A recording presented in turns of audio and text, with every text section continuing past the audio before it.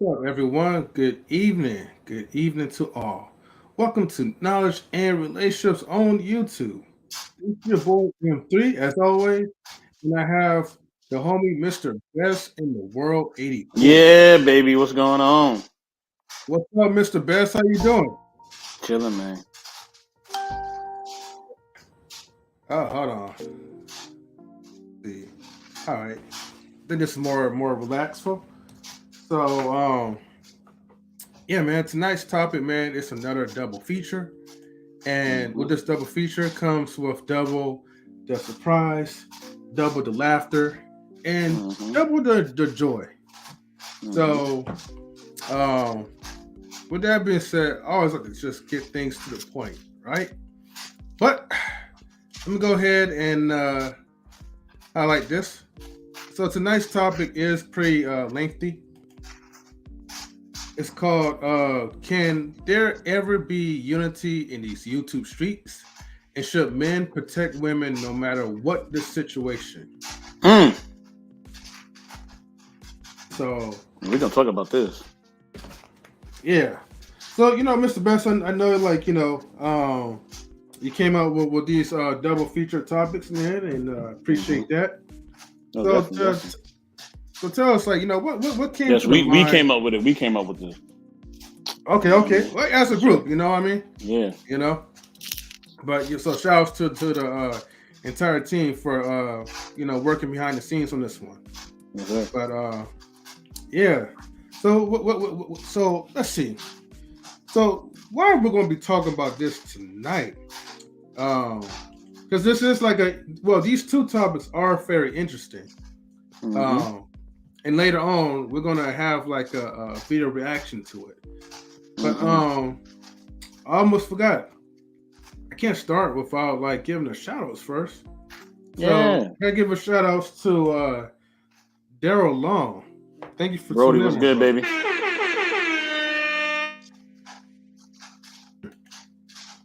I gotta give a shout outs also to Scriptures and Chill, known as Minzy Limbs. So Mimsy, shout what's outs to up? her as well. Hear her? Okay. Hey. Shout outs to OG Patrice. Hey, OG Patrice. Hey. What's going on, family? All right. Shout outs to K Mary for tuning in. What's going on, K Marion? What's going on? Salute, salute. All right, yes, definitely. Please, leave a comment after the show as well. And then we also have Marcus as well. What's going on, rookie? What's going on, Yeah, Marcus? we Celtics in seven. have. Hmm.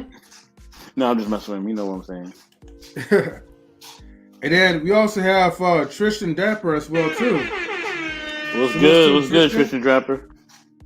All right, and oh my goodness, let's see. Hold on. As we keep scrolling down, we also have. Oh man! Oh Oh. man! Oh Okay. man! When the raindrops fall from the sky. All right. Mm-hmm. We have She Stole My Thunder. She says, "Hello, everyone. I'm here for the trouble. I'm here for intellectual conversations. Phew. I have converted my tracks quickly. No one will ever know." Mm. Yes, no one will ever know she stole my thunder. You're pretty slick. But thank you for tuning in to Knowledge and Relationships on YouTube. Mm-hmm. Okay. And we also have another person that's in here too. And this person's been doing some great things, man, with cars. So let's give a shout outs to and salutes to Partly Cloudy 420. What's good, Party Cloudy? Yeah. So Partly Cloudy, I definitely been man, watching like your live streams. You've been going out with the family to like the baseball games. And then I also saw you like work on cars too. And man, it's pretty cool, man. Just to like kind of watch somebody, actually like just enjoy life, man, the outdoors, and just work on something, just get your mind off of things. So keep doing what you're doing, man. All right. Let's see. Now, let's go ahead and get with the first question. Oh, hold on. So my son says, okay. This must be destiny. Oh yeah, because she stole my thunder and partly cloudy, right? Hey, destiny does happen when everyone's tuning into knowledge and relationships. Hold on. Oh, Got somebody up in the building. Hold on. Is my doorbell working today? I don't even know. And three, I think I tried to get my door fixed over the weekend. I don't. Let me see. Did it? Oh, that's the wrong one. No, that's the wrong one. That's the wrong one. Hold on. Oh, there it goes.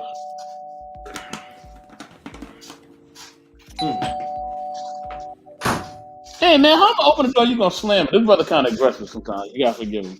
He means well though. Let me bring in MRE himself, Mr. Real Estate. Mr. Real Estate, what's up, brother? You kind of aggressive. What's up? How y'all doing? What's going on, brother? Pretty good, man. It's nothing like having like your friendly neighbor to come over to the building, right? Yeah. Right.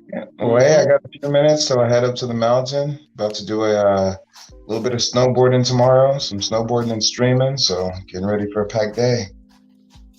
Cool, man. That's what's up. Yeah. But what y'all got going on tonight? What's the topic? This one's a pretty lengthy one. This one is a double feature. Hold on, before I get to it. So shout outs to 100 Watts. Watts, what up, boy? Gang side. Thank you for tuning in, 100 Watts. Appreciate it. 757 in the building. So tonight's topic is, let me go ahead and pull up if I can. Basically is, can there ever be unity in these YouTube streets? And the second one is, should men protect women no matter what the situation? Now, we're going to focus more on the first topic because we'll get to topic number 2 later on when we do a video reaction. But the question is, can there ever be any unity in these YouTube streets? I'd the say, name says it all. Why should there be? If you think about it, what is YouTube? We are all running our own independent broadcast stations. When does CNN try to have unity with MSNBC and Fox and et cetera, et cetera? They're all in direct competition with one another. And maybe they have a certain base level of camaraderie based on being in similar fields. But other than that, it's competition. Okay. The competition is pretty fierce. I like his perspective on that. I ain't gonna even lie. Yeah. I mean, we need to stop with the kumbaya, my lord. Kumbaya. Because if you think about it, I mean, look, everyone sure is trying to get ahead, especially like in this small little bubble of YouTube. For sure there's like a lot of money that gets thrown in like once you reach up to a certain level. So why, I mean, if there's no benefit of partnering up and working together, then you gotta do what you gotta do, for you to climb up to the top. Because the same people that may be able to help you out, they're still gonna be your biggest competitors. Because everyone wants a piece of the pie. But hey. And not only that, I think we should all be focused on our own individual content. And then if there's a coincidence of wants, or if our content intersects, then yes, there's room for collaboration. But there's some people who can't create content on their own, so they rely on collaborations. They rely on shout outs and going here and going there and joining this panel and that panel. So those people are the ones who are much more leaning towards, we need some kind of unity, because that's how they stay relevant. Without joining these panels, some of these people don't even have channels. Some of these people are only panel members. So, it gets real. I like his answer on that one too. That could happen too, yo. Okay, let me address the question. So I'll say this, right? And I'm not throwing no shade at you, Mario, by me saying this. So it's no shade at you at all. But I want to say this: just because people are kumbaya, they want peace, that don't mean that they're a sucker.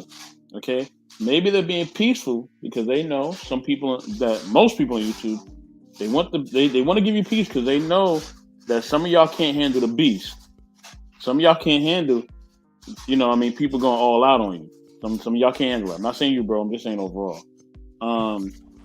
But can I get the first question again? Can you just pop it up? I know that I wrote it, but I just want to see what it said again. Yeah, sure. Can it be union in these YouTube streets? I mean, it depends. I mean, you're not gonna be unified with everybody. Like that's just kind of damn near impossible. But I think that you can have your little group or conglomerate that you're kind of working with, and y'all can be on one accord, and shit could be a certain way. But at the end of the day, I think it's unrealistic to think that everybody gonna be on the same page. I mean, that don't even happen with families. So, you know what I mean? Some families, they have disagreements or they have different things that they see a different way. You know what I mean? And I want to give a shout out to Mr. He Said. Mr. He Said, what's up, family? Shout out to the Harvard Tribe Media. Salute to the brother, man. He Said, Brooklyn Stand Up. Y'all know what it is. So yeah, that's my take on it. You know what I mean? So yeah. Well, real quick, gentlemen, before I dip out of here, let me tackle the second question, if I may. What was the second question again? So the second question is like, what factors are preventing people from being unified? I'd say it's because people want unification for the wrong reasons. At the end of the day, like within business, within life, I've always got ahead because I've recognized the power of a coincidence of wants. Many times when I was hiring employees, I would tell them straight up, hey, I don't make money unless you make money.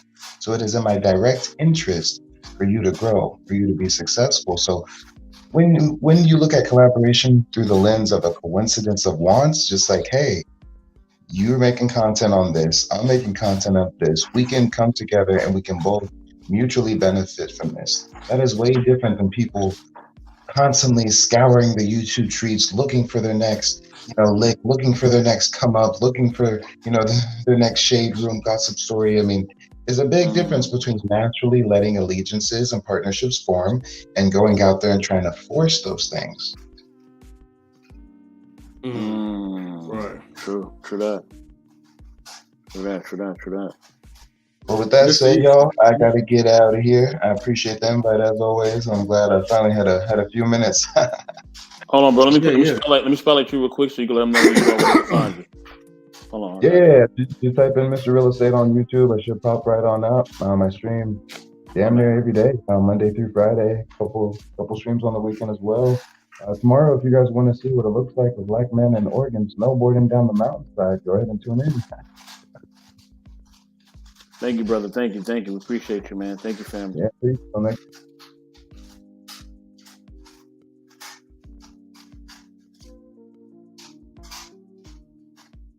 Oh, we got some more people coming through in the building. Hold on. I think M3, I think you're muted too. Yeah.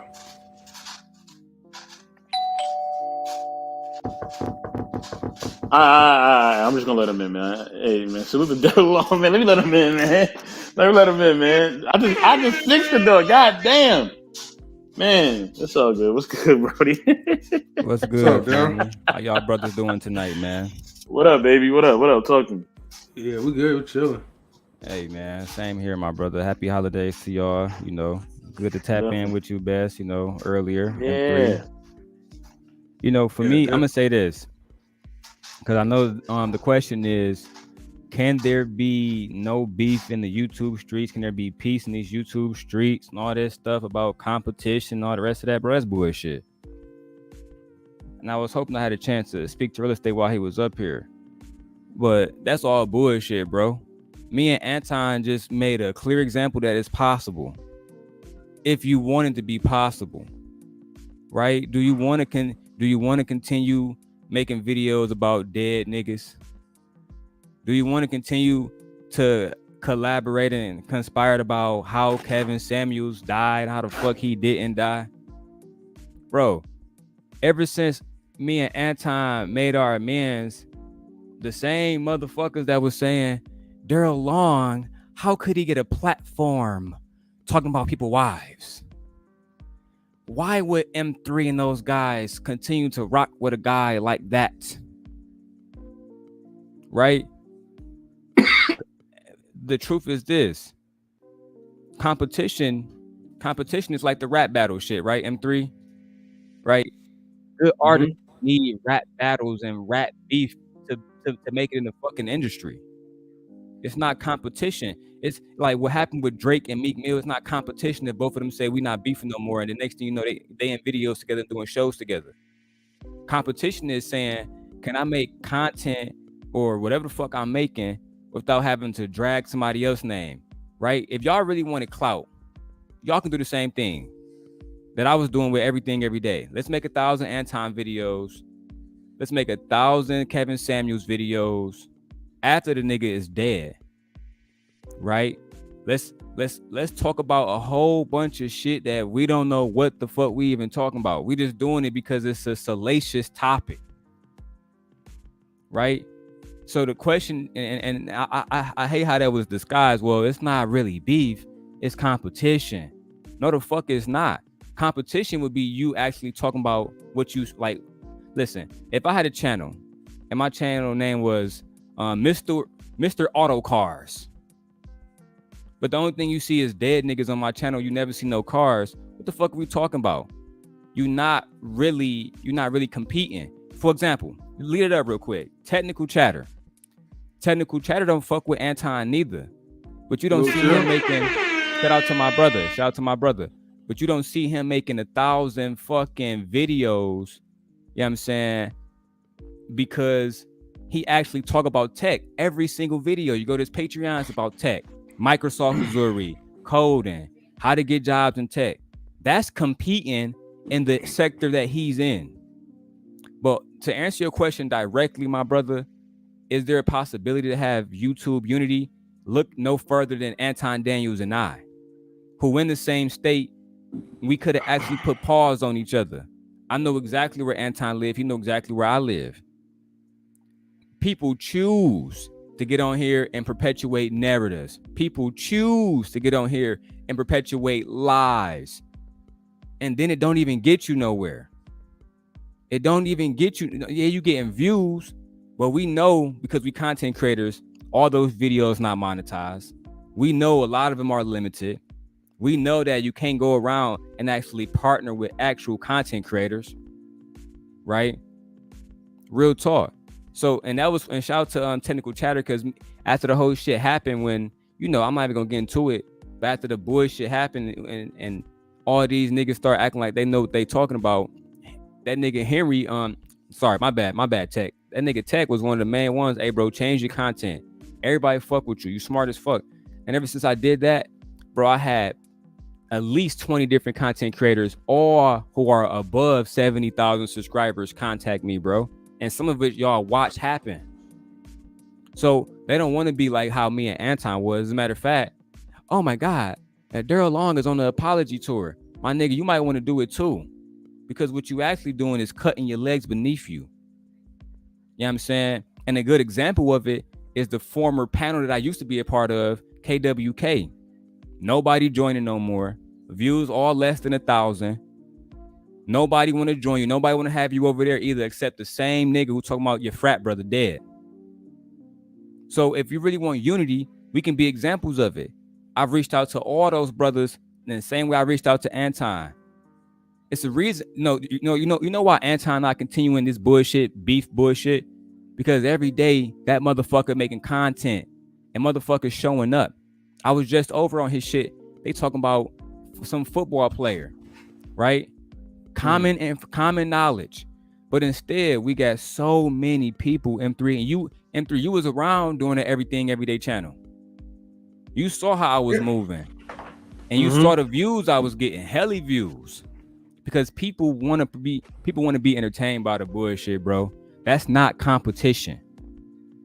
I just want to make that clear. It is possible to have these YouTube streets not full of beef, but motherfuckers got to step the fuck up and be a real man and admit, yeah, I can't make content unless I'm talking about somebody else, right? First is Anton, and it's the next nigga, and it's gonna be the next nigga, right? But it's not real content. Like what y'all do over here, that's real content. That's genuine content. Let's have topics without bringing up everybody's name. Y'all could do the same thing every night, bro. And not even every night. Some of these niggas doing it every hour and a half. Right? Y'all got scheduled days. It's the reason why y'all got the show with the ladies on there. Right? Because y'all got the ability to actually foster relationships, and it's about content. And as y'all show says, it's about knowledge and it's about relationships.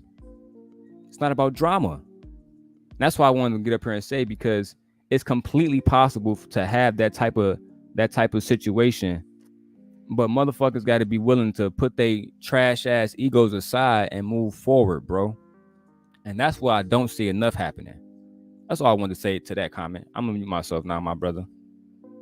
Yeah, I appreciate your point of view, Daryl. Excuse me. Yeah, I appreciate your point of view because, like, you know, the name says it all. You know, we don't like. It's not beef in relationships. It's not like, you know, reaction to this or reaction to that. You know, you have to kind of like, you know.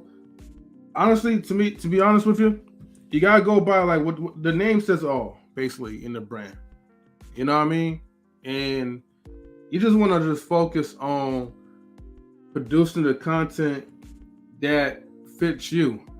Now, yeah, you also want to think about like, okay, like, you know, your audience as well too. But if your audience is gonna support you, like, you know, for, you know, the positive things, like the technical things, the things that you be talking about, you know, they're gonna ride with you like to the very end. And so I know for us, what really helps us is to, you know, not worry about the distractions that's going on, but to also see like, hey, you know, there are better ways like to continue to like, you know, make your content to grow without the drama, without the BS. One channel I'm definitely always gonna like, you know, like shout out and mention because you know, this person, you know, he's definitely like, you know, still grinding, and he always like, you know, has something that is positive, structured, and that's, you know, Mr. Sir Hell Speaks. You know, shouts to Sir Hell Speaks. By the way. Shout out to Sir Hell, dope guy. I'm gonna put his link in the chat. Yeah, definitely, for sure. So if you want an example of a person who really focused on producing content, and I'm not just talking about just any content, I'm talking about like pure quality content. So check out Sir Hell Speaks, because, you know, he's definitely like a great example of what it means to bypass all of the YouTube distractions and to keep doing what you're doing. So, excuse me. We also have like, you know, Al Braves. Shout out to Al. He says, "Amen, Daryl Long, brother. You said some truth there." And shouts to MT as we keep the great content pushing in good spirits as you always been. Thank you so much. Shout out to the brother Al. Yeah, thank you, man. Thank you for saying that. And that technical chat says, if people really focus integrity and good content, they can make more money off of YouTube. Yeah, I mean, think about this. I know I know our content kind of like ties in with the, I guess, the whole manosphere bubble, pretty much, because that's what you kind of hear a lot when you're going through these relationships. But man, there's so many channels that don't even talk about that, and it gets so many views. Some people talk about plants, herbs, something that's way more positive and outside of the relationship bubble. And look, man, if they could do it with hard work and dedication and time, you know, you guys can do it as well too. But you can't just do it like half-assed. Like you got to keep on grinding. Salutes to Jenny Minor. Excuse me. So shout outs to you, sis. Is a salute, excuse me. Salute, gents. Many blessings to you both. Appreciate you for that. Appreciate it. Thank you, Jenny. All right, welcome back, Mr. Best. Can y'all hear me? Yeah, we can hear you. Absolutely, sir. Okay. Yeah, I'm waiting for my laptop to power up. I had to restart it. No problem. But shout out to everybody in the chat. You know what I mean? I see my boy, you know what I mean? Atlanta Brave in the building. What's going on? You know what I mean? See the homie textual chat. What's going on? Also see Jenny Morana. Hey, welcome back. You know what I mean? Salute to you. You know what I mean? Good to see you. Yeah, definitely. And like I said, guys, like, you know, Sir Hell Speaks is a great person to learn from. So, you know. Oh, salute to Sir Hell. Yeah. Excuse me. And glad you are in a better headspace. I'm gonna hit you offline. All right. And he says, "What's good, Mr. Best?" All right, sweet.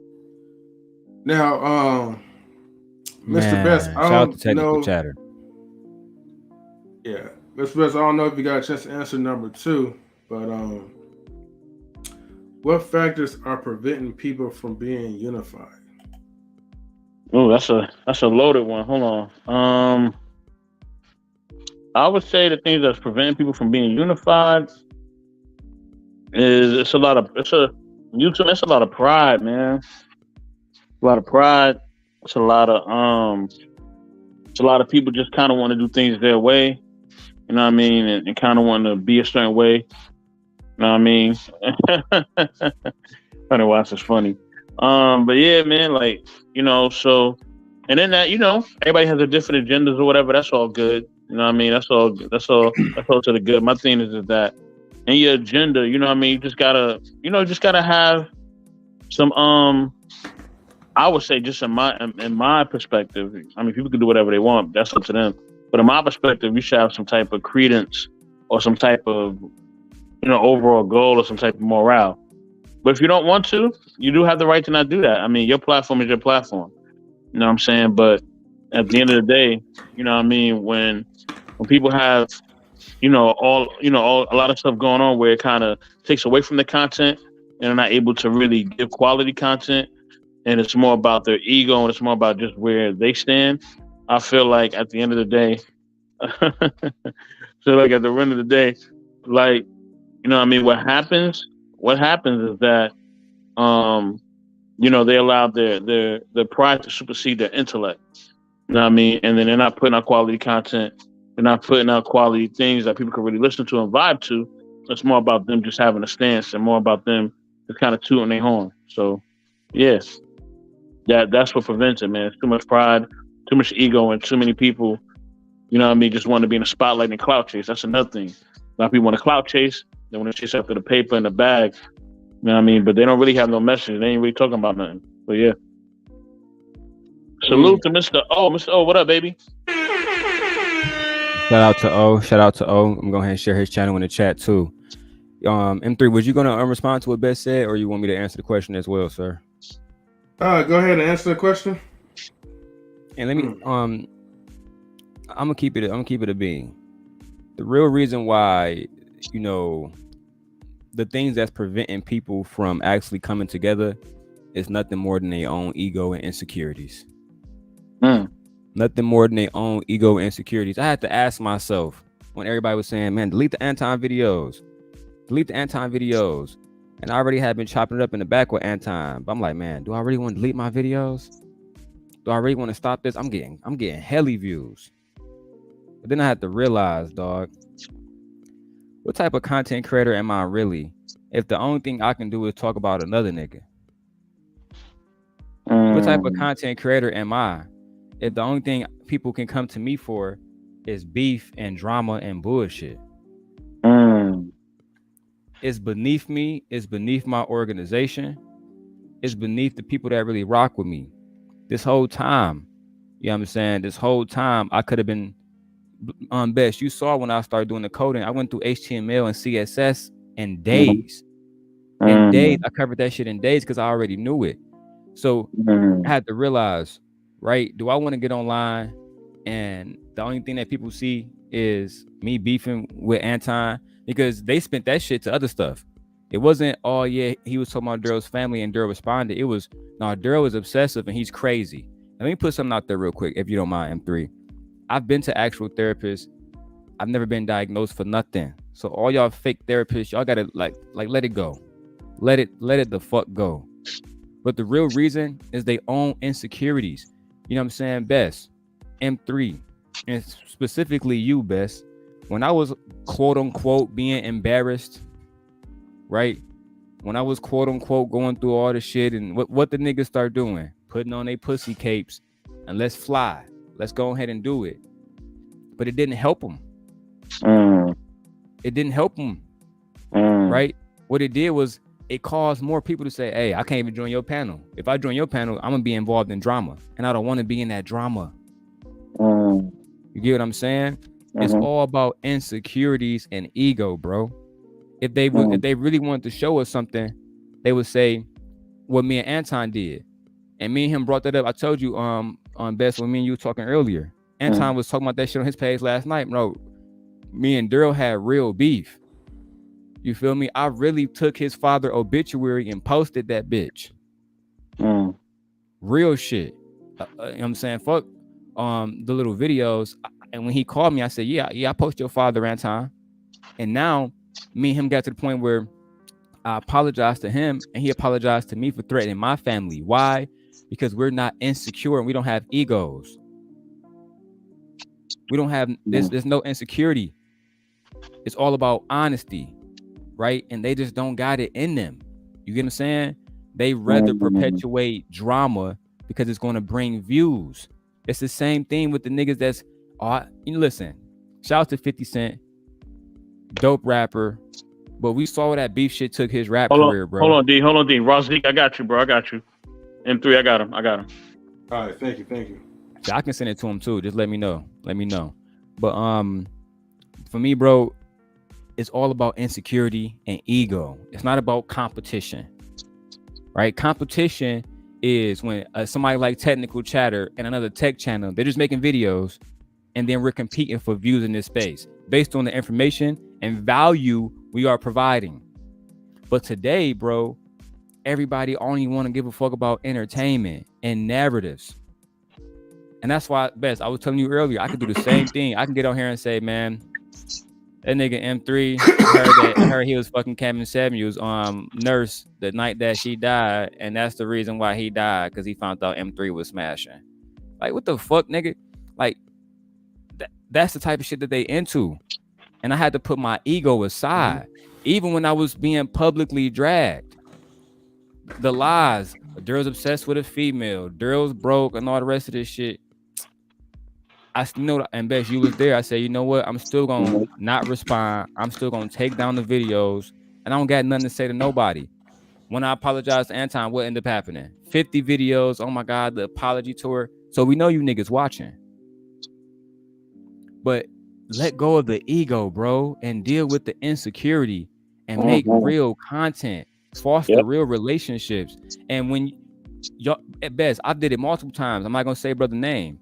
But you know how me and Queen really got cool because of what she did to that brother on the panel that day when he ended up leaving y'all shit and going down to the bottom. Represent, bro. If you see young brothers like me coming to you saying, hey, we ain't got no more beef, bro, that's your opportunity to be a bigger man. That's why I shout to Show Her Speaks. He literally posted that shit on his community wall and everything. Shout out to you and Anton, because if me and Anton had kept going, I would have got the same views. And some of the same niggas who don't fuck with me now, they would have been right with me. Yeah. Let me address something real quickly. I just want to address something real quickly. You know, Queen was not targeting that brother or you. She was trying to basically hold everybody accountable, and that's what we always trying to do. So I want everybody to know that we weren't attacking anybody. She wasn't attacking anybody. I wasn't attacking anybody. None of the knowledge relationship family has attacked, or intellectual soapbox family has attacked anybody. We are about creating content. We're about, producing content, you know what I mean, which is the space that we definitely moving into. And we about just, having peaceful, great conversations. You know what I mean? That may get a little spicy, but it's all right to be spicy, but we're not gonna be disrespectful, and we don't tolerate disrespect or negativity at all. So yeah. One of the things I want to say real quick too, M3, just 30 seconds, my brother. Yes, sir. Wait, hold on. It's your hold on. Yeah. It's gonna be a second. So hold on. I gotta give these shout outs like to Princess K, because I know Princess you came in. K, what up? You know, happy Memorial Day to you, fam. So thank you for tuning in. Okay, Razik, thank you for tuning in as well. Brother Razik, what's up? Yeah, definitely check your IG. Let me see. We also have Big Rick Slaps. So salute to you, my brother. Thank you for tuning in. Big Rick, what up? All right. So, but go ahead, Daryl. I'm gonna give you 30 seconds. Matter of fact, I'll give you 1 more minute. I'm not even gonna need it. I just want to touch back on what Bess was saying, because I don't want another situation like what happened on the older women platform that's gonna lead to more drama. I want to make sure that I say that as well, to speak on people's name properly. Queen was not doing anything else except holding me accountable and other brothers. She did the same thing to me that she did to other brothers. So Bess, he 1,000% right. She was not attacking nobody. She was not targeting anybody. Only looking to hold everybody accountable. That's all. Shout out to my brother Be Easy. What's up? Be Easy, what up, baby? Yo, actually, man, I'm glad that you Be Easy and Big Rick Slaps is here. Let me go ahead and play like a quick intermission, because Be Easy is that dude who made this intermission for us. About this intermission, I mean, there's just going to be an intermission. So, people, if you're new to national relationships and you want to learn how to subscribe and hit that bell, we will show you how. Let's go ahead and cue it.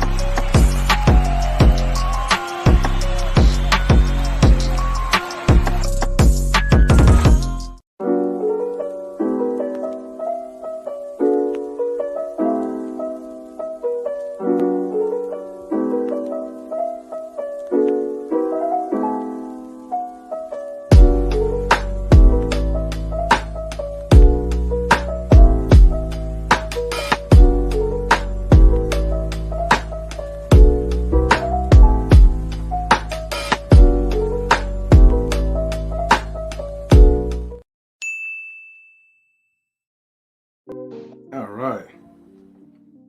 Now, I think we got someone that's I gotta door. Yeah, I gotta do this manually. Let me let this brother in. He's definitely from Higher Trap Media. Gotta shout out, Mr. He Said and Miss She Said, but definitely Higher Trap Media, stand up, Brooklyn stand up. You gotta let them in 3. I'm still on my phone. Oh, okay. I got you though. All right. What's going on, bro? Peace, guys. Peace. How y'all doing? Peace. Thank y'all for having me. Yes, sir. Thanks for being here, my brother. No doubt. What up, M3? What up, Mr. Best? What up, and family? Mr. Darrell Long. Peace, God. Peace to you, my brother. Just enjoying this beautiful night, man. Spending time with the family, vacation ready, to happen this weekend. I mean, I'm in good spirits. I ain't gonna lie to you. That's dope. Okay. That's dope. Yeah. Like, excuse me. Like, guys is up here, man. So, yeah. So tonight, we have like our double feature, and oh no, the show's not over. It's an intermission, man. That's what I said before. But yeah, so I'm trying to pull up we're actually kind of coming close to the third question, which is this any credible solutions in order to have unity in these YouTube streets?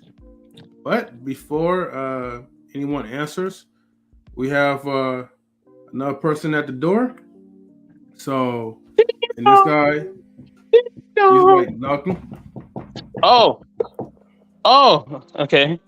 All right, let me see who's in here. Okay. That's our brother from from long distance. You know what I mean? From the UK. Shout out to him. We got to bring in Simon Hector. Simon Hector, what up, baby? What's up? What's up, Simon Hector? Peace, Simon. Peace. Peace, Simon. Simon. Appreciate it. Oh, let me get to these comments. Okay, so everybody, if you guys haven't been tuned in to Mr. Intellectual Soapbox, please feel free to do so. Okay, man says, Yes, hey, take this intermission to tap the like button, fam. Yeah, definitely. Thank you. And then, okay. So, all right. So we are on number 3. Mr. Best, do you mind if you rock out for me real quick? But the number 3 is there any credible solutions to order? No, I'm sorry. Is there any credible solutions in order to have unity in these YouTube streets? Let's see. Anybody could feel free to answer this one. Well, actually, you know what? I know, Mr. He said you came up here. We'd like to do the honors to answer it first, and then we could probably get to Simon Hector. My back in 3. I had to grab my water. Hey. Oh, you good? I stab at it. Okay, for sure. I'm quite happy to go up. What you say, Simon? I'm quite happy to go up, man. Okay, go ahead. Well, give us what you got. Okay, so can there be any? Well, wait a sec. Can there ever be unity in these YouTube streets? We're all in these YouTube streets together at the end of the day. Like, and you are gonna do your own thing, right? You will have a moment. You're going to have your passings. You're going to have your sort of ideas and ideologies about things. What's going to happen is when it wraps up in about 30 years' time, they're going to look at all of us. They're going to link all of us together. It doesn't matter if you're chatting shit about me or if you're chatting nice about me. They're going to link all of us together because we're all in this together. That's why they there were times where,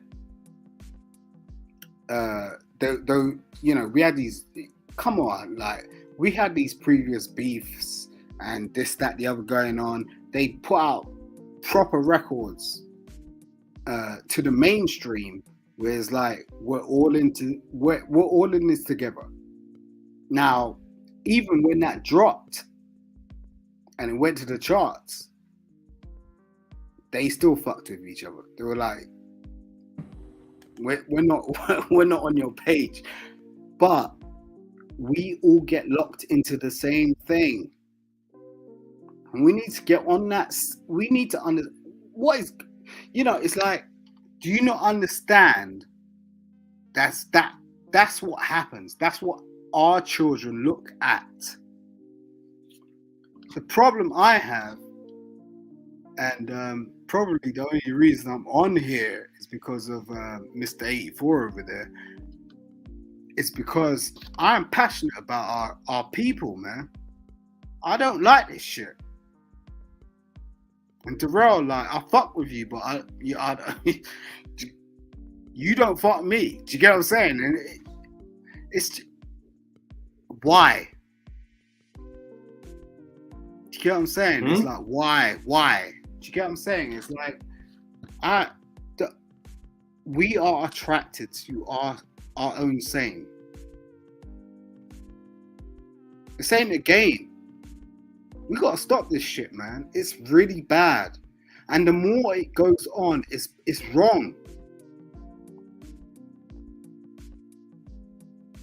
All right, thank you, Simon. Well, yeah, sorry, I was just going on a tangent. I'm right. No. Yeah.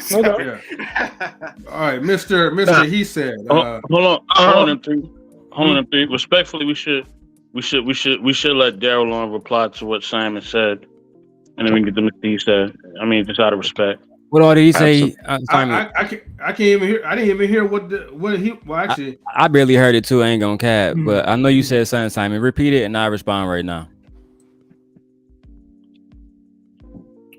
I'm saying, like, why do we continue this thing where it's like we're in opposition to each other?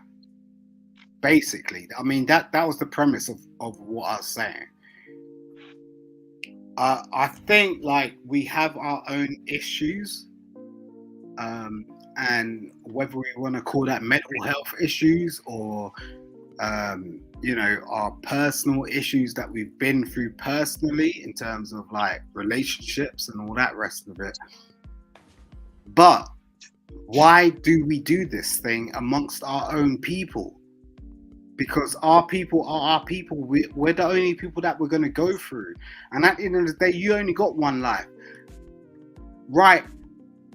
It really antagonizes me that, for example, Darrell, like, I love you, bro, but sometimes, like, wow. And it's like that with everybody.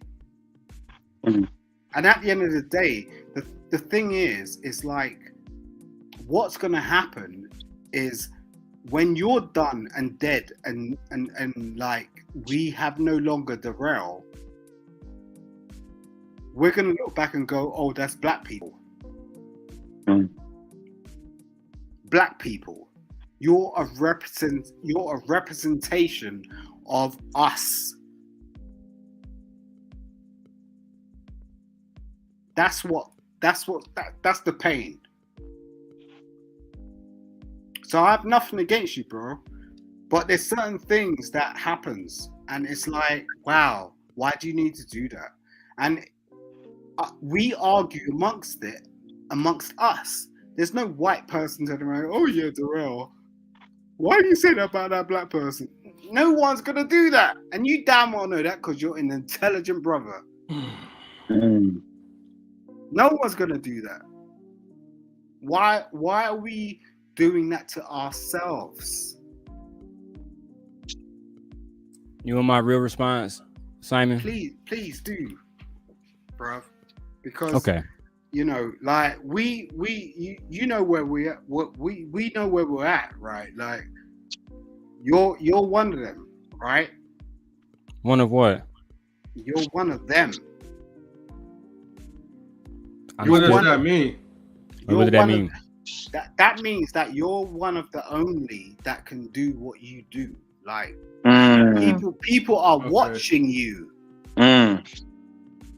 People are watching you. Like you come across like, oh yeah, I'm from Detroit, blah blah blah. I'm from here. This is my place, blah blah blah. And it's like, wait a second. I'm from the fucking UK. I'm watching you. And you're putting across something that is like, look, brother, you're representing black people. And you're an intelligent black brother. I ain't. All right, so we're gonna get to the point, right? Sorry, because, I'm on the yeah, please do. Yeah, because I know, like I said, like I was gonna get to Mr. He said next, but Daryl, I'm gonna give you like a quick chance, like to kind of like reply to like Simon, because I'm not trying to go off topic on this one. So. Yeah, neither am I. So I would just say this, I respect your candor, Simon. I genuinely do. But unfortunately, I've seen you in spaces where false narratives was being told about me. You know what I mean? I'm not gonna drop no names out of respectful knowledge and relationships. But whether it was the love bombing video or some other shit, you was there, my brother. And I didn't see none of that shit. I didn't say, hey, my lady, could you please not talk about Daryl in that way? Could you please not, like, you represent black women, right? 50 years from now, we're going to be watching you. But that's not what happened, bro. Most of the time, that energy is only directed towards me. And like I said, I've seen it, my brother. You know what I'm saying? Just like you've seen it. You seen, because y'all all watch me, you seen me say, let me make peace with you. Christian brothers. Let me make peace with you, Brooklyn brothers. They don't want peace, bro. They want, let me make peace with you, Mr. Homeless. They don't, it's not about peace. It's about running a narrative because they insecure and they ego is weak. You get what I'm saying? So at the end of the day, I feel like, you know, there are things that I have done, but again, you know, if I name these things, shout out to Anton for apologizing for threatening my family, because that's one of the narratives that y'all put out there. He was going to Anton for no reason, just because he's messy. No, I wasn't. You get what I'm saying? But too many of y'all, I watched y'all pull out y'all capes, bro. I watched it happen. None of y'all said, Daryl, can you do a response video telling the truth about what you're actually going through? No, it was none of that, bro. So for me, I accept peace from men and women who are honorable. You know what I'm saying? People was throwing stones at MLK when he was, hold on, Simon. People was throwing stones at MLK and dragging him when he was doing the right thing too, bro. I'm not here to be cool with everybody, especially the ones who I absolutely see. I see niggas dragging me about some shit that they don't know about women that would never lay a fucking hand on them. And shout out to my brother Be Easy. If I showed you proof like I showed Bree Easy, it'd be wicked, bro. And then it'd be more war, because when I tell the truth, the motherfuckers lie, bro. So for me, I'm done with all the beef stuff. I've been done with it for like a month now. It's coming back to me because they can't do what knowledge and relationships do. They can't put a different programs together on a 7-day schedule and have content creators show up to actually work with them. They can't do that. So for me, I'm going to continue to represent Black men and Black fathers and Black families and mental health and Black intellectuals. But what I can't do is, you know, have a man ask me and say one thing, but then when you over there with them, you saying the complete opposites. I can't really rock with that, bro. With all due respect. But let's continue to show M3. We don't got to go back and forth. It's not the Daryl versus Simon dialogue show. Yeah, I mean, like I said, I'm glad that we gave you a chance to respond to Simon, and whatever else that you have to say, just talk to Daryl, behind the scenes. I'm gonna be respectful. Okay, so Mr. He said, so it's your turn now. Yep, throw that question up there for me. Got you. Is there any credible solutions in order to have unity in these YouTube streets? I would say it is. There's always going to be solutions. Where there's problems, there's going to be a solution. Me personally, the way I move and why I move, how I move is because I have a 7-year-old daughter. I am over 40. Let's just put it at that. So I know I'm not going to be around for a while. And I'm not going to be around for her later walk of life. So what I wanted to kind of do is kind of leave a documentary of if she ever had any questions, if she ever wanted to know what the old man thought about certain particular things, hello? she can click on here. Yeah, we got you. We got you, bro. You hear me? Yep, we got you. Okay, hold on. Let me address something real quick, Mr. You said, listen, everybody in the comments, y'all gotta chill. I don't want to time out nobody in the comments, but I will. No more taking shots at people. If you don't like what somebody's saying up here, I don't give a shit. Okay? At this point, we're going to respect each other. And if you don't like that, log the fuck off. Straight like that. Go ahead, Mr. Issa. No doubt. Yeah, like I was saying, M3, I just wanted to kind of like a documentary. So I think if people kind of move in hindsight, knowing that these documentaries, these recordings are always going to be here, and how we behave is definitely going to be, pivotal and telling on our person. So, just remember that when we hit that record button, that it's always going to be here. So, Okay. All right. Thank you, Mr. He said. Now, let's see. Let me say this too. Another alternative too is if you don't like what somebody's saying up here, you can respectfully come up here and address your grievances. respectfully. Okay, if you don't like what they saying, you ain't digging their vibe. Respectfully say what you gotta say. Like Daryl and Simon did, they respectfully said what they had to say to each other. You have to do the same thing very easily. Thank you. All right. Oh.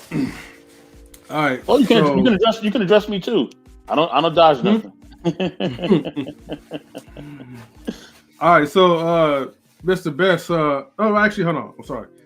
Anybody else who have not answered number 3? Let me know. Daryl, I think you already answered number 3, right? Is there any credible solutions in order to have unity? I mean, it's the same thing for number 2. You know, drop the ego and drop your insecurities and actually put stuff aside and work together on the common things that we actually get along with. It's really just that simple. It's like MLK and Dr. King. Completely different philosophies, but when it was time, those brothers put their egos and insecurities aside, and for as long as they could, they worked together. And truthfully, it was one of the most beautiful things that we got a chance to kind of see. Man, this is the first time guest right here. I can't believe he really pulled up, but he did. Yeah. Oh, he really pulled up. Okay. All right. All right. Let this dude up, man. You know what I mean? Listen, he's in his YouTube streets heavy. Got a lot of respect for this brother. You know what I mean? And he like you say, he like to put a name on it. He like the receipts. He want the name on it. Let me bring up Chicago Rilla. Chicago Rilla, what up, man? What's up, Chicago Rilla? Let's see. Chicago, what's going on, D Woods? Peace, God, peace. I think he muted still. Yeah, he's still muted. I don't know. You mute me? Wait, hold on, son. Oh, thanks. Chicago Real, can you let us know if you can hear us? Because we can't hear you right now. You're muted. You're muted, fam. All right. Well, I guess when he's ready, he'll let us know. Are you muting me, or is that me? No, we didn't mute you, bro. We didn't mute you. Okay, cool. I'm just saying, like, there's double standards, right? Like, hold on for a second. Before you say, okay, he left. Okay, are you answering based off of number 3? Yeah. Okay. Double standards.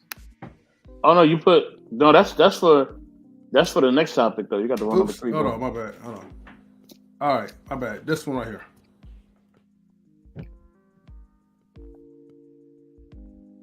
When you say double standards, what do you mean, sir? I mean, if I can get a moment to actually discuss what that means. It means, like, some people, it's just hard. You get what I'm saying? It's like we're trying to actually, like, okay, like, wake up with a feeling that you understand something, right? And it's hard enough for us as Black people to actually do that, because we have a hard enough time just actually understanding things. I'm not necessarily speaking about Black men, I'm talking about Black women, right? But when you start messing with Black women and then interjecting that into the Black manosphere, it becomes a problem. So it becomes a double standard. You go on one platform, you start saying something, you go on another platform, you start saying another thing. All right? What we're trying to understand is, who are you? Do you have some sort of schizophrenic personality? Am I the person to actually come out here and actually start talking about this shit? Because I don't want to be that person. I love you, bruv. Why are you doing that? I know you're intelligent, you're beautiful, and you're as substantial as any one of us. Just schizophrenia is crazy. Like, we don't need that. Like, and I'm not saying like we don't need that in the sense that, you know, it's not prevalent and it's not a message that needs to be put out there in terms of what we represent, because it is out there, like, because we had to live with it due to. I got you, Simon. Simon, let me kind of try to bridge it before M3 moves on. I think what I'm not sure, but what I think he's trying to say is kind of like this. Mr. Best. If we live in the projects, right, you got 14 floors with 14 apartments with different families in each apartment. And then you may have 5 or 6 people in every family. So you have so many personalities that sooner or later personalities are going to clash. And I think that's what he's kind of alluding to broadly in these YouTube streets, that, yeah, you get personalities that are going to clash, but I think you also have people that are trying to make it out of the projects. They have a certain mentality where they're only trying to escalate versus trying to, you know, fight in the dirt. And I think that that's the difference between the platforms that we frequent, and that if more people try to escalate and think about leaving the projects and elevating of that mindset of going back and forth with somebody on these YouTube streets, I think it gets a lot more positive clicks and positive subscribers than not. And I think that's ultimately all of our goal, right? I feel him, but here's my thing though. Here's my thing. Well, we got to understand. It's something I was explaining to somebody the other night, because they were talking about they don't want to be on YouTube no more. They was done, blah blah blah blah blah blah. I said, what you got to understand is that what you're seeing is a circus, but you don't know what goes on behind the scenes. A lot of times people don't know what goes on behind the scenes. You can't feed into some of these YouTube personalities too much. Really anybody too much that you see that's on a platform. Even me. Okay? Y'all don't even know my real government. My real government ain't no damn Mr. Best in the world. You know what I'm saying? But this is part of my YouTube personality. Everybody is a YouTube personality. Take that for what it is. Some people take it really far and they go left with it. You know what I'm saying? But you gotta understand, unless y'all talking to these people in real time, y'all don't even understand who they really are. And most of y'all haven't even had a direct contact with them. I have with a lot of them, but most of y'all haven't. You know what I'm saying? So even Darrell will definitely tell you this. Who they are on YouTube is not who they are personally. I'm telling y'all that for a fact. So to anybody else, don't take these people seriously or personally.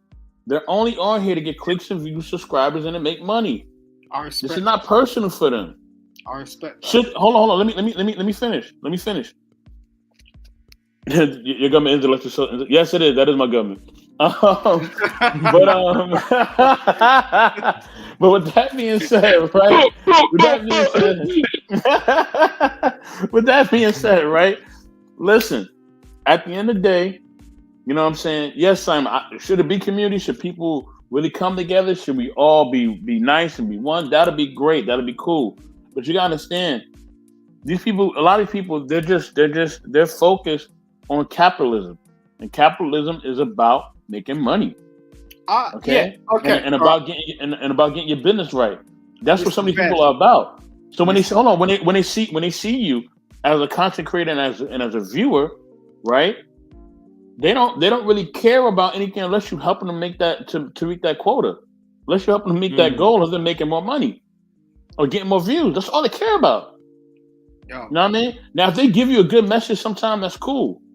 But at the end, the bottom line is them making money and them getting, you know, clicks and views. That's really it. You know what I'm saying? That's really it.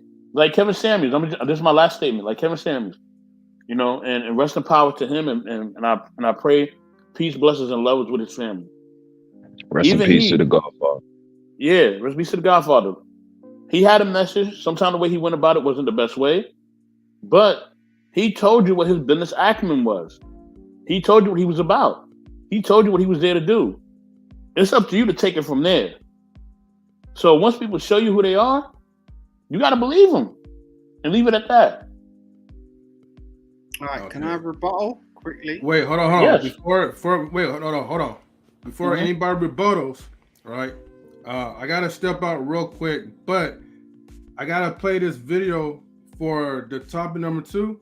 After that, you feel free to rebuttal, Simon. But I'm trying to stay. Hold on. Don't drop the video yet. Don't drop the video yet. Don't drop it yet. That video is gonna change everything. So yeah, don't drop that yet. Oh, okay. All right. Well then, look. Let me step out real quick, and I'll be right back. Okay. Yes, sir. All right. Go ahead. I'll drive. I got it. Is that okay? If I just yeah, go ahead, bro. I'm back on my laptop. I'm here. Right. So it's not that. Like I get this YouTube street shit. That's cool, right? When people come at you at a personal level, that's different. Okay, like no one's telling you to like get on your phone and start talking some shit. Do you understand? That's different.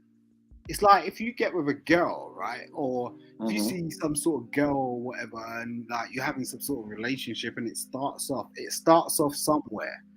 Like if you have a relationship with a man, it starts off somewhere. You can't just go, okay, this is some YouTube streets, and then like start fucking some people up on a big time level. Be real. Just fucking call me up and talk to me on a real level. Don't go to some mind games. Do you understand? Because the only reason why most of us choose to do that is because we acknowledge each other. And the thing I come back to is that we're black people and we are superior in that sense. I see Darrell in a sense like, damn, like this guy could be some fucking high ass shit. But the fact of the matter is, it's like, why do you play these games? Like, it's like, I mean, he, you know, to be fair, he might not be seeing it like that. Okay, Simon, Darrell's just been Darrell. Let me address what you're saying real quick, because I want to move on to Chicago Rilla. And Chicago Rilla, welcome to the panel, fam. You know what I mean? And I'm definitely pass the ball to Chicago Rilla. I'm gonna let them know what the topic is about and all that, what we get into. But let me address this real quick. A lot of times, and this is why I say you don't want to feed it to. A lot of times, you don't know if that's real or fake. You don't know if this person is telling this person, "Yo, hey man, talk about my family, talk about this, talk about that," just for them to grow and for them to get likes and views. I'm not saying that's what's happening, but major you don't know. Facts. You don't know, bro. I'm telling you don't know. You know what I'm saying? But sometimes it is real. Sometimes it is real. Sometimes that person is being disrespectful, but sometimes they do need to approach it in a different way. Sometimes it's not always like that, though. You know what I'm saying? So that's why I'm saying, at the end of the day, you know, if you really feel like somebody doesn't, if you don't really like somebody's show or their content, man, unsubscribe, man. If that's really not for you, unsubscribe. Okay, I would tell anybody to do that. If you really feel this is negative, you don't want this around you, you don't like the way they're moving, unsubscribe immediately. You know what I'm saying? But understand that some of this is entertainment and some of it is real. Not all of it is real. I just truly want you to understand that. I want to give a shout out before I get to Chicago Rilla. Hey, Realistic Vibes, what's going on? What's going on? Good to see you. Good to see you, Miss Ty. Good to see you, family. Peace and love. Chicago Rilla, it just sound on, brother. You here with us? Oh yeah, man, I'm here. You know, hey, yeah, it was that quick. It went from the phone call. I told you I was literally parking. Hey, listen, bro, y'all don't really feel me. When I say I be putting my foot in the tank and I'm trying to get to where I need to get to so I can pull up, I'm trying to pull up. So, you know, salute, bro. What's going on, D Wood? What's good? What the business is, family. Peace to the panel, peace to the chat, peace to all of y'all. Shout out the best, man. You know, my pastor teaches that consistency is the key to breakthrough. And when I tell you this brother consistently reaches out to me to give me an opportunity to have a voice on his platform, to share my thoughts, ideas, and insights, like I just really appreciate your consistency, G. Like, man, thank you. I don't think that gets highlighted enough, because I told you I could probably set my clock. I could set my watch by when I'm gonna see that text. Right. And you know, I'll respond like, hey, I'm podding, or hey, I'm doing this, and you be like, hey, no worries, no pressure, no this, no that. So I pulled up, man. Shout out to you, Ty. You already know what it is, baby. You know what it is, baby. You know, I told you I was parking and I was pulling up. I had no idea what the topic was, but just on the strength of you, bro, and your consistency, I was pulling up. Shout out to Simon. I had a chance to try and put some paint where it ain't, and I dropped off. Simon, on your joint, I was at work, and when I tell y'all cats, man, I be at work. Like you hear it in my voice. Yeah. But, man, I literally was at work and I dropped off and I couldn't get back on because I had to handle the needs of the business. But I appreciate your consistency too, because you will reach out to me and say, you know, you'll send me little things that let me know you paying attention, bro. And I hope people in the chat don't take that the wrong way. It's just that I don't even fuck about the chat. I'm trying to build our community, like right. And that's the thing. I know we separated by water and thousands of miles of man. but you still, but to your point, you're right. You're still building the community of Aolites, of like-minded people to have the conversation. So anytime I have the opportunity to get up here and put some paint where it ain't, I can appreciate that. I said it before, like I said it was bullshit. Hold on, Simon. Hold on. So we going. So Chicago really. The topics are. We doing two topics at once. So the first topic we on right now is can there be any unity in the YouTube streets? And so you can answer that question. But on that topic we on a number 3 question, which is there any credible solutions in order to have unity in the YouTube streets? Yeah, so you can answer both of those. Yeah, thank you, bro. Here's the thing. And you know, you and I behind the scenes have kind of had this conversation, and it was around the topic of reconciliation amongst different factions. And can there be unity? Yeah, when it comes to people who are aligned. And that's the thing. If people aren't aligned, then somebody has to be able to say, like, you know what? You ain't on my timeline. You ain't on my type of time, or, you know, I'm not on your type of time. You're not on my wavelength. That's not the direction I'm trying to go. And that's cool. Because to your point, what I heard you say earlier, bro, was that, you know, there are people, like, some of this stuff is real and some of this stuff is fake. And that, but here's the thing for me, bro. I struggle with that part, right? Because I'm the same person. I don't know how to be fake on YouTube and real. I know you don't, but there's some people who do. I get it. Facts. Listen, I get it, and more power to them. God bless them. I wish you all the money and all the clout that you could get in your endeavors. Just know that you building your house on sand, and that's gonna crumble, my G. You can't even sustain your platform on what you're trying to build it off of. You can't. And we see that happening. Listen, we've seen it happen multiple times, and we see it happening in real time, right? Now, the people that have genuine beef, genuine arguments, you know, can there be reconciliation? Well, that depends on those parties, right? I think it can happen. You know, it just, I hate saying it just depends. I just think that, you know, as men, hey man, let me keep it a beam, man. Let me go ahead.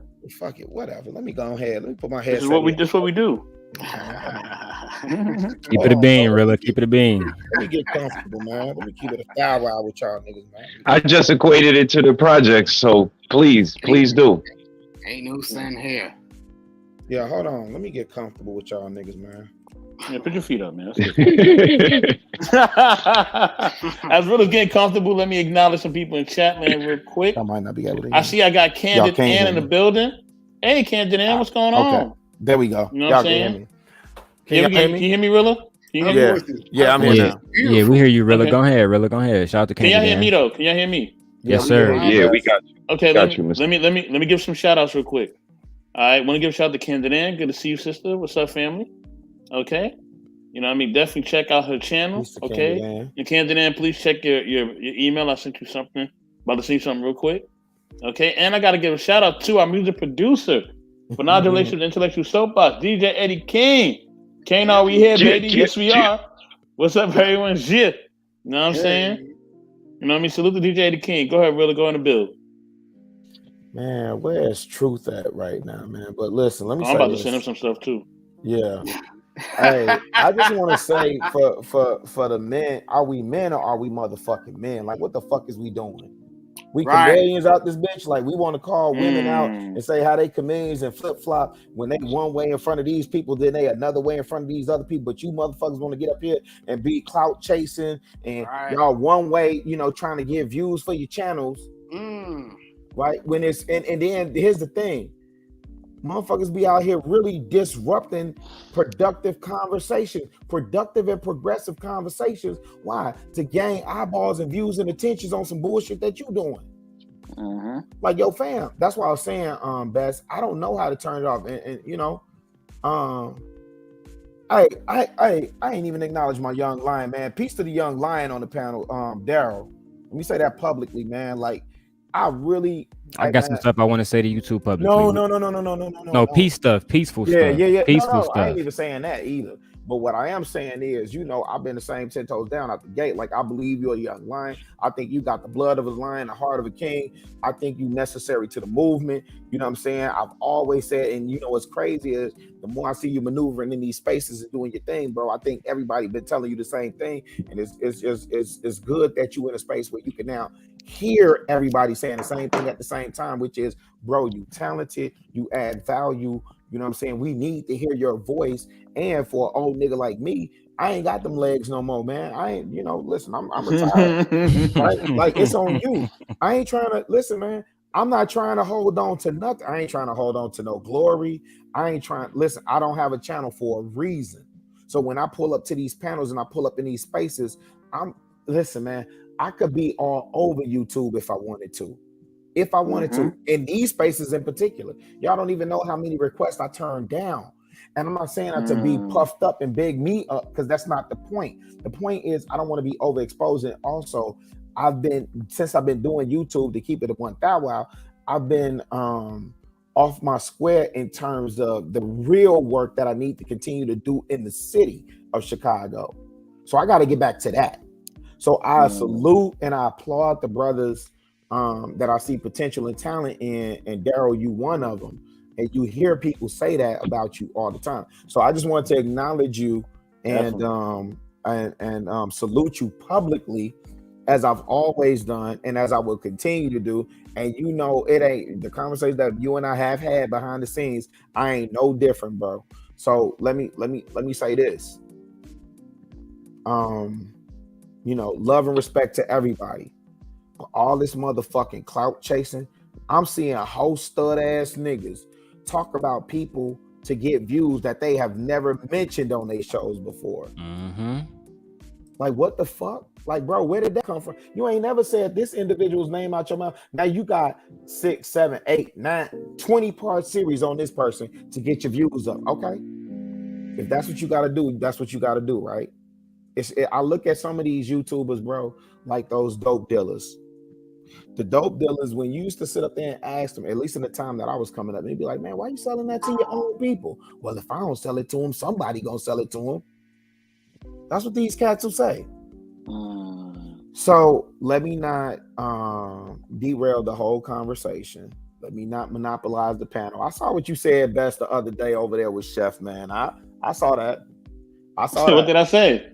If you let Rilla get up here, we gonna be here all night. Yeah, we are. Damn straight we are. My God. let me give a shout out real quick. My bad. Let me give a shout out real quick, Rilla. Let me welcome to the panel my family, man. You know, Bay Area Access Entertainment on, Grizzly Bay Productions on, Grizz, what up, baby? Good to see you, Grizz. I'm gonna get to you in 1 second. Darrell Long, I know you want to say some stuff, man. And hold on, before you do, let me just acknowledge some people in the chat. Want to say shout out to Colin Mitchell. Colin, what's up, baby? You know what I'm saying? You know, and also I want to say peace to the sister, Quantum Love Metaphysician. Peace to you, sister. Seen her the other night. You know what I mean? Great sister. Quantum. She's wonderful, man. She's a phenomenal person. D, go ahead and build, man. I know you wanted to address what Rilla said. Go ahead and build. No, I definitely want to say a few things to Rilla. First of all, Rilla, you know, I appreciate everything you're saying, my brother. And, you know, I have to give you your flowers about something. And I can be loyal to a fault, my brother. And you already know, you know, exactly what I'm talking about. Not just the stuff with the brothers, but the stuff with the young lady too, right? I got a chance to speak to one of your co-hosts recently. I'm not gonna say her name, but I chopped it up with her. You know, as far as everything with me, it's all water under the bridge, bro. But I want to say thank you because there was certain narratives that was painted about me that people participated in, and you had every right to join them. Because the shit I was going at you with was complete disrespect, and you know, once I pick a side, I die on that side, bro. It's really just that simple. I'm fiercely loyal. But I watched. I told Anton the same thing. You could have joined a lot of these panels too that was against me, but you didn't. You know what I'm saying? So I had to really show both of y'all some grace and love on that. And I appreciate everything you just said because truth be told, I'm gonna keep it real. When we first spoke, you said the same shit.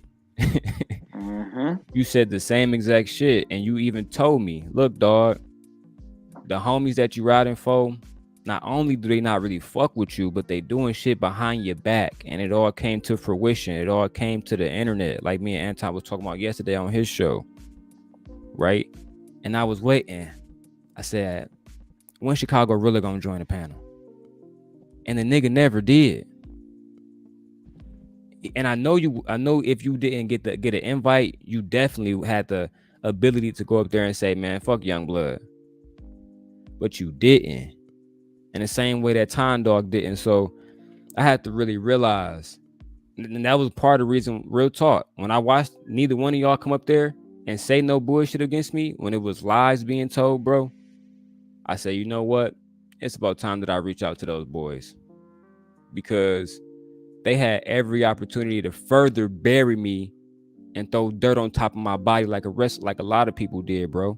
You know what I'm saying? Shout out to Knowledge and Relationship. Shout out to Mr. Best in the World. When all that shit went down, really, I'm gonna keep it G with you. I think I had talked to you a little bit that day. But my nigga, I was dead ass in tears. Best, am I lying? No, you're not lying at all. Bro, I was in tears for 30, 40 minutes thinking, damn, the niggas who I was warned against, specifically you, really literally specifically you, warned me about every single thing that happened and came to fruition. You warned me about every single one of those things. Even I'm not gonna go into details, bro, but I really do appreciate you, Rilla. You know, everybody say I'm on this apology tour, so let me give you one too, because I said some shit to you that you know was disrespectful. We had that. Wait. Now, if you need to do this in public, fine, I'll accept it. But you know, we had this conversation behind the scenes, so we good, G. You know, we good. All right. Then we good. Then. Yeah, my man. And let me say this too, bro.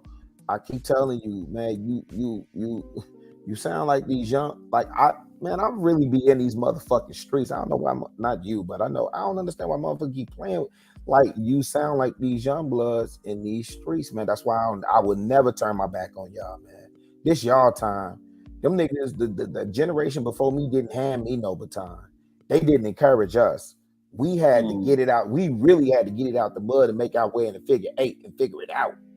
I'm really trying to give you the keys to the kingdom. Tell you I ain't your enemy, my nigga. When you sit up there and do them broadcasts around health disparities with the black woman, and you tie it back into white supremacy and the systematic racism, or systemic, not systematic. I hate people. Systemic racism and so on and so forth. Like, I'm like, yo, fam, on to something, and it is what it is. And when I tell you, I really did enjoy your city, my G. When I was up there in April, I really was trying to connect. You know why we couldn't connect ultimately, but and I was saying, let's fuck the internet up. That was genuine. I really was trying to do that with you, bro. But don't even trip. I'm gonna be up there again. I'm gonna reach out again when I come back up to the D.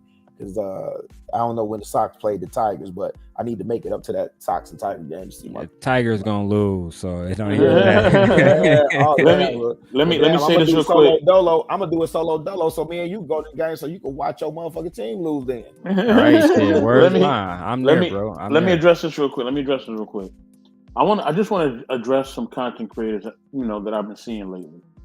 As things are starting to die down, and we are starting to try to work to get things in order. As Auntie JP says, we're gonna get this shit in order, and we will. We are gonna work on that as a family.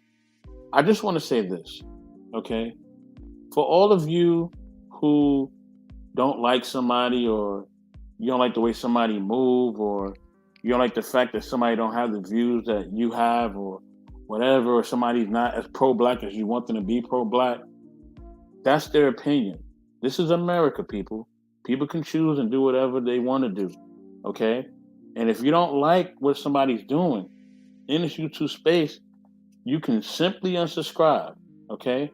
But you doing reaction videos and you're going back and forth because somebody doesn't share the same views on black people that you share on black people, that's some nonsense, man. Y'all do need to cut it out. Hey, Bess. Hey, Bess. Can I just chime in real quick on? Hey, no. I want y'all to do the reaction videos. Hey, listen, because you generate attention, especially when y'all do them on me. There's one gentleman. I mean, I don't want to promote other people. I don't know what the latitude is on this channel, but there's one gentleman. Hey, man, I support that dude with super chats, all types of stuff, and he be going in. He went in on me. He went in on Kay. He went on a whole bunch of people on the network that I'm normally on. I support him. There's another dude. There's quite a few. Let me tell you my reputation in these YouTube streets. When people find out who I am and they honestly have a conversation with me, they will tell you, hey, I ain't know Chicago Rilla was over here rocking with me before I had X amount of, like, that dude been rock, that dude done sent this, that dude done did this, da. Why? Because what's right is right, what's wrong is wrong, man. I'm a grown ass man, bro. If I'm out of pocket, I can take that critique, that criticism. Well, let me say I could take that constructive critique. What I can't take is the bullshit trolling criticism, right? And here's the truth for the matter, Bess. And I'll pipe down because I know you got other people that got to get their voice in too. Not so good. The truth for the matter is, bro, it's all an ecosystem. And some people look at other content creators as a feeding frenzy. And if that's how you're going to make your bread, then again, when I sign up to be on these panels and it's public and fair use and all that other stuff, man, have at it. But I promise you, it's one dude, man. Hey, man, I'll just say this, and if you know, you know. Hey, man, he is so critical, but he is hilarious. He is so critical of the quote-unquote SBE movement. S as in Sam, B as in boy, E as in example. He is so critical of that movement, but he is hilarious, and a lot of stuff I can't disagree with him on, even when he's critiquing my platform, or the platform I'm associated with. And I still hit a like for the algorithm. I'm still subscribed. I'm still subscribed to his channel. Like, these dudes will tell you, it's plenty. I don't even want to name names. Anyway. These dudes, I will send, and here's the thing, I am who I say I am. Daryl has talked to me, Truth has talked to me, Bess, you have talked to me, Bolo has talked to me. I'm talking about behind the scenes. Salute to all them brothers. I'm the same way. So I've sent the super chat into Daryl, or Cash App at least, into Daryl before when he was cooking. Yep. I done sent, listen, and it wasn't like 200, 500, whatever. But I sent in something that would at least, got him and baby girl straight for the day if they wanted to grab something to eat. Quantum love, you should, sister. You most definitely should. Oh yeah, I don't know why you don't. Yeah. Man, listen, man, do them reaction videos, because people that are I used to be ultra sensitive in this space. Or somebody else coming up. Yeah. Wait. I'll wrap up in 2 seconds. I used to be ultra sensitive in this space. Oh, really? I just gotta bring him in. I gotta bring him in because this is perfect. I gotta bring him in. You just brought him up too. Salute to Bolo TV. Bolo, what up? The voice of God. He here. I told you. Every time Bolo, I hear his voice, man, I hear God. Bolo might as well change his name to Candyman for this one. What up? I'm in the building. What's the deal here? What up? What's good? We see you, Brooklyn. I heard my name being called, so I have. You know what I'm saying? Bolo, don't say it 3 times, baby. Bolo, don't try and pull a me on me, man. Don't try and pull a me on me, bro. Can't say my name. I end up under the bed. Yo, what up? Hey, let me say this, and I'm gonna wrap up, man. Honestly, It's truthfully best. It's enough space for everybody, man. Like we were looking at the wrong targets, man. We majoring on minor, bro. Like listen, I've been in this space for a year and a half. Let me tell you something. Where I'm at right now, I only want to build with people that's going in the same direction that I'm going in. And we ain't gotta agree 100,000%, man. What's the thing that we do agree? Do we agree in black people being better? Do we agree that men should be the leaders of their homes? Do we agree on the restoration of the nuclear black family? We agree on those things. Do we believe in, or do we agree on God over man, man over woman, woman over child? If we agree on that stuff, man, I could build with you. And we can get to some spaces, and the spaces that we can't, man, I can go and build another coalition with somebody else. Hey, I seen in the picture frame. Salute to Mr. She said. Salute. Gotta salute Mrs. She said. Gotta salute her. Most definitely. I seen her walk through the frame. I seen her. Go ahead. Hey man, you know I get long-winded, and once Bolo get to cooking, especially if I ask him, Bolo, what's our scripture for the day? You already know what type of time. Hey, because I ain't got that text. I'm feeling away. I didn't get the text for what scripture brother. I was supposed to be meditating on. Hey, and listen, let me say this. Bess, I gotta bring this back to you in a sense, and I'm gonna tie it all in, right? And I'm gonna be quiet. Sir. I'm gonna be quiet for 40 minutes, right? Listen. Hey, listen. When we say, because I've heard this said a lot of times, and Bess, I know at one point you agree with this. I don't know if you've modified that position, but here's the deal. When we say, hey, it's just YouTube, y'all will never meet real life. Ain't nothing really being affected. Best, me and you have a situation and understand it as a result. Me and Daryl has a situation and understanding as a result. And I'm gonna tell you something right now. That dude Bolo, man. Hey, niggas say something slick about Bolo out their mouth in front of me, I'm gonna slap the taste out their mouth. Nah, I ain't cooking. I'm gonna slap the taste out your mouth on Bolo. That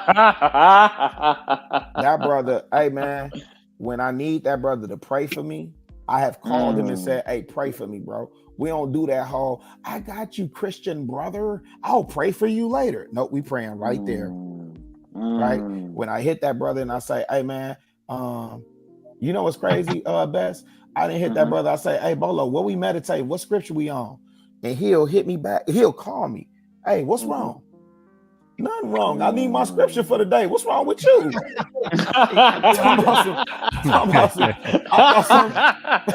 understand what I'm saying, Bess? I'm talking about I need my food. What you talking about? You ain't gave me my food for the day, bro. What scripture? Hold on. I'm gonna put an APB out. Miss Todd, please come up here, sister. We need some estrogen up here. Please. She can't come up unless she bringing that gumbo, baby. If you ain't bringing that gun, if you ain't bringing that jambalaya and some of them and toothpaste, if you ain't bringing them beignets, you ain't bringing them beignets, baby. Don't you even pull your tail up here, baby. Man. Hey, let me say something to Bolo real quick too, and then I'm going back on mute moderating. Man, I want to say this, man.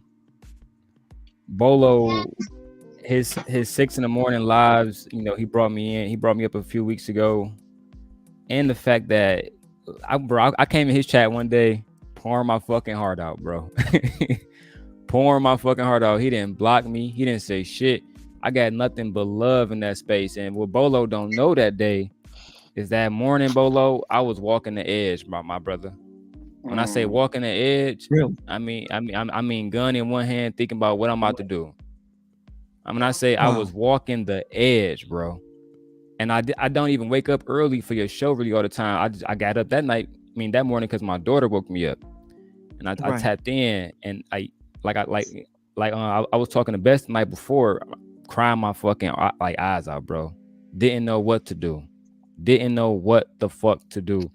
And like the fact that y'all showed me that love, brother Ant over there. I think the lady name is Anise or Anase. Yes, Lady Lyric. Yeah.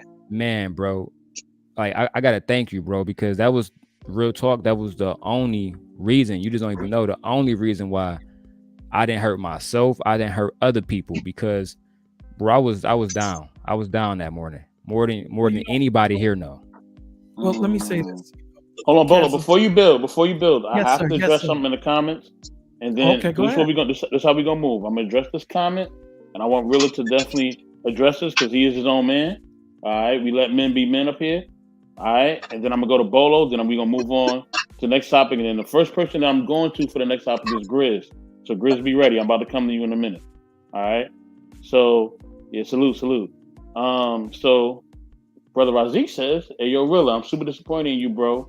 You all talking no action, just a bunch of wolf tickets you selling. Rilla, go ahead and No, shout out to Razik, man. I see Razik in this space, man. And I would ask Razik, I don't know if you want to do this offline or if you really want to do this in public, bro. I mean, I would ask you to challenge the chat and put in the chat your receipts of me being all talk and selling wolf tickets. So if you just want to say that, you and I attempted to link up and that didn't happen, then just say you disappointed that we didn't connect. And I'm cool with that. But to lobby those accusations when I'm sitting on the panel with at least 3 people that can attest that I connected with them and we were able to move forward and do at least have a productive conversation. God, I'm disappointed in you. Right? And so as black men, and this is what I'm saying in this space, man, we get this shit twisted. Like, yo, hey man, drop the link, let bro come up, because I don't even want to do it this way, because I may be misunderstanding, and I don't want to give him no big coochie energy, right? Ain't no need for that. But I'm literally sitting on the panel with 3 bros that could tell you, hey man, I done talked to Rilla, I had a conversation with dude, the same, I mean, he ain't no different, I don't agree with him on everything, but the same way he come across on these platforms is the same way he is when I've talked to him. Okay, hold on. We got him in the building. I'm just gonna get right to it. I ain't gonna ring the doorbell. Yo, what up? In the building. What's going on, Razik? Okay, before we get into this, from Bolo. Hold on, before we get into this. Okay, this is what I'm gonna do. Since we right here in the space. All right, Bolo, I'm gonna get to you. Then I'm gonna let Rilla and Razik, air out their grievances. Okay, Razik left. Okay, I guess we'll be back. Let me see what he's put in the chat. Okay, I guess we'll be back. Bess, let me say this. I just about to send a flurry of text in the back chat. So let me say this, brother. I'm patient. I'm respectful. I don't have a grievance with Razik, and so that's what I was saying. The only thing that I would know is he could say we was trying to connect and we didn't connect. And I understand that. That's cool because he did check me on that. But he also said, I understand, bro. You got a lot on your plate and you trying to do whoop-de-whoop blase split. Right? Okay. So I don't know where that comment comes from. Hold on, Rilla. Hold on. Let me say this. I'm gonna let y'all, and let's please be respectful when y'all airing this out. All right. You're gonna be respectful. All right. Bolo, I'm gonna go to you right now, and then we're gonna let Rilla and Razik hash it out. We're gonna be up here as a family and help them hash it out. But Bolo, go ahead and share your piece, brother. Thank you, brother. The only thing I wanted to say to Dow was, the one thing that we tend to forget is that our spirit knows what it needs. And the Most High, when he meets you where you are, he'll use anything and everything to get you to that point of where you need to be. So, he used your daughter that morning to get you to where you needed to be, to get you that spiritual healing that you needed. So, we just need to start that relationship so we can hear his voice better. That's it. Thank you, sir. Thank you. Thank you. Okay. Hold on. I got to bring somebody else up real quick. You know what I mean? Brother Razik, I definitely want you to respond, but let me bring him up real quick. Give him doorbell treatment real quick. This brother definitely has a player's perspective. He's family. Shout out to the homie. I see him doing the symbols. I see you, baby. Mr. O is just living. Mr. O, what up, baby? What up? Shout out to Mr. O. We can get you in a second. Mr. O in the building. What up, player? So this is what we're gonna do. I'm gonna go to Brother Razik. I'm gonna let Razik and Rilla, hash out what they need to hash out. Oh, I'm gonna get to you next, and then we're gonna shift the topic to our next topic. So go ahead, Razik. Wait, real quick. I'm sorry, Bess. Please forgive me. Just kick me off if I'm out of pocket. But let me just shout out O publicly, man. I done said this on a couple of other different platforms, but hey, man, Hey, y'all be seeing him on here on YouTube in real life. Hey, man, that nigga really is player, man. That dude really is player, man. That dude really is. He really is in H-Town popping his collar and walking through doors like, He damn sure is. Like he owned the building, man. Like, saying definitely when I was out there for that La Peep experience, man, he made sure the home team was straight in the straight. In a real way. Man, in a really real way. So salute to you, G. Good to see you, brother. For sure. For sure. I appreciate y'all having me. Much love for that compliment, man. I appreciate that. I did what I can. Definitely. Brother Razik, gonna get to you. You and really get to hash it out. You know what I'm saying? I'm gonna put Rilla right here. I'm like, you and really hash it out. And then, we're gonna get to you next. And then we're gonna shift the topic. Brother Razik, can't hear you, bro.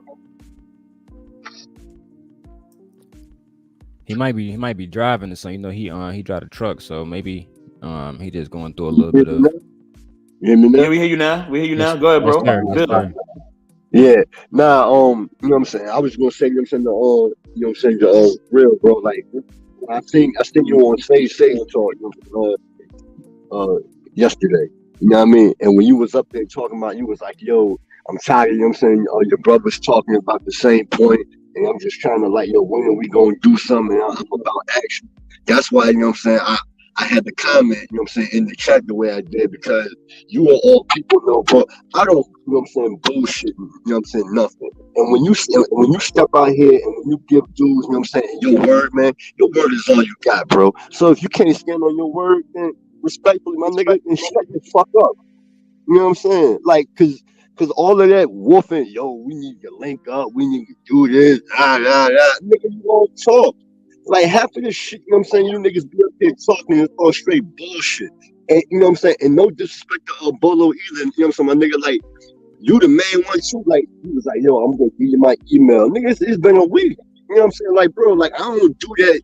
And y'all know, bro, I don't do that, yo, half-ass bullshit. When you say you're gonna do something, nigga, man the fuck up to your fucking word, bro. You know what I'm saying? Or if not, then fall the fuck back and shut the fuck up, man. You know what I'm saying? Cause all of that fake ass. Hold on, Bolo. That shit fake as fuck, homie. Yeah, hold on, Bolo. And for all you know what I'm saying, person, nigga, I say the same fucking thing in your goddamn face, bro. Real nigga shit. That niggas need to goddamn stand on your fucking dick, man. And stop doing this whole ass shit, bro. Hold on, bro. Hold on, brother Razik. Hold on. Just let me know when I can go. I'm asking. Let's not do the dick references and all that. All right, let's not go there. All right, let's you say your piece, say how you feel, but let's be respectable on how we doing. Hold up for a second. We're not about to do this shit as platform. Fuck the dick shit, the comments or whatever. If y'all want to talk about this shit like real men, talk about this shit like real fucking men. All right, we're not about to curse nobody out, just talking about suck a dick or whatever. We're not doing that shit. All right. Now I'm gonna let y'all rock out, man. But come on, man, with all the insult shit. M3, I promise you, we good, bro. Ain't nobody insulted. Man, hey, M3. One thing about y'all, man, is y'all provide the space and the platform for people to be able to speak, and I appreciate you and Beth setting the house in order. We respect it. I'm comfortable with the brother expressing whatever he feels. I have more than an ample response for him. I'm just asking Bolo to stand down for 2 seconds because I know Bolo has a response as well. But M3, because he's not addressing the other brothers on the panel, he specifically called out me and Bolo. I could say for me, I'm Gucci with everything that he said. I'm not offended. And I don't think he's disrespecting y'all platform, and I'm not offended. I'm more than ready to respond to what he said if you allow me the opportunity, bro. But I know you got to set your house. No, go ahead. You can respond, bro. Go ahead, you can respond. It's just that we're not doing disrespect, but go ahead. Yeah. So I ain't disrespecting. I think all these things. That's all. Understood. The emotional thing. Hold on, Simon. Hold on. Pause, Simon. Pause, brother. Right. This doesn't involve you, Simon. Let these three men handle it out. Yeah. So again. All right. So yeah, I'm gonna let y'all rock, man. But nobody else interrupts. All right. Yeah. Thank you, bro. Much appreciated. I'll be back. Again, what I would say for Razik is check my pedigree, right? So before you get to saying what I done said on Sage Talk, I've been consistent. Bolo will tell you behind the scenes, I've had that conversation around my frustrations with being in this space for a year and we ain't making no progress. So now, just because we ain't making progress on YouTube and I vent my frustration on YouTube, don't mean I ain't never making progress in my real life, because in my real life, I don't have the issues that most of these guys talk about. And number two, if you really check my pedigree and who I say what I'm doing nation building with and work with, then you would have a better argument to come and say, you know, whether I am or not selling wolf tickets, or whether I am or not standing on what I'm saying I'm standing on. But to get into this YouTube space, see, that's why I had to get on here and shout out Mr. O, right? Because I met Mr. O in real life. So I could say I touched hands with that dude, shook hands. I don't know you, bro.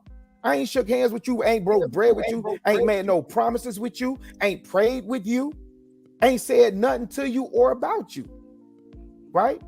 So I don't, you know, listen, man, if you ain't got no business in Chicago and you ain't doing nothing in Chicago, I'm talking to those brothers on that panel yesterday, and I'm saying, how much longer are we going to talk about unruly black women? I'm past that part. And in my real life, I've been building and will continue to build, which is why I say to you, bro, if you disappointed or upset that you and I didn't get a chance to connect and build, then just say that.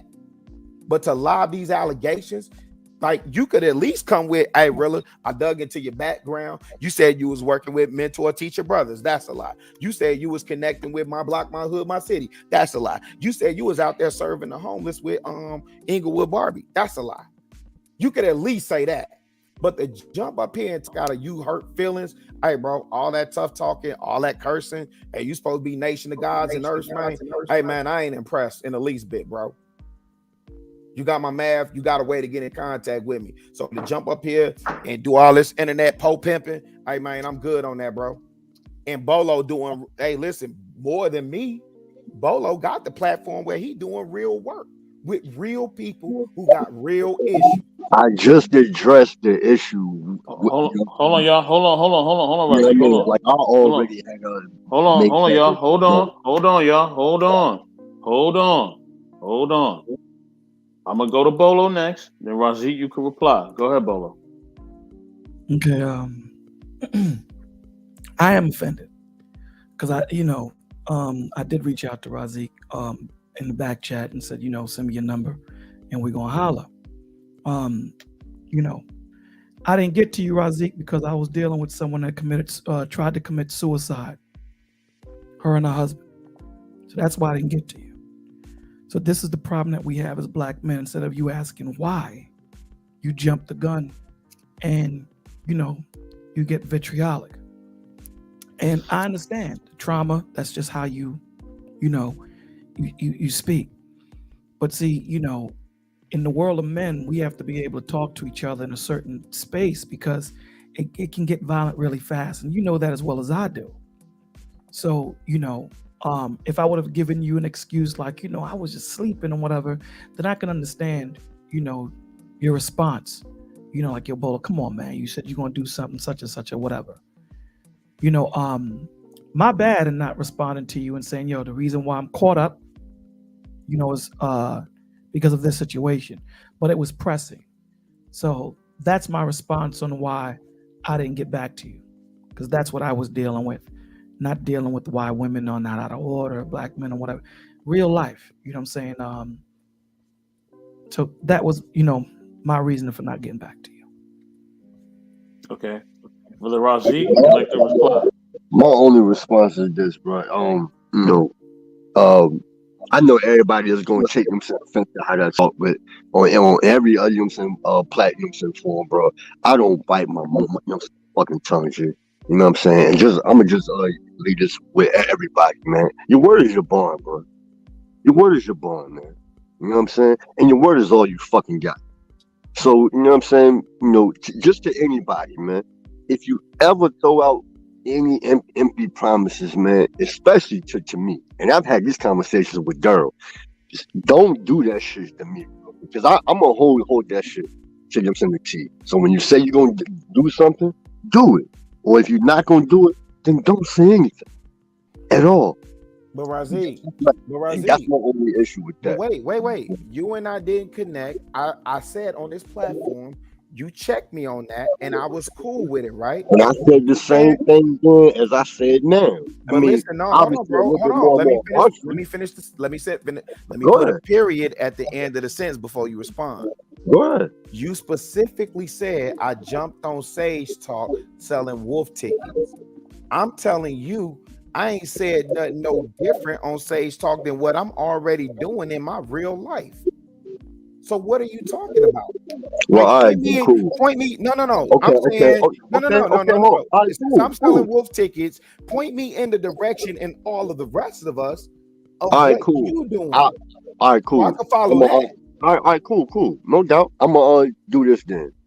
I was out of line for the saying that, right? I was out of line for that. But however, directly to you, you know what I'm saying? My standpoint is still firm. Like, bro, like, and I didn't told you this even in the text. Like, look, man, you know what I'm saying? If you overextending yourself, you know what I'm saying, beyond to, you know what I mean, a level to where you can't, you know what I'm saying, you know, either have this conversation because you the one who extended the olive branch to me, and you was like, yo, man, I wouldn't mind, you know what I'm saying, trying, you know what I'm saying, to build with you off, you know what I'm saying, and then you was on airtime. I was like, all right, cool, nigga, I'm gonna shoot you my man. And then as soon as we hopped off, I gave you my man. And then for like a week straight, nigga, I've been trying to, you know what I'm saying, to reach out, hey, yo, what up? And then at the same time, you was having the thing with your wife. I was like, all right, cool. Go ahead and fall back. And then after that, like, you just never, you know what I'm saying, hit us. I was like, all right, then fuck it. You know what I'm saying? So my fault.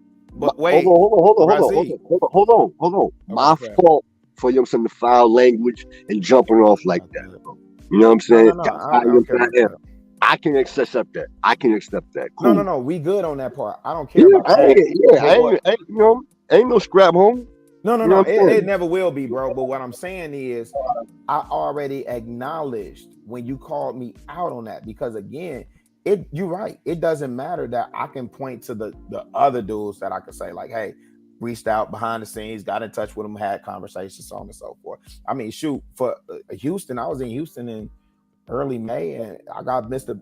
Old Math, and I said, hey, we gonna connect the wooty woo, and I ain't chopped with him yet, right? He could say that same thing, right? But to what you saying about community building, when you said that, did I duck and dodge and give you excuses, or I said you was right? And did you or did you not come in and say, bro, hey man, but I understand you got a lot going on? That's a fact. I did. Okay, so what we talking about, my G? I just, you know what I'm saying, explain that, bro. You know what I'm saying? Like, and then as I already had said it before, my fault for jumping out there like that. No, with the foul. I mean, I'm just saying. Yeah. You know, yeah, I'm just saying. Like, you gotta get that understanding, my G. But here's the thing. I felt some type of way about that. I ain't gonna front. Yeah. No. And that's cool, and I understand that. And I ain't talked to Bolo in a minute, right? So I'm not. Let me not make excuses, bro. What I'm saying is, I apologize, and I did that before. But what I'm also saying is, that may be either the universe or God showing, like, man, maybe the time that we were supposed to connect, or maybe in the way that we connected, maybe I sparked something in you, or maybe you sparked something in me. Maybe that was for that moment, but we still got work to do, my G. We don't have the luxury, nor do we have the time to sit up here and major on minor. So you right. When you said, yo, man, your word is your bond. You're supposed to be a man of your word. I accepted that and I moved forward. You're supposed to do the same, my G. No doubt. It's all love always. Let me say this. My thing is this. I don't have a problem with being called out. That's never been an issue of mine. If I do something wrong, then I do something wrong. That's what men do, right? But there's a way in which us as men, we have to converse with each other. There's a way we're supposed to speak with each other with respect and dignity, character and integrity. Even though, we may not know that brother, we may not understand what he's going through. All of us have lives. And I don't know if you know what I do, but I deal with dysfunction daily, not hourly, not minutely, daily. So when I did say I was going to reach out to you, which I did, and that's why I just apologized to you and said my bad, when this was thrown on my lap, it was something that I had to spring into, and go into full force and still dealing with it. So that was the reason why I didn't get back to you as prudent as I should have. But my issue isn't you saying to me, yo, Bolo, you said you're going to do something, you should have hollered. I understand. But, just shoot me a kite next time, And then I'll be like, no doubt, my bad. I did. I sent 2 emails. I even reached out to Daryl. I was like, yo, I'll let it home. Okay. Right, I didn't reach out to anybody. I haven't been, Chicago and I speak almost every other day. I haven't spoken to him in damn near a week and a half. Maybe a little bit less than that. Like I said. It's been longer than that. Oh, excuse me. Like I said, when you're dealing with people, again, this is not a YouTube thing for me, right? This is not a YouTube thing for me. This is what I do day in and day out. So when I come on YouTube, you have to understand that I also work. I don't get paid from this. This is not a paid venture for me. When I counsel people, I do it for free. When they go to other people, they get charged $300, $400. I do this for free. I run a channel with over 2,000 people. So this is not something that, that I have a group of cats with me and, you take this group, you take that group. I'm a one-man band. And I'm not complaining because I signed up for it. So I'm going to do it. What I'm saying is, you shot me the 2 emails, which I haven't seen. So I'm not saying you didn't send it. So you did your part, right? But however, when you hear me and you say, yo, Bolo, what happened, man? Not only did I shoot you my math, I hollered at you twice. And then I say to you, well, brother, let me tell you what's going on. This is happening here and this is happening there. Then you can say, well, you know what? I get what you're saying, brother. But, holler back at me when you get the time. Be Easy had made a statement. He says, if I've never met someone, do I owe them an explanation? I think as men, like Razik said, the only thing that we have is our word. So if I tell Mr. O, we need the link and meet me at this spot, and he meets me at that spot, I think as a man, yeah, he deserves some type of explanation of what's going on. I don't have to give him my social security number, but he deserves some type of explanation because there was a handshake, a mutual handshake, and a mutual understanding that brothers made. So this is why I'm saying this to you. So it wasn't a situation of me ducking you, because at the end of the day, when we first was introduced on this platform about a week ago, I was bonding out to you. I reached out to you because I seen that there was something deeper than what everyone else was seeing. However, when that was also my fault, the cut you off, but I just wanted to say, and that's why I took it more serious, not, light, light, so, no, look. Listen, I will reach out to you tomorrow. Bro, look, look, I'm gonna say this. First of all, my fault to everybody on, on the panel for jumping up. However, I ain't gonna sit here in front like a nigga won't feel in some type of way. You know what I'm saying? So that's why, I responded the way I did. I can accept that I would, I'm wrong. My bad. No. I think no. You peace, were right, brother. Peace. That's growth, man. Peace. You were right in the aspect. That the reason why you took it more to heart with myself is because of how I came at you, and I agree. So I will make it my thing to call you tomorrow around 1:00 if that's okay. Perfect. Brothers, okay, look, I gotta move forward. Yeah, I gotta move forward. I'm glad that y'all are able to come to understanding. Let me get a shout out real quick to Momos for Mickey Red. Mickey, what's up, girl? What's up, Mickey? You gonna dip, Rozzy? You ain't gonna stay up? You gonna dip? Yeah, man, because gotta work, in the morning and everything, yo. It's all good, you know what I'm saying? But again, just peace, Razik. Thanks for giving some time, bro. Yo, my fault to everybody. No, Peace, No, God. good, Peace, bro. God. Good. All right, yo. please do not apologize. Hey, Razik. Yo. Hey, before you dip off real quick, bro. Hey, let me just tell you this, man. Please do not apologize. The world needed to see what just happened. You literally gave us the example on how to have dialogue and discourse with all the rigmarole and the antics and the rah rah rah and the Busta Rhymes theatrics, right? So peace to you, brother. Like we came to an understanding. We was able to dialogue and build and come to an understanding. I definitely have a better understanding, you know what I'm saying, in terms of how I need to move. I already could tell you Bolo has an understanding of you know, because you're right, our word is our bond. So man, thank you for that reminder. Thank you for sharing. Thank you for reminding us as men, man, like holding us men to feet to the fire. I will say this, bro. I love seeing this amongst men, and I would argue that it's easier for us men to get together, have these conversations, and come to some resolve in some type of sense. I see this happen more with men. I'm waiting on it. I'm just waiting on to see it with the sisters, man. I want to do the what about it. I'm just waiting to see the sisters hold each other accountable, man. But thank you, Razik, for real, bro.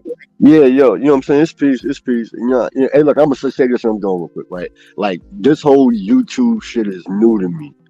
Like I ain't no internet nigga. I don't have no channel and all that. I don't have no interest in any of that shit. You know what I'm saying? But you know, I respect the, you know what I'm saying, the platform and you know M3 and you know what I mean, to the other brother who opened it up to me. So you know, I definitely ain't trying to burn a bridge or you know what I'm saying.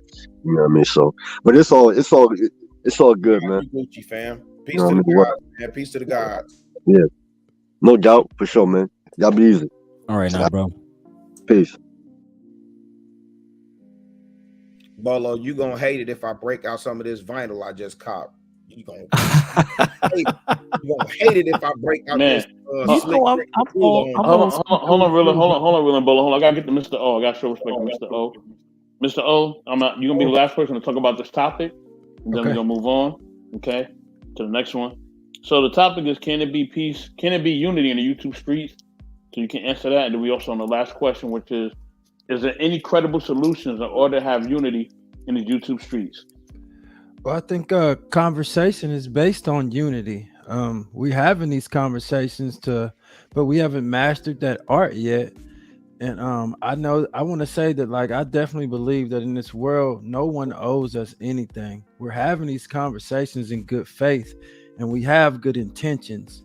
And it's just in some human nature, I guess, for us to automatically assume the worst when we don't get what we expect out of people. But the reality is we shouldn't expect anything out of people.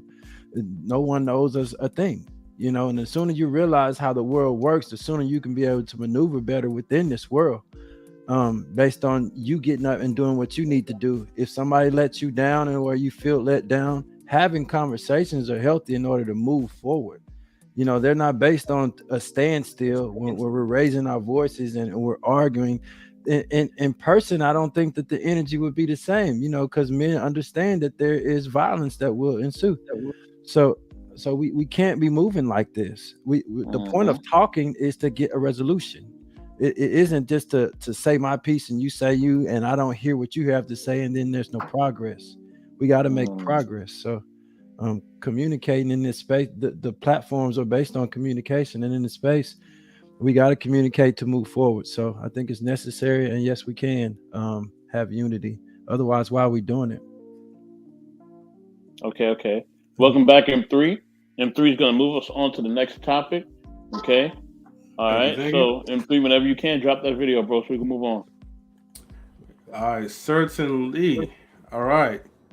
So we go back to the banners real quick so we could get things set up. But so now we're in the second part of the topic, which is questions for number 2. So this one is, let me go ahead and put it because I know it's really lengthy. So, should men protect women no matter the situation? So I'm gonna play a short little clip. There's no audio to this, and all this is in good fair use. Let me see. The caption is, I want every man and woman to be honest with themselves. Let's see, for men, how will you react? For women, how will you want your man to react? It is a very good possibility that you could get jumped. Yeah? All right. Go ahead and play the video. The two couples, they're walking by. And there's a group of men. It's like 3 out of 1. Yeah, actually, there's a other woman with them. Let me go ahead and play this again. Two couples walking by. But as you could kind of see, the woman to the left is already kind of feeling the tension, like, yo, these people, they seem like they're up to no good. Maybe they already kind of gave her eye contact. But notice how she broke away from the person that she's walking with. Okay. Now, keep in mind, maybe they're not a couple.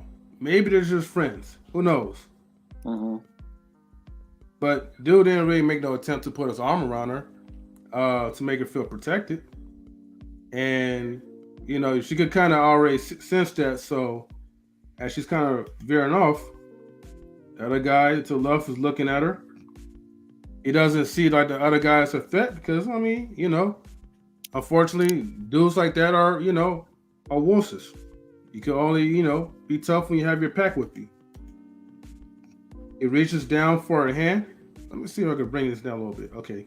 Reaches down for her arm. He kind of pulls back, but still doesn't give him like eye contact. Now, luckily, he just like, all right, well, let me just go ahead and continue to move on. But in this situation, and you know, you can see the guy's face, he was in a submissive position. Yeah, M3, can I attack this first? Sure. And I wouldn't have no issue. Hold on. We got a question. We got a question first. Really. Hold on. We gonna let you rock. Oh yeah, maybe. Oh yeah. Let me highlight question number 1, and then you can rock out, really. Based on the video, did that man protect that woman? Of course, it's obvious, but or maybe not. Who knows? But go ahead, Rilla. Yeah, because I think leading up to it, the conversation was around, so should we be answering, should men protect all black women? Is that the question still on the table, or we going strictly off the video now? Well, we're just going by based off, okay. Yeah, we're just doing our reaction based off the video. Yeah. Yep, I got you. So, first of all, to me, personally, it would make a difference if that was her husband, brother, uncle, cousin, friend, whatever assignment you want to attach to that man. As men, we know there's a certain way that you protect women. I'm gonna tell you something off rip, and I don't know what else could be said after this. Mm-hmm. If she broke away from him, which means you walk like in the direction that they was coming, they should have continued to our left. He literally tried to cut through the pack. If she broke away from him and went to her right to avoid the crowd, he already should have been pushing her out of the way of harm, because you don't know what these dudes are about to do. Period, point blank, in a sense. So the way that I train my sons, the way that I move with my lady, it's the same reason why, we don't allow women to walk close to the street. Or it's the same reason why when we get in restaurants, I don't know. I don't want to assume where men know where they're supposed to sit. We're always supposed to be in a position where we can respond to danger. Okay? I didn't see that gentleman, and I'm not, I just think that in that instance, because to be honest, niggas gon' nigga. And that's what I saw the young blood doing, man. It ain't no respect. These niggas don't care, man. They saw Vic and he knew he had numbers and like, nigga, what you gonna do? Barbecue meal do. But what would the story have been if he had kept old girl out of harm's way to begin with? If you accompanying that woman, bro, you kind of responsible for her. So if you push her, if she slid to the right her right, and he slid all the way to the right with her, what does that look like? Because now that dude has to go out of his way to have interaction with her, and that's a different conversation. But you put her right there. So I can't be mad at and I'm not blaming dude. I'm just saying, like, just the way that I'm looking at it. I can't, ignorant dudes gonna do what ignorant dudes do, and that's what the brother who reached around. Because listen, they was doing that stuff in Atlanta when I first got down there. Hey man, them girls was especially the girls that was in Atlanta from New York going to Spelman and Clark. Oh yeah, you was gonna get faced. They kept razors under their tongue for dudes like that, right? So I know we in a different time right now, and I ain't blaming the guy that decided to walk down the middle, because guess what? He also put himself in a predicament where if they just wanted to start some stuff, they just could have rat packed and stole on him, and he would have been like, you walking through a crowd of dudes. What are you doing, bro? No, if she stepping to the right, actually he should have pushed her. This is just my opinion, and I'll be quiet. He should have pushed her to the right, kept her out of harm's way, forced them to do something. Now, if they do something ignorant, then that's a different conversation we have. But based on the video, nah, fam. You push her to the right and you move to the right, because why? We're walking to our far right. They should be walking to their far right, and then we're just strangers passing each other. But you're trying to cut through the crowd. So I ain't mad at the dude that's like shooting his shot. He don't know. She might have been choosing that day. I don't know. Like you said, we don't know what type of people they were. We don't know if they were boyfriend, girlfriend, brother, whatever. That's why I say, to me, if you accompanying that woman, it could have been her LGBTQ LMNOP best friend.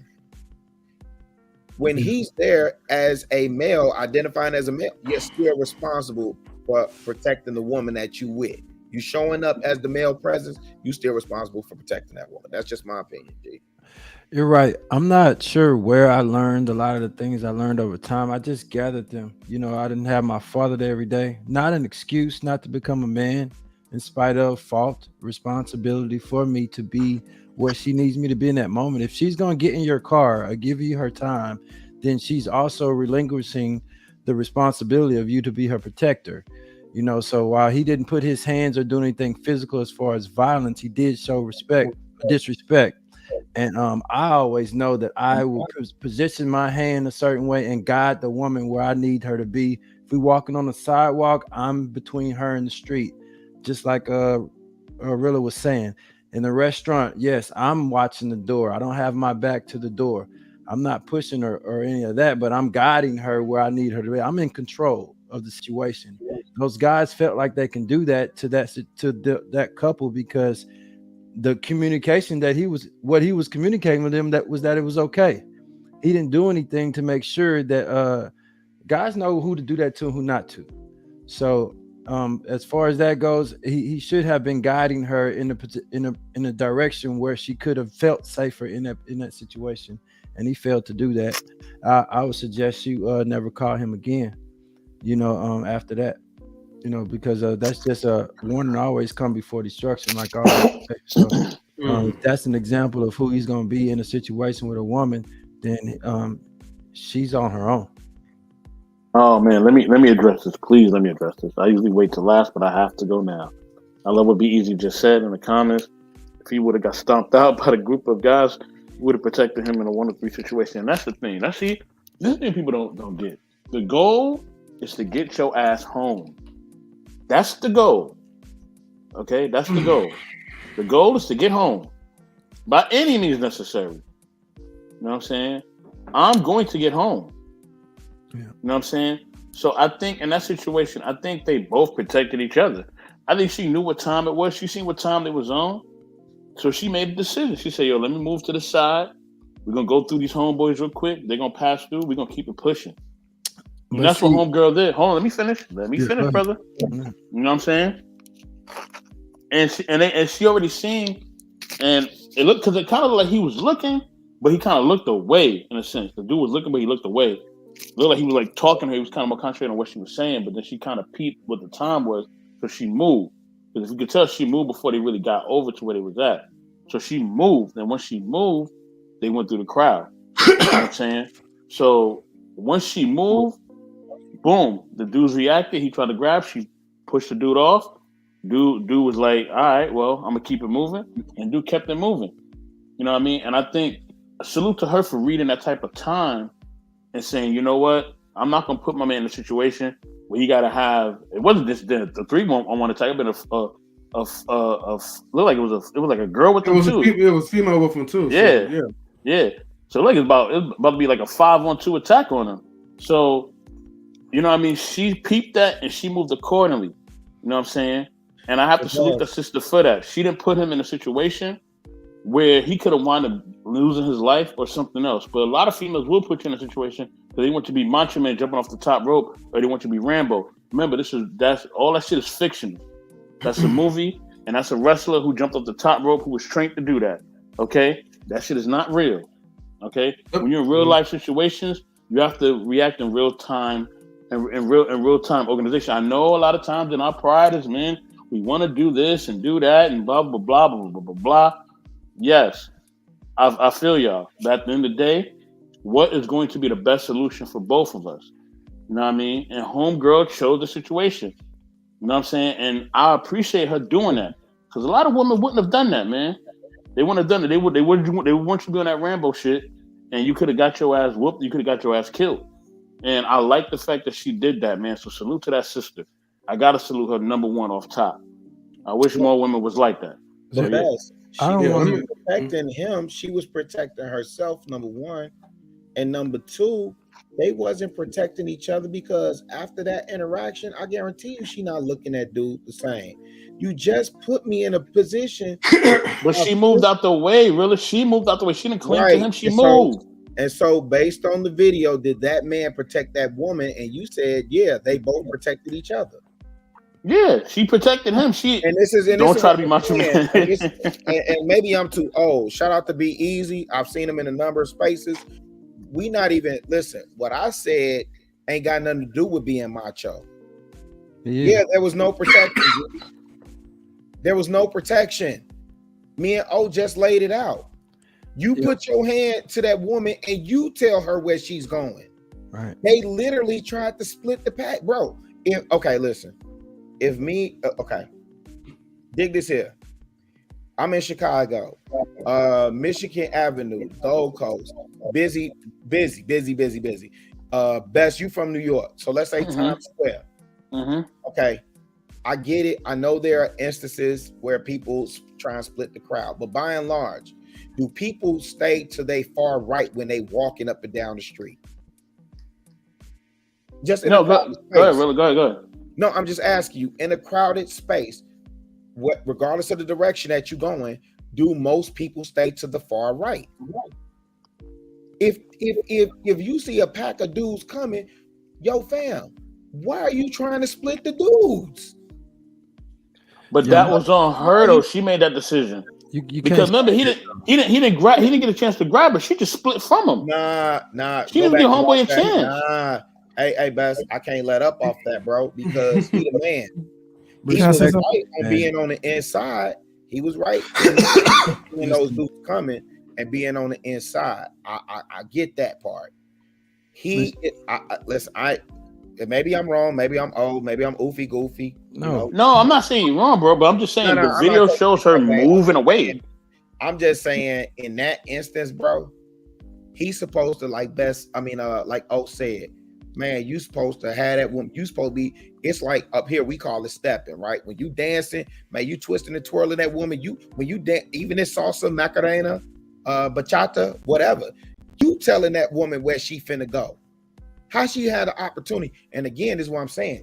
It don't matter, mother, brother, sister, cousin, whatever that was to her, whoever he was to her, whoever she was to him. He's supposed to be leading that situation. Now, let me tell you this. Because the way these shorties act, we have such a fear mindset that we can't even walk down the street and we just trying to get.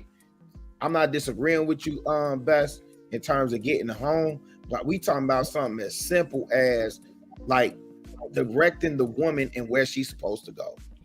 Yeah, but she got to follow direction though. She got to follow direction. Let Be Easy come up, bro, because he throwing up these different scenarios and ain't nobody saying that, fam. Ain't nobody saying they supposed. I said something simple as he could. Okay, replay this in your mind.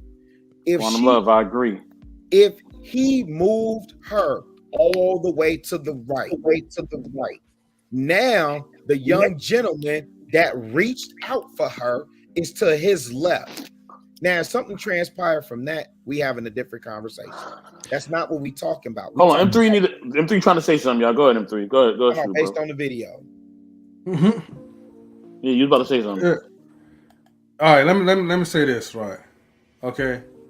So certain scenarios could have played out. Here's the thing. I'm going to just speak on me personally.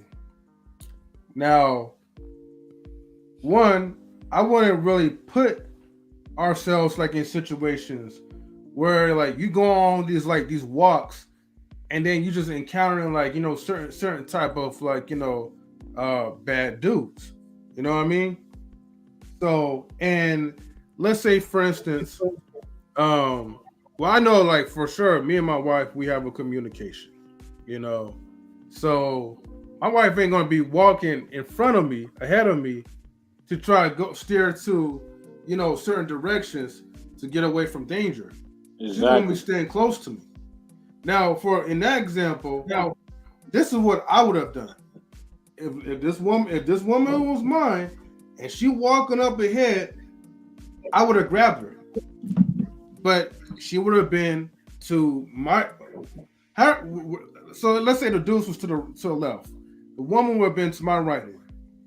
We wouldn't be walking through dudes or whatever. We would have been walking to the right side of the situation.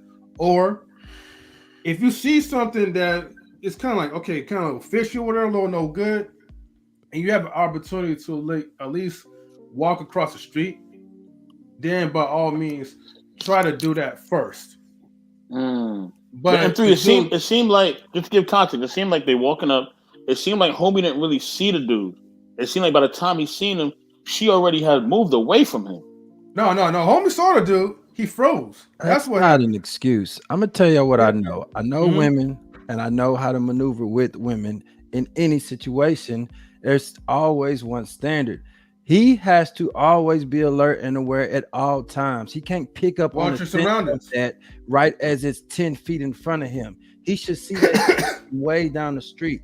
And if she has respect because he's given her the reason to respect him while they're together, then she's going to move according to him. She's going to stand behind. When women walk with me, they're either going to stand behind me, follow my lead, or take my direction. And not because. But, let me ask you a question. It's a quick question. You don't deal with every single type of woman. You are selective in women that you choose, right? They're still a woman, man. Are you selective in the type of women that you choose, brother? Y'all should be, but it's still a woman. Thank you. So if it's a woman with you, she know how you operate. She's gonna be on your time because you already set the rules and parameters on how y'all gonna move. But you know what I'm saying? Can I interject? Go ahead, Bo. I mean, there's a lot going on in that little video in that 5 seconds, right? So, one, what Mr. O said is he should have read that down the block. It's number one, right? Secondly, you see what Illa said. You see pride on the man. Because if let's say if, because she moved from him. So fine, cool. She moves to the right. Automatic. If the woman that I'm with does that, I'm going to move to the right with her. Because that just might be a reaction to her, right? She's just thinking that she moves.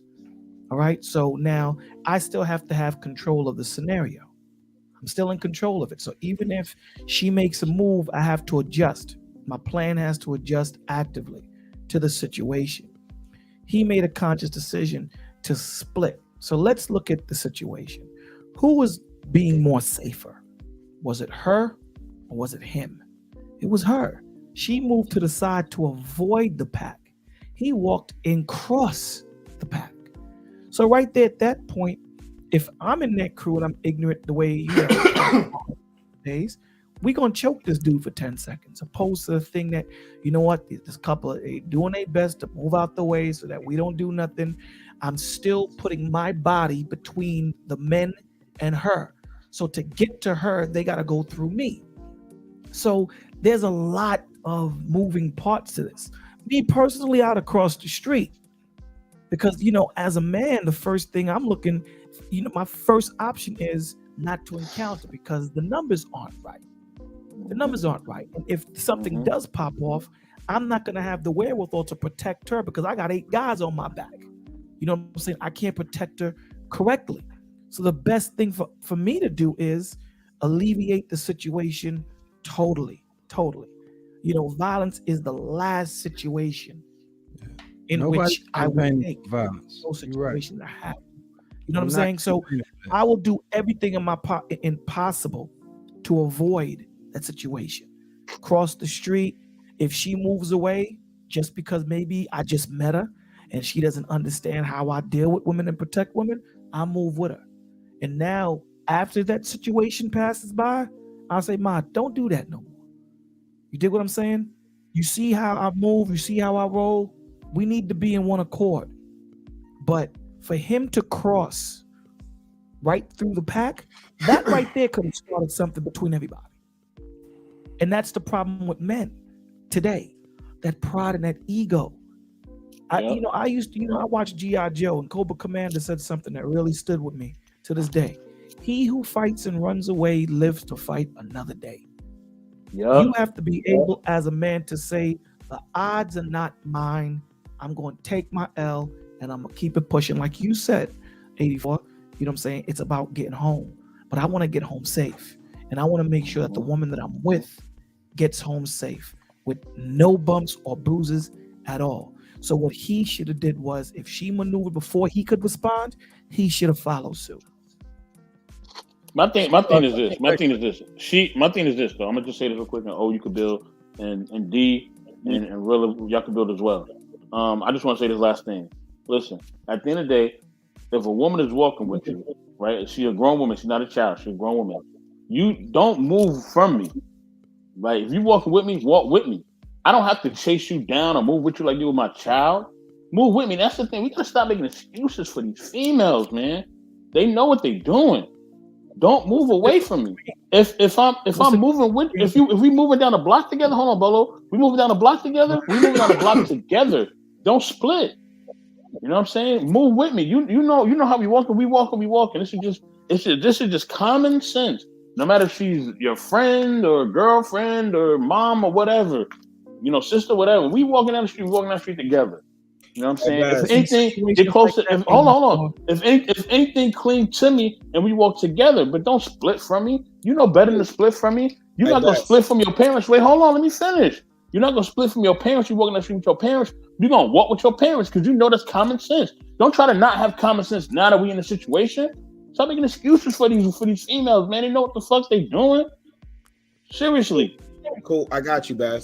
So let's take, and Bolo, I apologize. Just give me grace for 2 seconds. Okay, brother. So let's take your scenario. She don't break away from him. She stay right with him and split the pack. Guess what happens, Bass?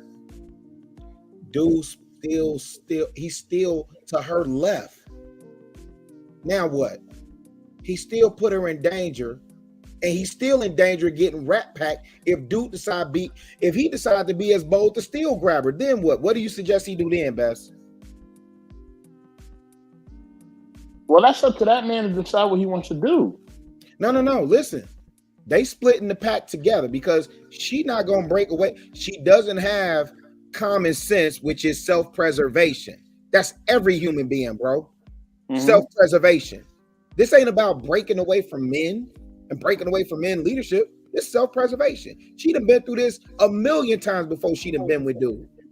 She used to getting hollered at, screamed on, not answering the dudes. Well, fuck you, bitch. She used to that. She left because she did not feel safe with him. Right, but exactly. She gonna. So then she shouldn't be going nowhere with this man then. That's the last date right there. That's over. Either way, it would have been the last. either way, in the scenarios laid out, in the scenario as it played out based on the video, and in the scenario where they split the pack, yes. But if he's controlling her movement and telling her where she goes, and he's the barrier, that's what I'm saying, Best. So I mean, just honest answer, bro. They go based on what you said, bro. Don't break away from me. So he decided to split the pack. Now they split the pack. So now you surrounded by the niggas. You got 3 on one side plus a female, and then you got the other dude on the other side. And he still decides to grab her. Then what?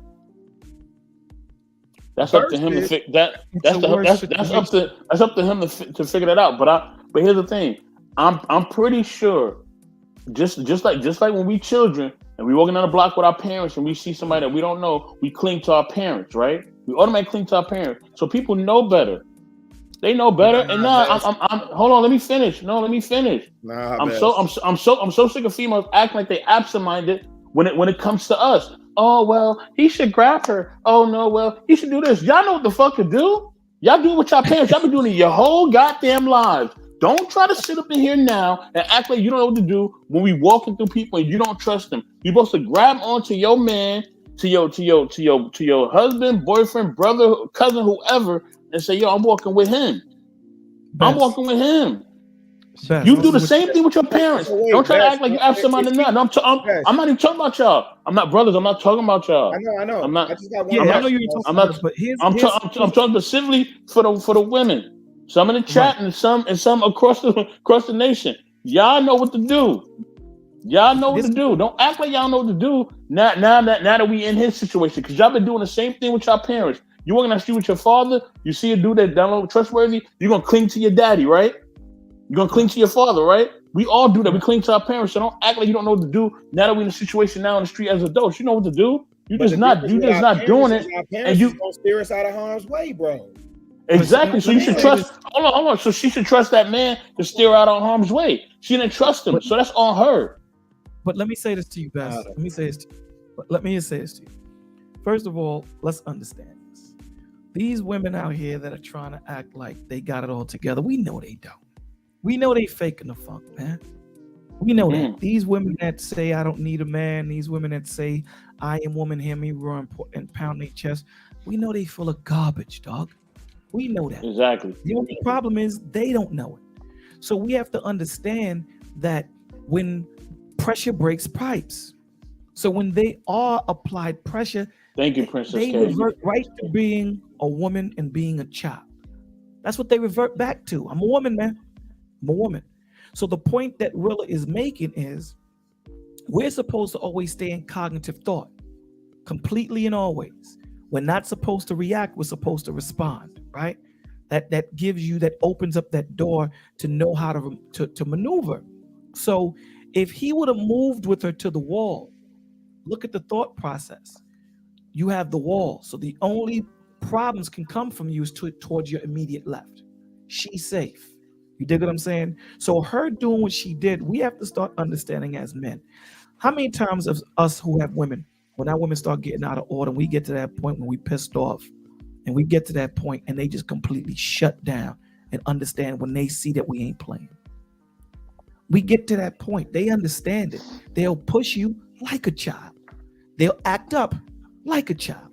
But when you get to that point and she see that you ain't playing, and Mr. O give her that look, let me tap it. I'm tapping it. What do you need me to do?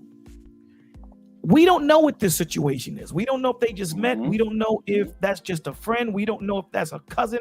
We don't know. So we're freestyling right now and giving different scenarios of what it could be, what it might be. But the things we do know is she left him. She didn't trust him. It's number one. He broke the pack in pride. Or he probably realized it's too late. If I make a move too quick, they might see that I'm bimmy. So at that point, they're going to pounce. So when they see weakness, they pounce. He could have thought that. So he was like, let me just split. There's a lot of things that could have happened. I know for a fact, me, myself, with my wife, it wouldn't have happened the way it did. Even if my wife would have tried to pull out, I grabbed her tight and held her arm tight. Follow me. And just by that movement, she gonna understand. So see, there's a lot of connections that men make with their women when they're connected. There's a lot of things that I don't need to say that she gonna tap right in. And this is why these mistakes are being made, just like that. See, what men have to understand is that women wait, hold on, Mr. O. Let me say this real quick. I'm gonna go after Mr. O and you have three. Yeah. Okay, so this is what I'm looking at. All right. Let's say, for instance, that the woman decides to do the right things.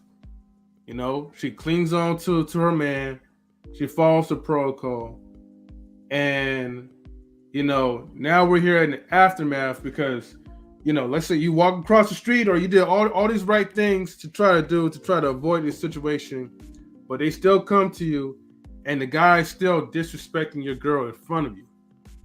Okay? At this point, as a man, what are you gonna do?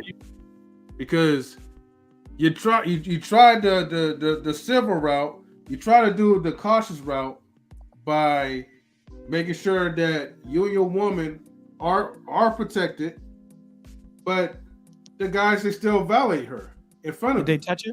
Do they touch her in your scenario? Yes, in this scenario, yeah.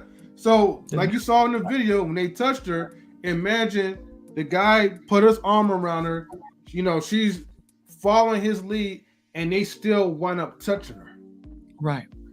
So at that point, so you as a man, what can you do? Or what would you do? Now there's physical violence. You ever seen the movie Crash? When that police officer violated that woman with him, regardless if it's a police officer or not, because he didn't do nothing when violence meant violence physically, she lost respect for that man.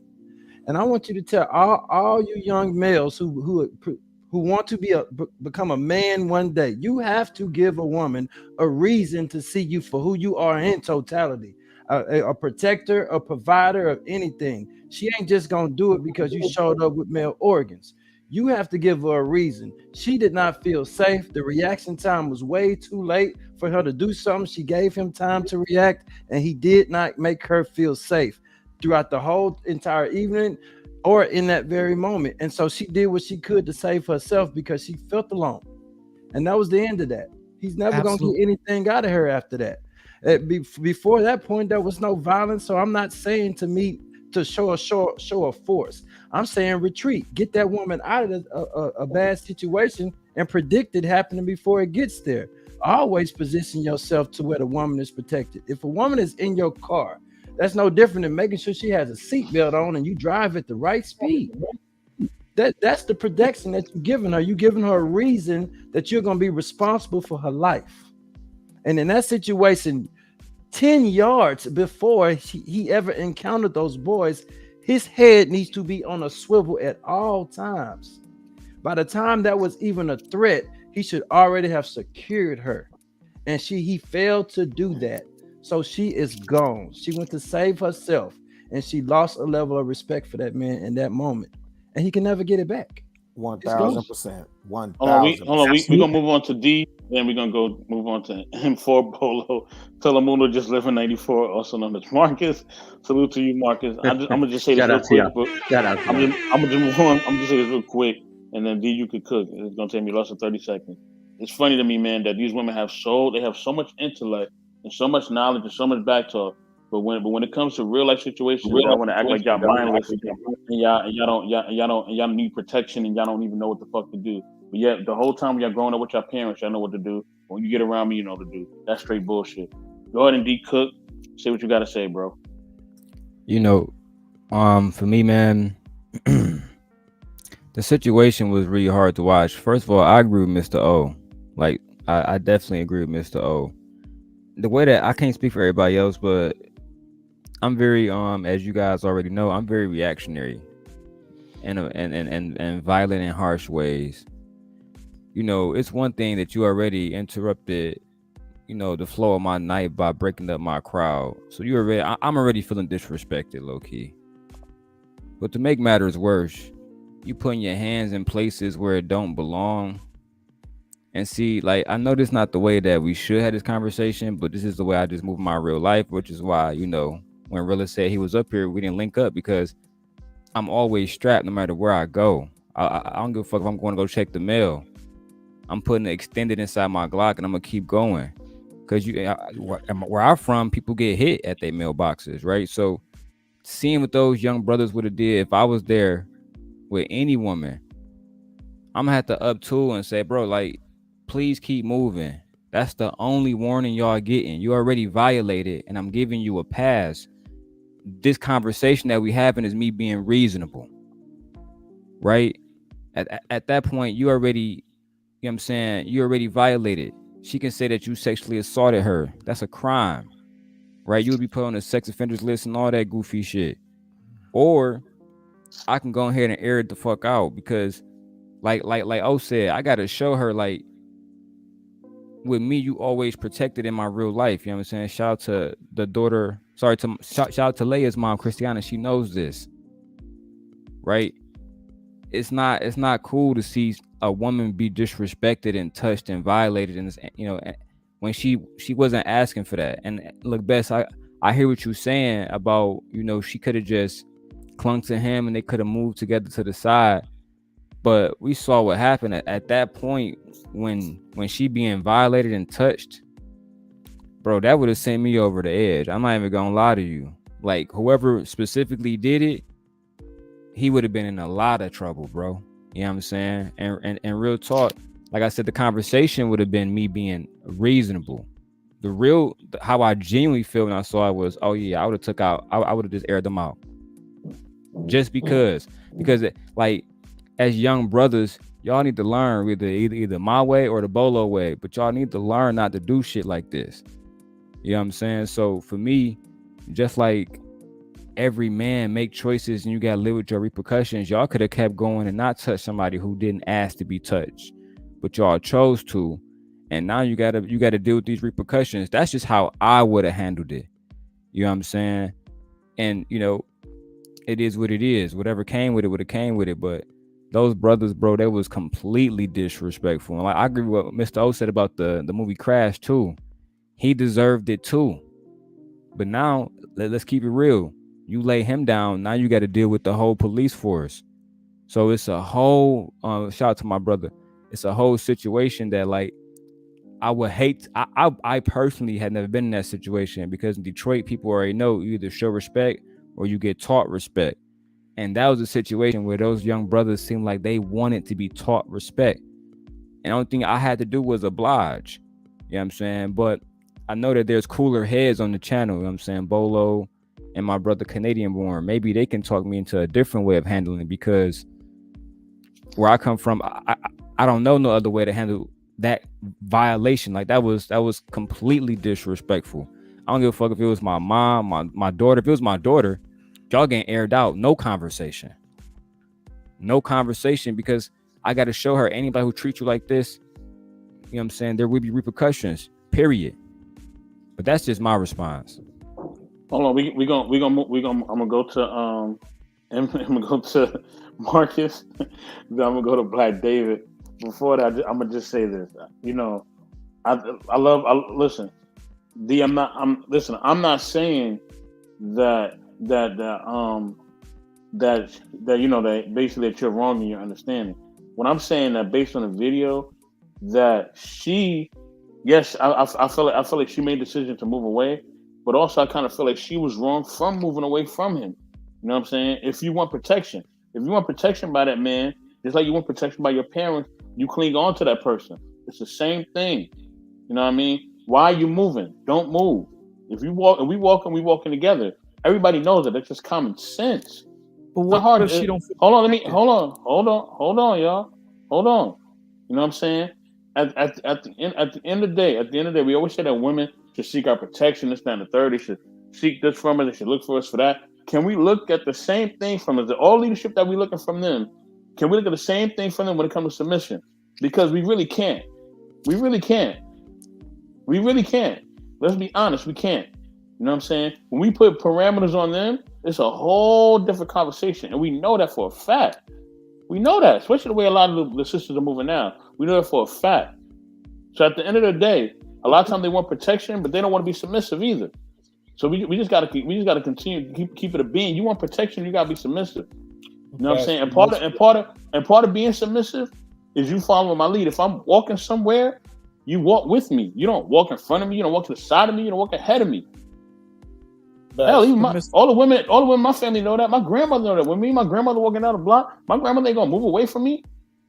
Like she gonna move with me, and she damn near 80 years old.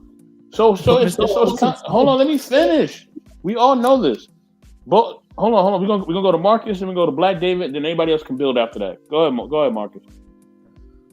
First of all, how's everybody doing? Shout out to Mr. O, Mr. Best, Daryl, Chicago Rilla, Bolo TV, and my Canadian-born Nigerian Black David. What up, Master Splinter? What's up? How you doing, Michelangelo, Raphael, Donatello? Shout out to you, brother. Marcus, what up, baby? What's up? The topic of the conversation is, can you repeat what y'all were talking about, respectfully? My apologies. Did you see the video? I didn't get a chance to. My apologies. Let me see. I don't know if I could play it. M3 will have to play it. Okay, so it's two. It's basically a couple they walking together. I don't know if they're together or not. You know what I'm saying?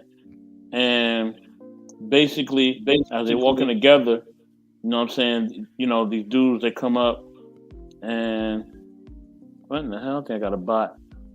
Yeah, I do got a bot. Hold on, let me put this using timeout. This is an old video, am I correct?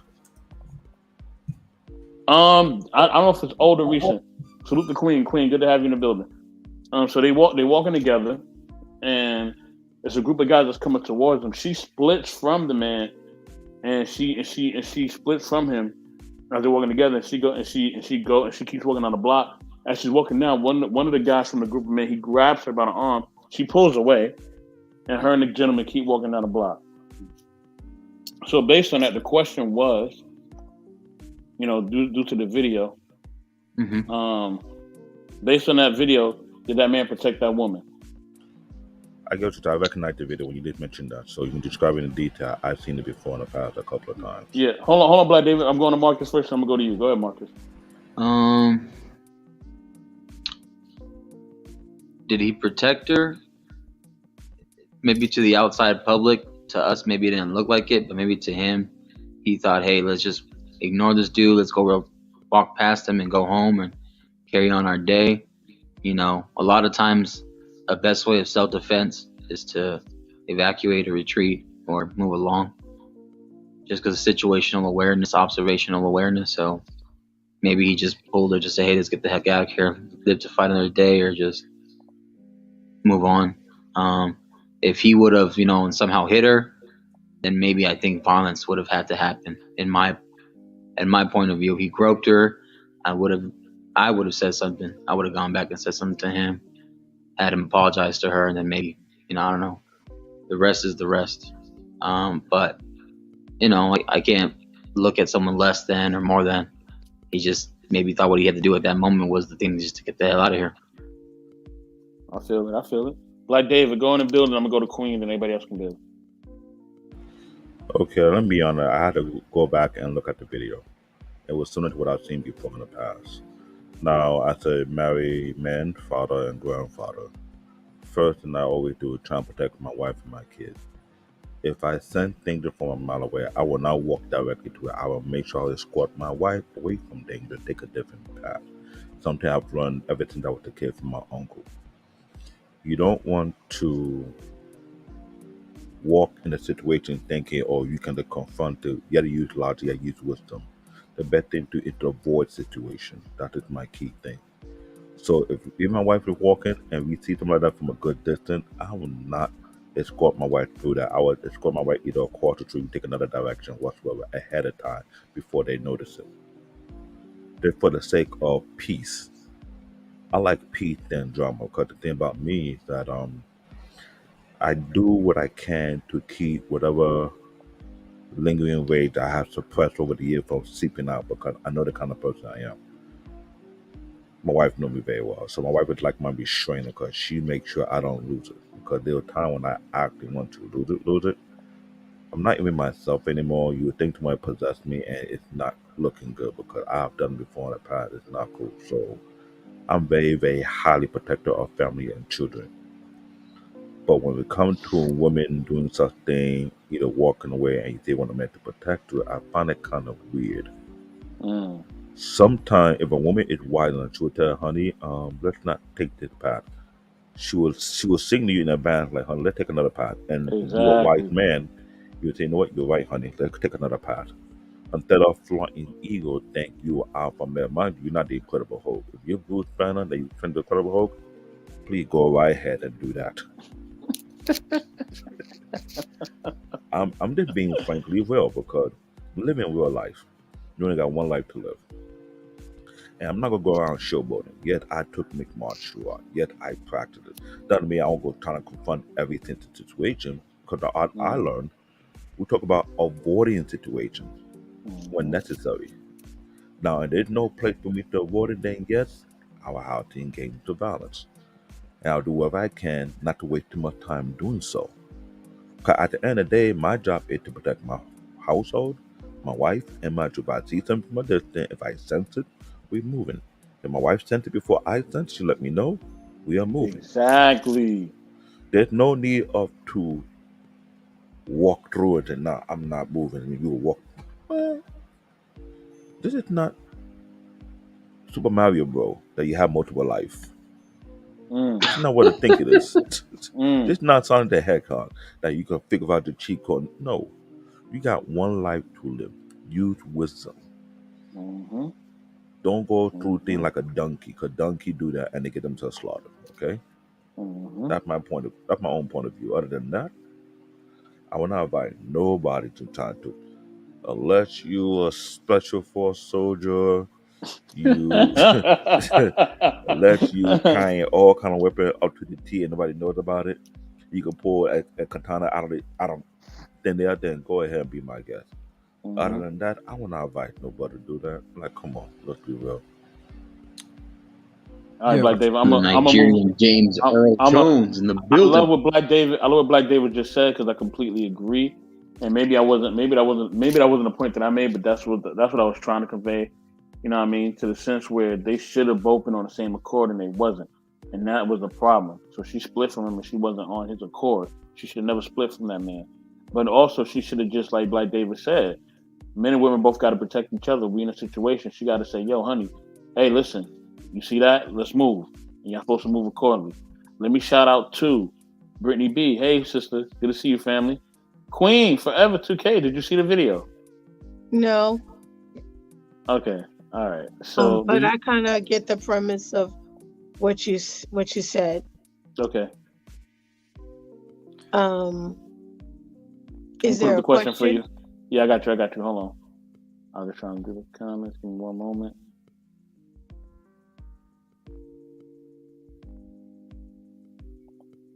Hold on, Queen. Hold on.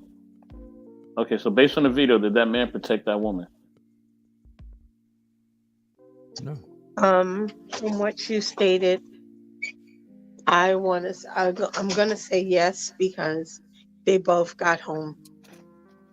They both were able to walk away and see another day. Even in the resort of what you may say, oh, if the person would have grabbed her or touched her, even resorting to violence, I would have stopped the person I'm with and said, let's go. You know, people are crazy these days. Everybody's ticking time bombs and you never know what chip, mental health or whatever else somebody got going on. So I don't play with my life or my significant other's life. And I would never put them in a situation to have to test their manhood. I know their manhood. I chose them. They chose me, and I'm with them. They don't need to prove it to me or anyone else. I see it every day when they come home and they take care of me. So I don't think any woman should ever want to ever look down on them and, oh, you didn't stand up for me, but no. We need to get home. We got something to do tomorrow. I don't want to visit nobody in the hospital, and I don't want to bury nobody. So unnecessary violence is unnecessary. Queen is in the money tonight. Queen is in the money. The woman has spoken. The woman has spoken.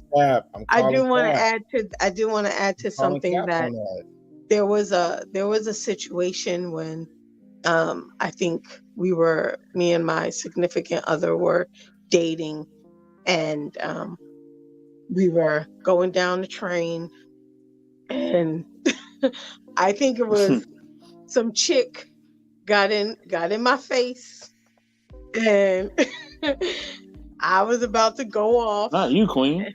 Yes, I was ready to put my hands on her, and my boyfriend at the time, he walked because you get busy, so he was kind of like already down in the train because we were meeting someone. He ran back. He got in between us. He grabbed my hand and he let me down. And I was so mad. Well, I didn't say nothing to him the whole ride to Manhattan of where we were going. And then on the way home, I said, thank you. And that was it. And he didn't say anything else. I didn't say nothing else. I just said thank you. Because I know me and I know my snap factor. But I don't know who she was with, how many people she had with her, who she knew, and it could have been a bad situation. All because of a few stupid words or, puffing our chest out and trying to beat on our chest like, oh, let me prove to you that I'm this. And I was like, you're right. I don't have time for this. I'm on vacation. I'm moving. We both got to get back safely. And that's it. So yeah, I don't think anybody should ever want to put somebody in a situation like that. Miss Queen, can I ask you a question? Mm-hmm. You're in that same scenario with your same significant other that you just talked about. You literally walk through a crowd of dudes and he watches you get violated or touched inappropriately that you didn't ask for, but y'all got home. You still looking at him the same? Yeah. He can't fight. He ain't Superman. And he not made of steel. And this is what I'm saying. If we're gonna have a conversation, let's be honest. We didn't glossed over what Mr. O and I've said 1,000,001 times, and we going to the extreme that dudes gotta fight, get brolic and brawl. Ma'am, something as simple as him putting his hand on the small of your back and directing you to where you need to go would produce an outcome where he still has his dignity and respect. You still look at, because listen, men are protectors. Man, husband, father, prophet, priest, king. We are protectors, providers, and producers, period. And when those things are challenged, we lose a little bit of respect for ourselves. So with all due respect to what everybody else is saying about they cool with, number one, I get the whole, my woman walked away from me. That's a different conversation to have. I get that. Yeah. But what O was saying, and what I agree with 1000%, is from the gate. And I'm from the crib. I'm from the south side of Chicago, Wild Hundreds. My head on the swivel to begin with. So I already saw them dudes coming. Mm-hmm. I'm moving us in a direction where we ain't even got to deal with that. Now, if those dudes decide to impress upon our space, that's different. But I'm also going to concede the fact that you said, if I remember, you said you didn't see the video. No. Okay, then I'm going to let you have that. Because I think if you see the video, and if you rewind this and go back and listen to what Mr. O is saying, you may have a difference of opinion. Because as men, and see, this is one of the reasons why, best, all due respect to what you're saying. Because my question to you, bro, would be, so are we telling women that they should go against their innate nature, which again, human nature is self-preservation. Don't nobody give a shit about these hypergamy and hierarchies and all this other stuff. So she's supposed to feel protected. Like she's, okay, O said there was already a lack of trust there. I don't know no human being, based on what we know with the observable eye and what we see, that's gonna feel comforted. It's the two of us walking into a pack of 5, and we finna split the pack.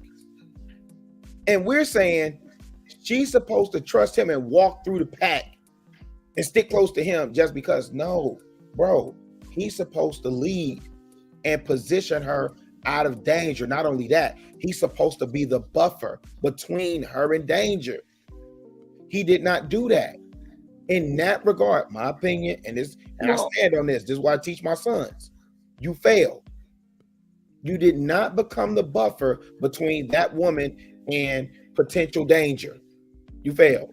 This ain't about you got to get on your macho man, Randy Savage, and get to arguing and fighting and this, that, and the third, whatever. I don't do all that, G.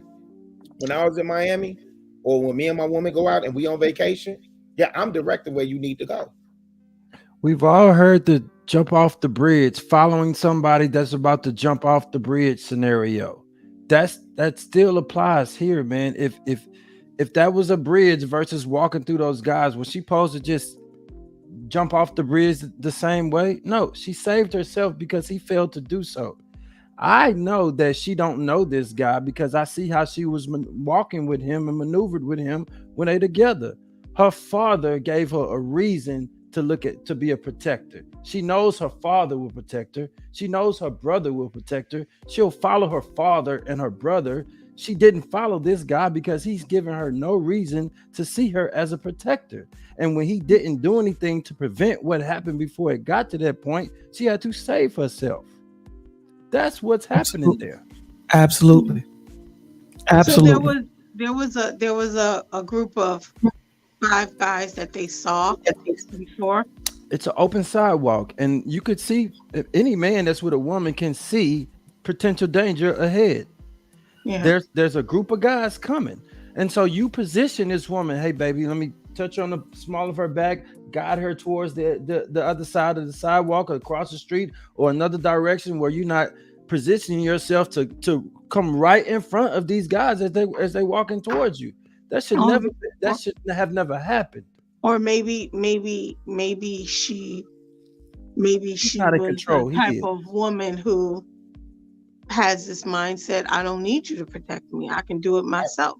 Miss Queen, I would highly encourage you to go and watch that video. Oh yeah, definitely. But I'm just saying sometimes. I'm just sending the video to Queen right now. Yeah, send it to her right now because I'm being honest with you. I'm listening to you, and I feel like you're shooting in the dark. Okay, so send me the video. I think you would have a different perspective. Okay, hold on. I'll be back. I'm with you. I'm not letting the type of woman that thinks that I don't need no man. I'm independent. I'm PhD. I got 6 figures and I got these degrees. I'm with you on that, bro. I think the question was based on that video. If I'm looking at it and I put myself in that situation, that could have been my daughter I'm walking with. That could have been my niece I'm walking with. That could have been my woman. That could have been my mother or my grandmother. There's no way I'm finna split a crowd of men. I'm directing my mama where she need to go. Right. Facts. And I'm saying this, the fact that I have to direct you when you need to go, that don't make no damn sense. No, bro, that's You should know to either cling to me or to say, hey baby, hey, let's move to the side. If you don't do one or two things, you're out of order.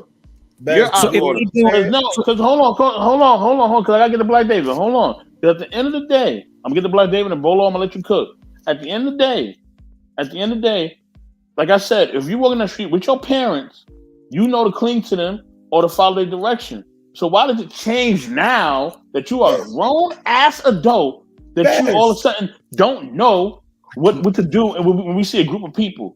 You've been knowing this whole time. Hold on. You've been knowing this whole time, your whole life, what to do in front of a group of people. Now you're an adult, you don't know? That's bullshit. They know to either cling to me or you should say, hey baby, look, hey, let's like Black David said, let's move to the side or whatever. You're one more alert, you move to the side. If she don't do one of those two things, then she's out of order. Why are you moving without me anyway? Because she don't know him. You should know. Why is she walking with this man if she don't really know him like that? Black David, hold on, brother. Hold on, y'all. Black David, go ahead and build because you had your hand up. Go ahead and build. I will say this because when Princess Forever mentioned that statement, living in New York City, I live in Brooklyn. I don't know where both also from New York. We understand the dynamic of the city is. And it is possible there are some female who flaunting some kind of weird ego like they can protect themselves. And most of us, man, we find that very, very stupid. But we're referring to our daughter and our kid. I got grandkids. My family know the kind of person I am. I'm like the grizzly bear. If I send data a mile away, I will signal everybody, let them to the direction. If any of my kid want to act out in any kind of, I give them the type of look that let them want to pee on themselves. Like, I'm not in the mood with you. I'm not even going to play a game with you. You act up one time, I guarantee you will regret it for the rest of your life. And they know the game I'm playing. They're like, okay, I have to get in line. Now, there are female out there sometimes want to flaunt that type of ego. It is known. But what my uncle taught me this is this. If a child decides to stray away from the teaching, they have to pay the price on their own. Thank you. But they refuse to take the lesson from their parents. Come on, man. When you around elders in my country, they don't play around with these parables. They'll shoot you these parables that will mess up your brain. Will take you years to understand. That the other thing is off. So this is what he was talking about.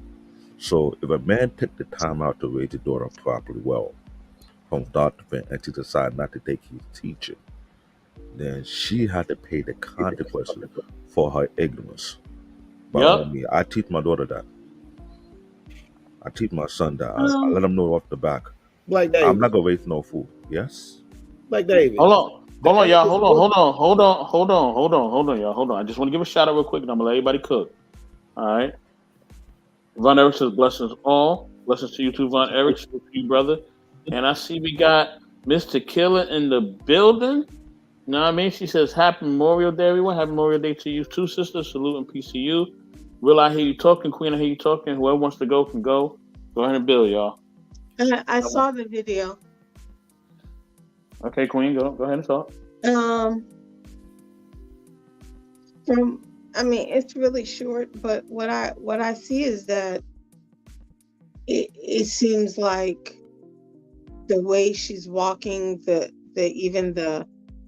closeness between them, the body language, it seems like she's like, F you, I don't need you. That's what I get from the way they're walking. I don't necessarily see anything wrong with what happened because only one guy kind of, like grabbed her, but the other ones, it could have been really bad if he would have been like, yo, dude, don't touch her. And then he got three other guys plus a girl to jump on him because the other ones weren't really paying attention. I mean, they didn't look like walking into that situation. I wouldn't have thought, oh, every crowd, let me cross the street. Like I don't know how I would have felt walking down the street with that group. I think I would have been closer to her, but with them, the way they're walking up to the crowd, the group, it seems like they were already like, having an issue. Now, with him being her boyfriend or her husband, whatever else, I do think he could have gotten closer to her and not let the guy split them. Miss Queen. But let me say this, and I'm gonna go on one. I didn't like how they both of them, because as my man walking down the street, even if I'm pissed off at him, because it's been plenty of times, I'm still gonna follow his move. Thank you, Miss Queen. How do we know that was her man? I don't know. That's what I'm saying. I don't know. That's what. Listen, this is why I keep saying this. This is why I'm harping on this point, and I don't want to keep going in circles because I think the way that O laid it out, I think the way that I'm saying it, I'm not saying it's right, but listen. I don't want to convey a message to young men that when a woman is in your presence, you don't take the lead. And Okay, let me ask you this, Miss Queen. When you looked at that video, did you see any point in that video where that man took the lead to direct that woman to where she needed to be? No, but she don't come across as a woman who's easily led either. What? I don't know how we get that from that short video. Well, I mean, because but she's a woman. That's why. Wait. Let me finish this part. I promise you, I'll pipe down because O said something significant earlier. As men, we are protectors. We see that danger coming from a mile away. I'm sorry, Miss Queen, that young man's head was not on a swivel. I'm not absolving that lady of anything that she did. You would just have to you would have to convince me that this dude was operating in his capacity, in his full capacity as a protector in that instance. He did not guide her. He didn't give her instruction. There were no verbal cues. I wouldn't care if that was her man, husband, brother, friend zone. It doesn't matter. What O was saying earlier, you're in the presence of that woman. She's under your care. You're responsible for her. Period. There's no instruction that he gave her. We don't even have enough information. We were asking to respond based on that video. You know what we've done a lot of? We've pontificated about whether they were romantic, whether they were this, that, and the other. That's why I said it doesn't matter whether he was friend zone, brother, cousin, uncle, LMNOP, LGBTQ, best friend. Doesn't matter. That's why I was saying earlier, just because if you're not a man just because you have the genitalia. You still are, listen, because these young men be listening to this stuff, man. You still responsible for the woman in your presence, my guy. You're responsible for her. So now, here's a better argument, Miss Queen. If he gives her those cues, if he puts his hand on the small of her back, and he's directing her to her right, and she breaks away from that, that's a different conversation. But she did what any animal in the animal kingdom would do, which is self-preservation in the presence of potential danger. That's what she did. Yeah. But my thing is that why would I walk closely with you and then all of a sudden split away from you ahead of you? Thank you. If anything, even without the verbal cues, I'm gonna get behind you, and I'm gonna let you lead. As We're doing that based on what? This is your okay. Based on anything. Based on anything. We don't know if this their first date. Hold on, y'all. Hold on. We're assuming this their first date. Hold on, family. Family, hold on. Family, hold on, family. Hold on. I'm gonna let y'all have it. Hold on, family. No. Really, because I do want you to talk. Bro. Please. Stay right there, all right?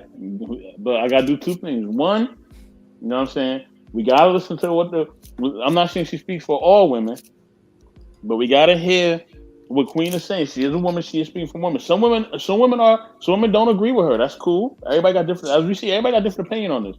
So that is what it is. But let me introduce, okay, the music producer for Knowledge and Relationships, the intellectual soapbox, DJ Eddie King. Yes, Eddie sir. King, yes, you seen the video, brother? I saw the video, brother. I saw the video. So what do you think? What do you think based on the video, man? What do you think? But was you there?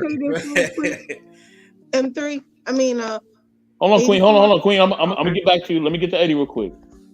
Well, from looking at the video, it just seemed like the lady was mad at him about some. I mean, I don't even know if she was even with him, but let's just say she was, right? Okay, let's just say it's something petty that she's mad at him about. She pulls away from him, decides to walk separately away, far away from him. Next thing you know, a guy tries to grab her or whatever. She shouldn't, I don't think she should be mad at the man because she decided she wanted to be petty. Okay, well, this is what happens when you do that. So a guy tried to, let's just say the guy grabs her arm, He did. Her. No, I'm talking about like literally like stop her in her tracks. Right? And then what would the woman be thinking? What would she say? Oh, come and help me. That's the first thing she would say to her man, right? And then the man would think, well, hey, see what happens? This is what happened. You try to pull away from me, and this is what happens. But hey, bro, check this out. She with me. Boom. Oh, okay. But you sat up there and you felt like you wanted to do what you wanted to do because you was mad at me for something. And now when a guy grabs you, now you're screaming for help. Now you want me to help you. Okay, so Eddie, so hold on. So Eddie gonna answer the second question because you know what I mean, we got him up here, you know, DJ the King in the house. Based on the video, how would you have handled the situation, DJ Eddie?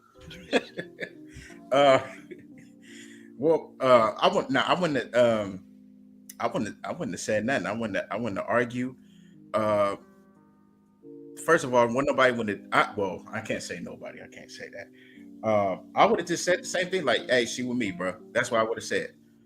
Just to diffuse all that. She with me. Oh, she with you, bro? Yeah. Now, if somebody would have came at them with a different type of energy, like, "Bro, what you doing, bro?" Woo, woo, then it would have turned into a problem. It don't have to be. It don't have to be that deep. Hey, bro, she with me. Because a lot of these women, they do walk next to a guy, and for some reason they think, the majority of the times, a lot of these guys don't think they together, especially the way how she pulled off on him.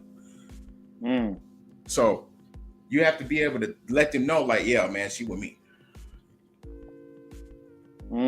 Yeah. Mm-hmm. Okay, Queen, go ahead and build, and I'm gonna get to everybody else on the second question, or whatever. So we're gonna get to the second question up there. But Queen, what were you gonna say? I don't know. I think yes.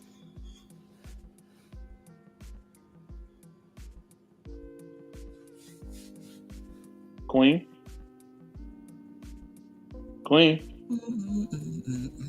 I like that beat. We'll be right back after these short messages. I'm gonna have to flip that beat. Okay, so Queen stepped away. So anybody else want to build on anything? Or before I get to the number 2 question? But my question was, are they together or did I miss something? We don't even know. know. Oh. Anybody else want to say something real quick? I know that men give women a reason to follow. You have to give a reason. Like I stated about the father has given daughter many reasons to follow her and see as a protector. We know that he doesn't know her, that she doesn't know him that well, because she did not follow him, nor did he give her instruction in that situation. If that was her father she's walking with, she would have had no problem getting behind him because she know that her father would protect her. She don't know that this guy will. That's why she saved herself in the last moments that she had to, because he should have took action way before that was even a problem. He did not give her a reason to see him as a protector. So she did what she could to save herself. You have to give women reasons to be what you know that you are. Just because you know you're a protector don't mean she does. Just because you showed up with male anatomy does not make you a man in her eyes. You have to give her a reason to see you as that. By the whole day, from picking her up to opening the car door to positioning himself between danger along the sidewalk, throughout the whole night, sitting at dinner while he's watching and his back's not to the door. That's all kind of reason that will let her know that she was safe in his care. By not driving the car erratically and making sure she had her seatbelt on. A lot of things that he could have done to make sure she was okay. She didn't feel safe in that situation. She saved herself. He did not give her a reason to think otherwise. So based on that, hold on, Bolo. So based on that, Mr. O, based on that, how would you have handled the situation?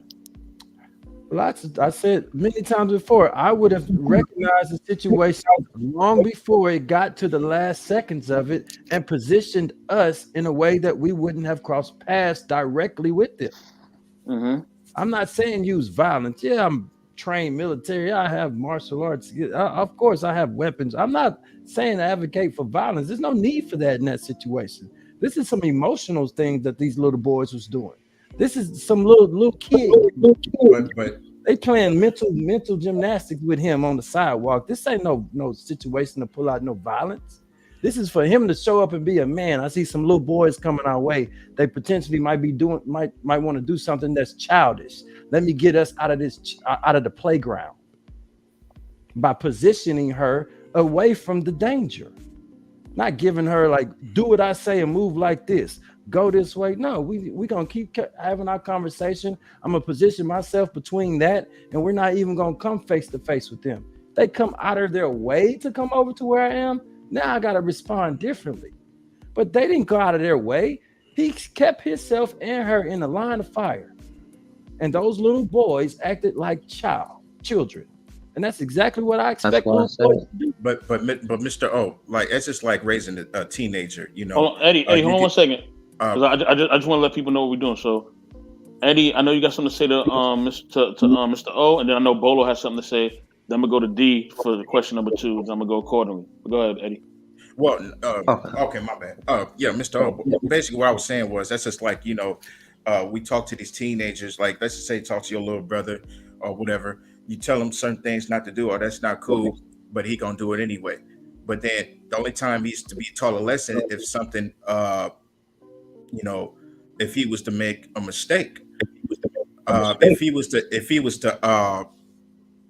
if something bad was to happen, even though you told him not to do certain things and he did it anyway, that's them learning. Who is the little boy you talking about? No, I'm just saying, like, because when I'm by me saying this, okay, like, so a lot of times some women, they feel like they know everything, they feel like they know what they're doing, they feel like they know what they're talking about. So you know, by me, I'm not gonna sit there and argue with you. If you want to listen, if I tell you, listen, stick close to me, you know what I mean? Well, no, I ain't gonna. And she feel like she want to go on her own. And this is what happens. Okay, you should learn from that. Splitting the. This is why you should. No, this is why you should learn from me. This is your part now for you learning from me. Learning from what I told you. He knows just as well as that boy knew that splitting the crowd is the danger. Him avoiding that ain't telling her go that way. Is him positioning himself in between him and them and touching the small of her back and guiding her to the same direction that she jumped in. He could have been positioning her and him on that side of the sidewalk prior to even coming face to face with those boys. But he didn't do that.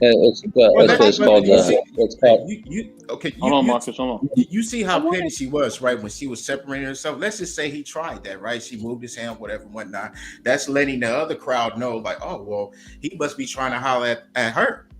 In their mind, that's what they probably think. Oh, he probably trying to holler at her. But let me see what I can do. And the data that's available, and the data that's available is what we saw. We saw them. We saw him do. Okay. So I do want to say. Hold on, Queen. Hold on. Okay. Because Bolo's next, and then I'm gonna go to D for question number 2. Go ahead, Bolo. Oh, okay.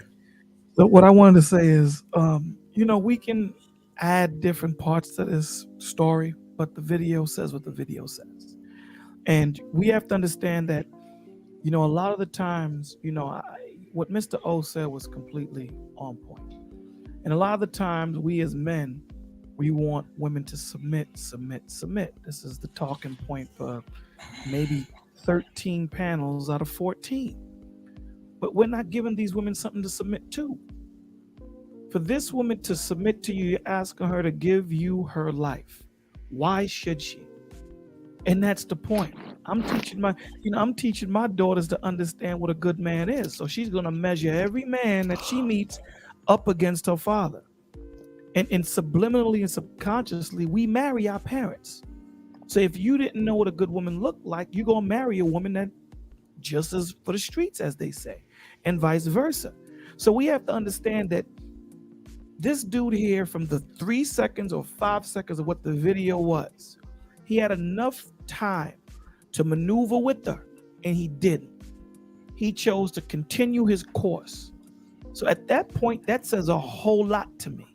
A whole lot. This dude is not about protecting women. He's not about protecting himself, because he crossed right in the middle into danger. So either one, he doesn't know what's going on in life. I'm sorry. She actually. Hold on, Eddie. One, she maneuvered herself out of danger to the best of her ability without the help of the gentleman. He decided to cross the group. That's the one thing in the hood, and Mr. CBN, I'm from Brooklyn. The one thing we know not to do is cross the crew. That's a blatant disrespect. You have a whole bunch of dudes walking, and you by yourself, or you with your woman, you gonna cross the whole crew. That's a disrespect in the streets, and we all know that because all of us are here from the streets. So we know that. So the job of you is to be aware. If you plan on being a man with a woman, then that means you have to understand that this woman's life is in your hand.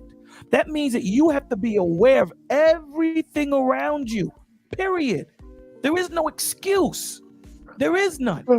So in a position that I would have been in, she probably wouldn't even know that we would have been in trouble because I would have maneuvered a long time before that would have came. Now, violence is never off the table because if it comes to that point where we got to cross that table, if I can't get around it and I got to go through it, then we handle what we need to handle. But for the first thing, I want to get her home safe. That's my main objective. So maybe he wasn't aware. Maybe he didn't have a male figure in his life because a male figure would have said, my G, if there's 5 dudes plus a chick, you don't cross the damn crew. You go to the side, to the left, or to the right. You maneuver your way out of the situation. You don't antagonize it. And that's what he did, whether he was willingly doing it or not willingly doing it. He's lucky he didn't get thumped up as a learning experience. We don't even know if they was together though. Hold on, Eddie, hold on, because I gotta get the D for question number 2. So we only got one more question, and we could just rock out. All right. So D, based on the video, how would you have handled that situation? D, you still there? Mr. Long, still there? You said you had to step away for a while. Okay. He said it would be right back. All right, so I'm gonna go to Rilla. Rilla, based on the video, how would you have handled the situation? Yo, I'm moving like Onyx, son. I'm gonna run through that crowd. I'm bumping everybody on their forehead. B. No. Fuck them niggas, B. Not why. This got escalated quickly. That is not why. Sorry, Bolo. Yeah. I feel bad cussing in front of Bolo. No, man. What about your Master Splinter?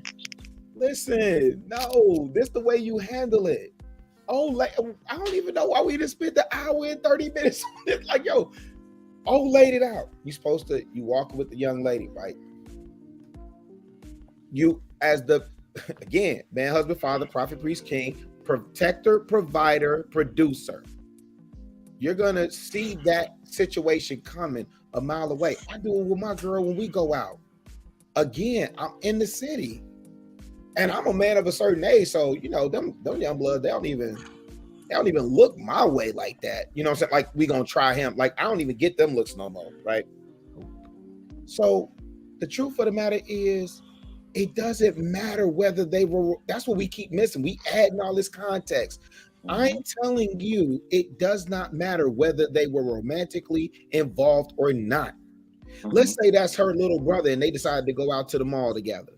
And they walking, and they just got through arguing because they sister and brother. And damn it, that's what sister and brother do. Now I'm finna put my sister in harm's way. No, if I'm walking down the street with my sister and a dude grab my sister like that, my blood sister, hey man, I'm gonna feel away. Period. So what am I gonna do? Even with my sister, I'm gonna give her that guidance and instruction because I see it coming from a mile away. And again, shout out to Kevin Samuels, man. He said it. As men, we know there's always the low-level threat of violence lurking. Come on, fam. We could do hey, listen, I'm with y'all. We could hold the women account, hold their feet to the fire. You unruly heifers got to get it together. We could do all of that. But can we deal with where the young man missed the mark and then move the conversation forward from there? Can we at least acknowledge he should have gave her some instruction way before? You saw those dudes coming. I think Bolo said it was 5 seconds. He saw that way before then. We all walking down the street and see some cats coming. We like, oh snap. Let me assess the situation. That's what men do. Let me assess the situation. Then you begin to give instruction. I give instructions to my girl all the time. If she walking on the wrong side of the like if she walking on the inside and not out, like, hey, wait, hold on. Where you supposed to be, babe? What you doing? Where you going? Right? It don't matter. It could be my daughter. It could be anybody, bro. Like, said it, man. If that woman is in your presence, she's under your covering. So what are we saying as men when we abdicate our responsibility to cover the woman that says she's subjecting herself to you? And you want her to maintain that certain level of naivete during them situations. You don't want her to know about all the threats that we are putting out as she's in our care. Hold on 1 second. Hold on. I gotta move to the next person. And Real, I get you. Real, I gotta troll you for a second. Real was on this panel last Thursday. He was like, "Yo, man, every time I'm talking, man, you cut me off, man. Every 3 to 4 months we go through the shit, man." Tired of getting cut off, Bess. I'm tired of this shit. Shout out to the whole of People Network, man. Moving on to Bolo. Bolo, based on the video, how would you have handled that situation? Bolo? Bolo got to be up at like 5. Basically, I'm Bolo. I'm right here. First of all, again, great minds think alike, man. And men that understand what their worth is, they're gonna think, metaphorically, and they're gonna think ahead of time. So again, my woman probably would have never seen the situation, because I'm maneuvering her out of that situation. Even as a man, you need to know when to fall back. You need to know when to proceed forward. So if I see this situation coming, we might go around the block, change direction, cross the street. There's a plethora of different ways this situation could have been handled. The one thing I know that suffers, that we suffer with, is this trauma of we have to always run through that wall as black men, and we don't. So again, the last thing, violence is not off the table. It's not. I choose to use that as my last recourse, because when violence is introduced, it's erratic, right? Everything is out of order. Everything is around the place. At least if things are calm, I can have a lot more control of what the situation is. So if I see a bunch of shadows of 4 different people, let me walk around the block. You know what I'm saying? Let me get myself out of this situation, but most of all, make sure that my woman is good. Because it's not about me at this point. It's about me protecting her, protecting my better half, protecting my world. That's what this is about. And this goes with any woman that I'm with. This isn't just about my woman specifically. So if I don't want to be put in that situation where I have to protect the woman that's with me, then don't walk with women. Walk across the street from her. Tell her you meet her at that store, and then both of y'all break off from that point, because there is a rule. There's a rule. And I forget what movie it was. I think it was 50 Cent when he said, from here, Den of Thieves, he told a little kid, I've been protecting my daughter all this time. Now I'm handing this responsibility to you. I think he was taking her to the prom or taking her to a date. That's what it's like. When you're taking this man's woman out or this man's daughter out or whatever, you are responsible for her life at this moment in time. And it just is what it is. We can conflate the conversation and say women are out of order, women are doing this, women doing that. You're right. But you still want to smash. You still want a wife, right? So we just need to pick better. But yeah, I would have maneuvered out of that situation. All right, so I'm going to go to the homie Marcus. Marcus, based on the video, how would you have handled that situation? Just like I said earlier, observational, situational awareness. Guide her to another path, guide her to another road, cross the street, proper decorum, and make sure, hey, you ain't always got to be the fighter. A smart strategist is a guy. My bad. I'm back, yo. I'm back. My bad, Marcus. You good, brother? I'm gonna just leave it at that. I get it. Sometimes situations, you're tested and pushed against the wall, and right there you have to survive. You might have to fight, but other times you got to think about what's good for the crew, what's good for the team. In this case, she's looking at you, you're holding her hand, you're guiding her. So lead by example. Attitude reflects leadership. Okay, Black David, based on that video, how would you have handled that situation? Well, it's no different from what Marcus, no different from what Bolo was saying. It's still the same way, because at the end of the day, Bolo is from Brooklyn, I'm from Brooklyn. We understand when you see a pack of guys, we don't walk through that. You avoid it at all costs. That is very foolish. I've been doing that with my wife ever since. When we see something a mile away, see a pack walking down one particular path and they're going to block us, we cross the street and keep it pushing. Why waste time to flaunt ego for what? I'm a granddad. I'm a dad. My job is to make sure I protect my family. I gotta lead by example, not be no bonehead idiot. Okay? Keep it simple.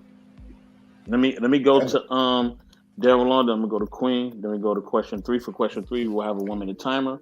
You know what I mean? Then everybody can just rock out and just talk. But Daryl Long, based on that video, how would you have handled the situation? The same one that we watched earlier, right? When little homies violated. Mm-hmm. Yeah, bro. I already said it. You know, it's one thing to break up my people. That's already disrespect. You know what I'm saying? It's like disrespect without having to open your mouth and be disrespectful. But once you put your hands on somebody I'm with, and it's on at that point. You know, I would have to have somebody like Bolo or Black Dave or Rilla there, because I'm up and tool on you. I'm talking about, and like I said earlier, if I'm just dating a girl, you know, maybe I'm gonna be a little bit more reasonable. Hey, bro, walk away. Walk the fuck away. Turn around. Don't look back. But I couldn't imagine if I'm walking with my daughter, somebody smack her on the butt or some shit. It's over. You're gonna have to learn that day, bro. You're gonna have to learn the hard way. That's why I put it in the chat too. Like, where I come from, even when like the split happened, this is why I agree with you, Bess. In Detroit, she would have got jumped and robbed, or worse, and he might have lost his whole shit. You know what I'm saying? And that's something that we got. I'm looking at the reality of this shit. In reality, she might have got dragged into some quiet space and got even more violated, because it's clear that them niggas was they didn't have no respect, bro, for themselves, for her, for the situation. None of it. You know what I'm saying? Now, like what O was saying, he could have took pervasive measures. That's why I put in the chat, what if them niggas forced the issue? You cross the street, they cross the street too. Yeah. You go to the right, they go to the right too. That's why my father always taught me, and maybe to a detriment, you got to keep it on you to keep people off you. Now, you know what I'm saying? Maybe they up to too. But that's why you got to keep one in the clip that's already ready. If you gotta get ready, you're not ready. Right. You get what I'm saying? So for me, I done ran to young brothers like that and had to up tool on them. Look, young homie. You almost lost your life tonight, dog. You feel me? And where we come from, it's not Law and Order SVU. Y'all think y'all putting too much faith in the police. They're not gonna catch nothing. Trust me when I say that. You know what I'm saying? You gotta be careful. And that's what I would have told the young homies. And this is me being reasonable, me having this conversation with y'all young brothers, because people like Black David, Bolo, and Rilla, especially Rilla in this particular conversation, showed me grace. You get what I'm saying? But I'm gonna keep it real. It's homies who I roll with. They not showing no grace, bro. You violate and you only get one opportunity to violate, and it's over at that point. So in my opinion, I just wish the little homies would never violate it. I do think bro did a good job getting a baby girl home safe, because if that was my daughter, you better bring her home or all y'all getting violated. But I still stand with O said. He should have did something to let her know, no matter who I'm with, no matter where we at, nobody gonna violate you, period. And again, my shit might be to my own detriment. I might have, ended up getting hurt in that situation. But I don't know, bro. That's just my number one response to shit like that. I would have just up tool on them little homies. Mr. Best. Okay, hold on. Mr. Best. Hold on. I gotta get the Queen. And then I'm gonna get the Black. I'm gonna get the Black David, because he's had his hand up for a minute. Before I do any of that, let me give a shout out to the homie We Unlock Nation. We Unlock, what up, bro? Salute to you. You know what I mean? Queen, in that situation, how do you believe? How would you want the situation to be handled as a woman? I could see where, we don't know where they came from. We don't know if they were walking down the street. We don't know if they just exited a corner. We don't know if they came out of a store. All we see is them crossing each other. Right. Fine. So running across the street, you draw attention to yourself if you don't have enough time to get across that street. Oh, why they crossing the street? Especially if they were looking at you. Especially if the one with the jacket on had his eye on her. It's already, they running. So sometimes running is not the best idea, because it draws more attention to you and it makes you look weak. So I think if anything, I would have wanted the young guy to maybe run across the guy and go, "Oh, my bad, homie," and be next to her and block him from grabbing her arm, not allowing her to split them, if that makes sense. But at the end of the day, if I don't salute her for getting out the way, because to me, she didn't follow who she was with. I'm not going to run across in front of the person I'm with, whether he's my man, brother, or father, or cousin. I'm going to take a step back and let him walk up in front of me. Right. That's what I would have done. She didn't do the right thing. She stepped out and she stepped in front of him. Right. So that automatically shows that she does not, she's coming across like she don't need him to protect her. I've had my little brother grab my arm, grab my backpack. We were stuck in the airport in Miami, little story. And we were stuck for like a few hours. I don't know how old, I think I was like 12 or 10. He was 8. My little brother, who was taller than me, grabbed my backpack, came over to me, grabbed my hand, led me to a phone, and we called my father, who worked at the airline. Something happened with our ticket. He sat me down. He said, my father asked where was I. He said, she over there crying. You know how angry she gets. So my little brother knew how to lead me, right? And I followed. I didn't fight him. I was screaming. I was yelling at the lady, whatever. But at the end of the day, sometimes as women, and look, if I have a son, my younger brother, if I ever found out his chick did this to him and could have potentially got him deleted or jumped, I'm beating her ass. I'm beating her ass. Right. Bottom line. Let's go. You will never put my homie, my little brother, my cousin in any situation like that. I'm checking you because you walking down the street with him. So if you don't respect him, leave him the fuck alone. Bottom line. All right, Queen. Let's go, Queen. Let's go, Queen. Okay, Black David, I'm gonna give you 30 seconds. All right, to respond, and you're muted too. I'm just responding to what Daryl Long was saying. I understand where he was coming from, because in every act of our view is based on where we come from or where we live. What goes on in Brooklyn is not the same as Detroit. I get it. I respect that. All I would say is this: there's always had to be another wide way of doing things. This is why I say we have to be aware of our surroundings. I was taught that from my country. I keep alert 24/7 when I'm on the street. I'm not trying to sleep on anything. If I see someone from a distance, from a mile away, before they notice me, I notice them first.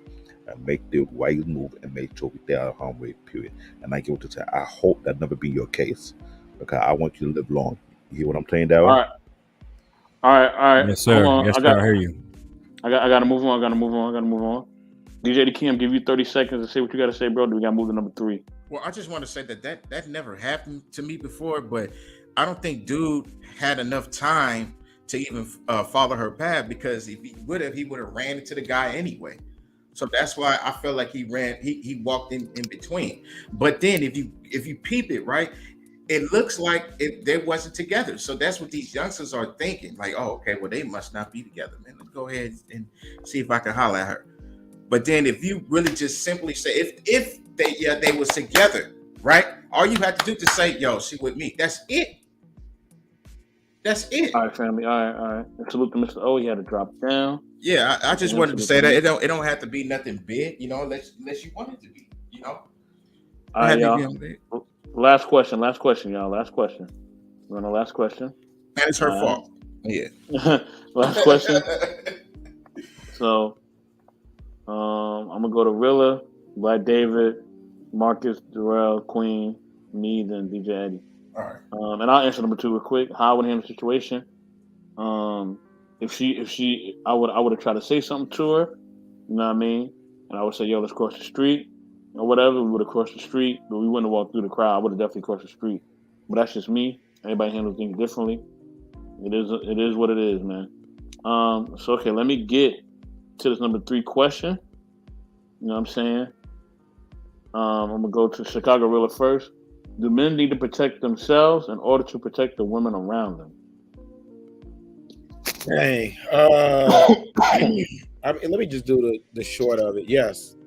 Yeah, you got to protect yourself. It's the same as being on the airplane and they tell you to do what? Secure your mask first before you try and help somebody else. Really, you there? Yeah, y'all can't hear me? Yeah, I can hear you. Yeah, we can hear you. Daryl can't hear me? I hear you now, yeah. Okay. Yeah. Okay. So I'm definitely gonna wrap this up in 30 seconds, bro. I promise. But the thing of it is, when you're on the airplane, they tell you what? Secure your mask first before you try and help somebody else, right? So, yeah, you gotta. So even in this scenario, even if we go through this scenario, yo, we're like, man, thank God, dude got them home.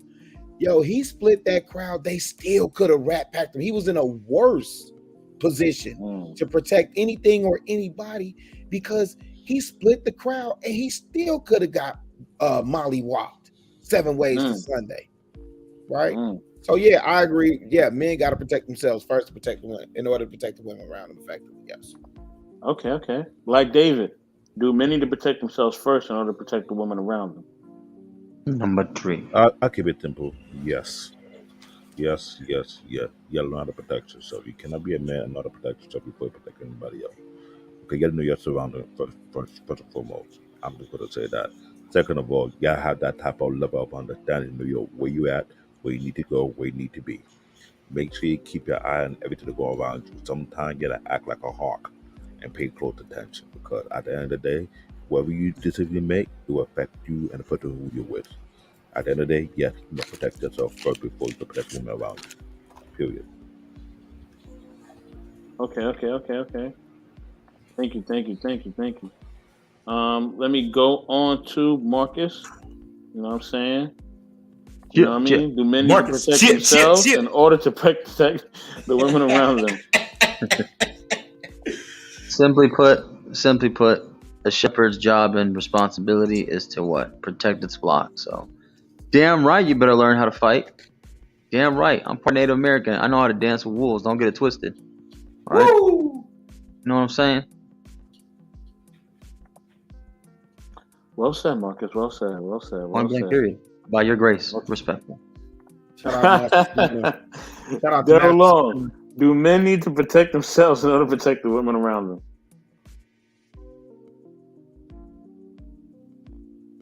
Daryl, you still there, bro? Yeah, can you hear me? Yep. No, yeah, absolutely. Men got to be able to know how to protect themselves, and sometimes like that's why I'm half and half about how bro handled it because in one way he got baby girl home. That's all that really matters, right?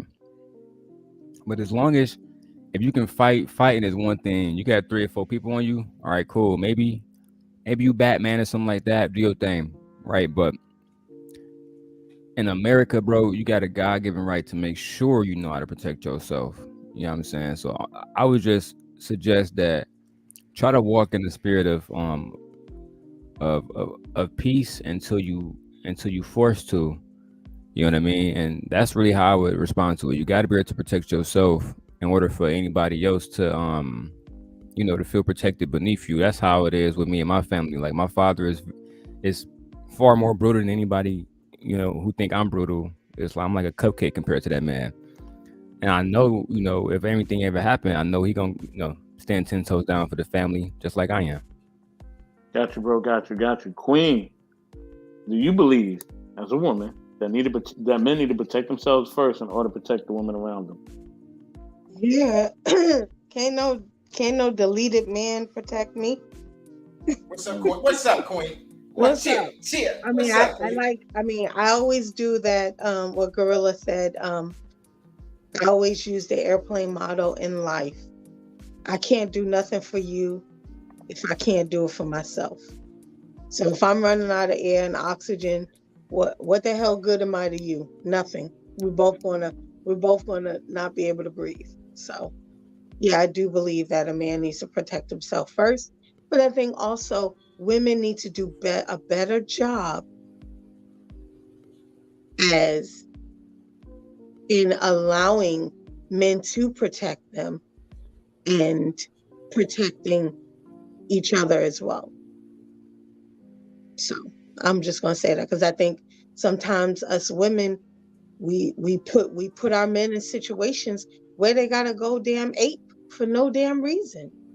Why put my man in that situation? Why do it? So anyway. Okay, Queen. All right. So DJ Eddie. Chip. You know what I'm saying? Do men need to protect themselves first in order to protect the women around them? Well, I feel like every man from a kid on up need to know the ropes of how to survive in these streets, period. Because if you can't protect yourself, how you can protect the woman? How you can protect your family? You can still, I feel like every man, including you, Mr. Best, anytime, we walk out this door to go to work, we automatically know what's out there. There's a lot of negativity, and we should all know the ropes and be aware of a lot of crazy things that's out there. We should know these things as a kid growing on up to protect ourselves before even being involved in a relationship. I really believe that is very important. That's very important. Y'all see what's going on out here. Y'all see the crazy shooting that's been going on right here. We got the grocery store. Now we got text. Y'all see what's going on. We have to learn how to protect ourselves first so we can protect the women, the beautiful women. And that's my take on that. Go ahead, Mr. Best. Okay, so for me to answer this question, absolutely yes. And I want to make it clear now. Sometimes protecting yourself is knowing when to get the F out the way. Okay? You gotta know when to retreat. Okay, you gotta know when to retreat. You gotta know when to attack. Okay, all right. Right. That falls in line. Yeah. We see some of the most apex predators in the jungle. They know when to retreat and they know when to attack. Okay. So if they know that and they are apex predators, then we should dang sure know that because we have a brain.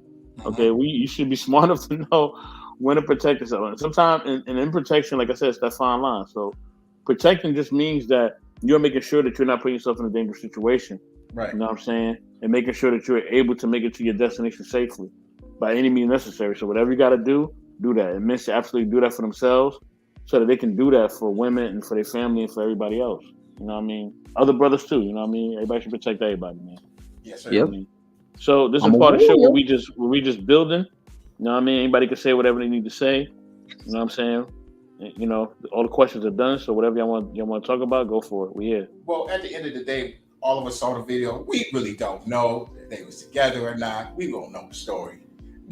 We just go off of what we see, man. That's all. That's true. I'm gonna say it like this, DJ Eddie King. I'm gonna tell you like this, especially since Master Splinter put that in the back chat. That type of that type of move that he made, splitting that crowd like that and allowing that young lady to get, violated like that in front of him. If he was down the road or if he was in the county, it wouldn't even matter, man. He'd be Fleece Johnson, prized possession. Eddie, I'm grabbing my food. Eddie, drive, Eddie. I'm grabbing my food. Okay, but what I was saying was right. Also, we don't know if they all even know each other. We don't even know if that was her brother trying to grab her. You feel what I'm saying? We don't know. That's all I'm saying. Okay, so look, so again, I'm gonna go back to my original point then. Based on what we know about the video, based on how I know how I am as a man, the man that I become to be, and what I train and teach other young cats to think in terms of their mindset. Leaders lead. Yeah. See, now listen, if we watch that video and y'all can show me some indications that he gave her, because I could even take it back to the pimping. If he gave her instructions and she violated those instructions, then yeah, she out of bounds, she out of pocket. You get what you get. We don't see no indication of him giving her instruction. And I could certainly tell you, he definitely didn't give her any type of reputable instruction because he went head first into danger. Right? He did say something to her though. I don't. He could. We don't know what he was saying. That's what I'm saying. He did say something. He turned and said something. We don't know. And she stepped over and stepped in front of him. So who knows what he said? He could have said, "Get behind me." We don't know. We just know what the. But Queen, we don't even see. Go ahead. I'm sorry. No, I just wanted to say this because that happened to me, but it wasn't. I was the guy that grabbed, because this happened to my sister. You know, her and her dude was arguing, and I grabbed her to ask her, "Yeah, hey, you cool?" She moved her arm. I don't want to talk right now. So that's why I said, like, I don't know if she was related to the dude or what. I don't know, but yeah, that's all. Hey, that's what. And listen, and let me say this. Let me be clear for the chat too, because I see the sisters, and I know Best was cooking when he was in here earlier. Let me say something too. When the man gives you instructions and you violate, and I know it's extreme, man, but you done. What comes with that is what you deserve. Mm-hmm. There is a real life, and shout out to Sinful to P, man. He did a masterful job of breaking this down on his channel. There is a reverend in Atlanta that was deleted, right, because she disobeyed instruction. Mm-hmm. She called herself going to minister to somebody that had an F on their report card, and one of the F's that they got on their report card was for assault. Right, SA assault, right? If y'all know what that means. Mm-hmm. Was told not to go over to the dude's house. She's married. Her husband told her not to go. Her family told her not to go. She had explicit instruction not to go, and went. And as a result, she's no longer with us. Now, I'm not on no Vivica Fox like karma type stuff. Yeah. What I'm saying is, the point that Sinful to P was making is that, you know, when you violate those instructions, right, you get what comes with that, because, you know, again, the scripture talks about how some of us have entertained angels unaware. That's God giving, you know, God could be speaking through that man, or shoot, I mean, if you're with the right man, with the right covering, God is speaking through that man to cover you. So you violate those instructions. Now, if we look in the video and that young man is telling her, you know, hey, step this way, or come over here, or hey, I see them coming, we gonna maneuver this way, and she stepped out of bounds and did something different, then that's a different conversation. But based on what I saw, I got to deal with the young man first, then I can come back and hold the sisters accountable. I mean, hold that sister accountable. But in this space, you know, a lot of what the brothers were saying earlier, I really do want us to move towards dealing with the leaders who are supposed to lead first. Then we can circle back and have that conversation with the sisters. So in the chat, you asked me if I would follow him into the crowd. If we can't cross the street, because I've never had this type of situation happen to me. All the dudes I've been with have never moved like this. But I know growing up in New York, the trains, it gets crazy real quick. So sometimes there's no prejudging a situation and being able to get out of it. For instance, we came from a Yankees game, and that crowd, even though we left early, got real crazy real quick in that subway. And we were I don't even think we were dating at the time. But anyway, he grabbed my hand, he got in front of me, I held onto his hand and his shirt, his jacket. He moved me through the crowd. There was no second guessing it. There was no, you know, that's what I'm saying. Like, if he needs to be, I think the young man needs to be taught how to lead. But if that situation, we've had that situation, not necessarily being grabbed or touched, but where we couldn't cross the street. There was already, we hit a corner, there was a group right there. There's no crossing the street. So if there's a group of guys, we've done this in Brooklyn, Manhattan, whatever, Queens, whatever. And I immediately stepped behind him. I didn't even wait for him to, you know, I'm like 2 seconds ahead of him. I'm stepping behind him if there's a group. He's going to protect me. He's my shield. Queen, you're stepping behind him based on what? Y'all have history together. He's shown you some things. Even in the example that you gave of leaving the Yankees game, right? You were saying he grabbed you and directed you. Yeah. Now, in the That's what I'm instance, saying. in Like, the instance where you saying, I just knew to get behind him, that's not on first date. We don't know that. We don't know their scenario. So what I'm saying is, and you right, that young man may need to be instructed in what I'm saying as a man, and what I think, you know, Bolo and Mr. O will probably agree with, or maybe not, or whatever. That's the part that we pointing out. I can't get to what the woman did before I deal with the man first. I gotta break I will never put in life and death situations, I will never put it all on one person. You are two individuals with brains, and you have flight or flight mode.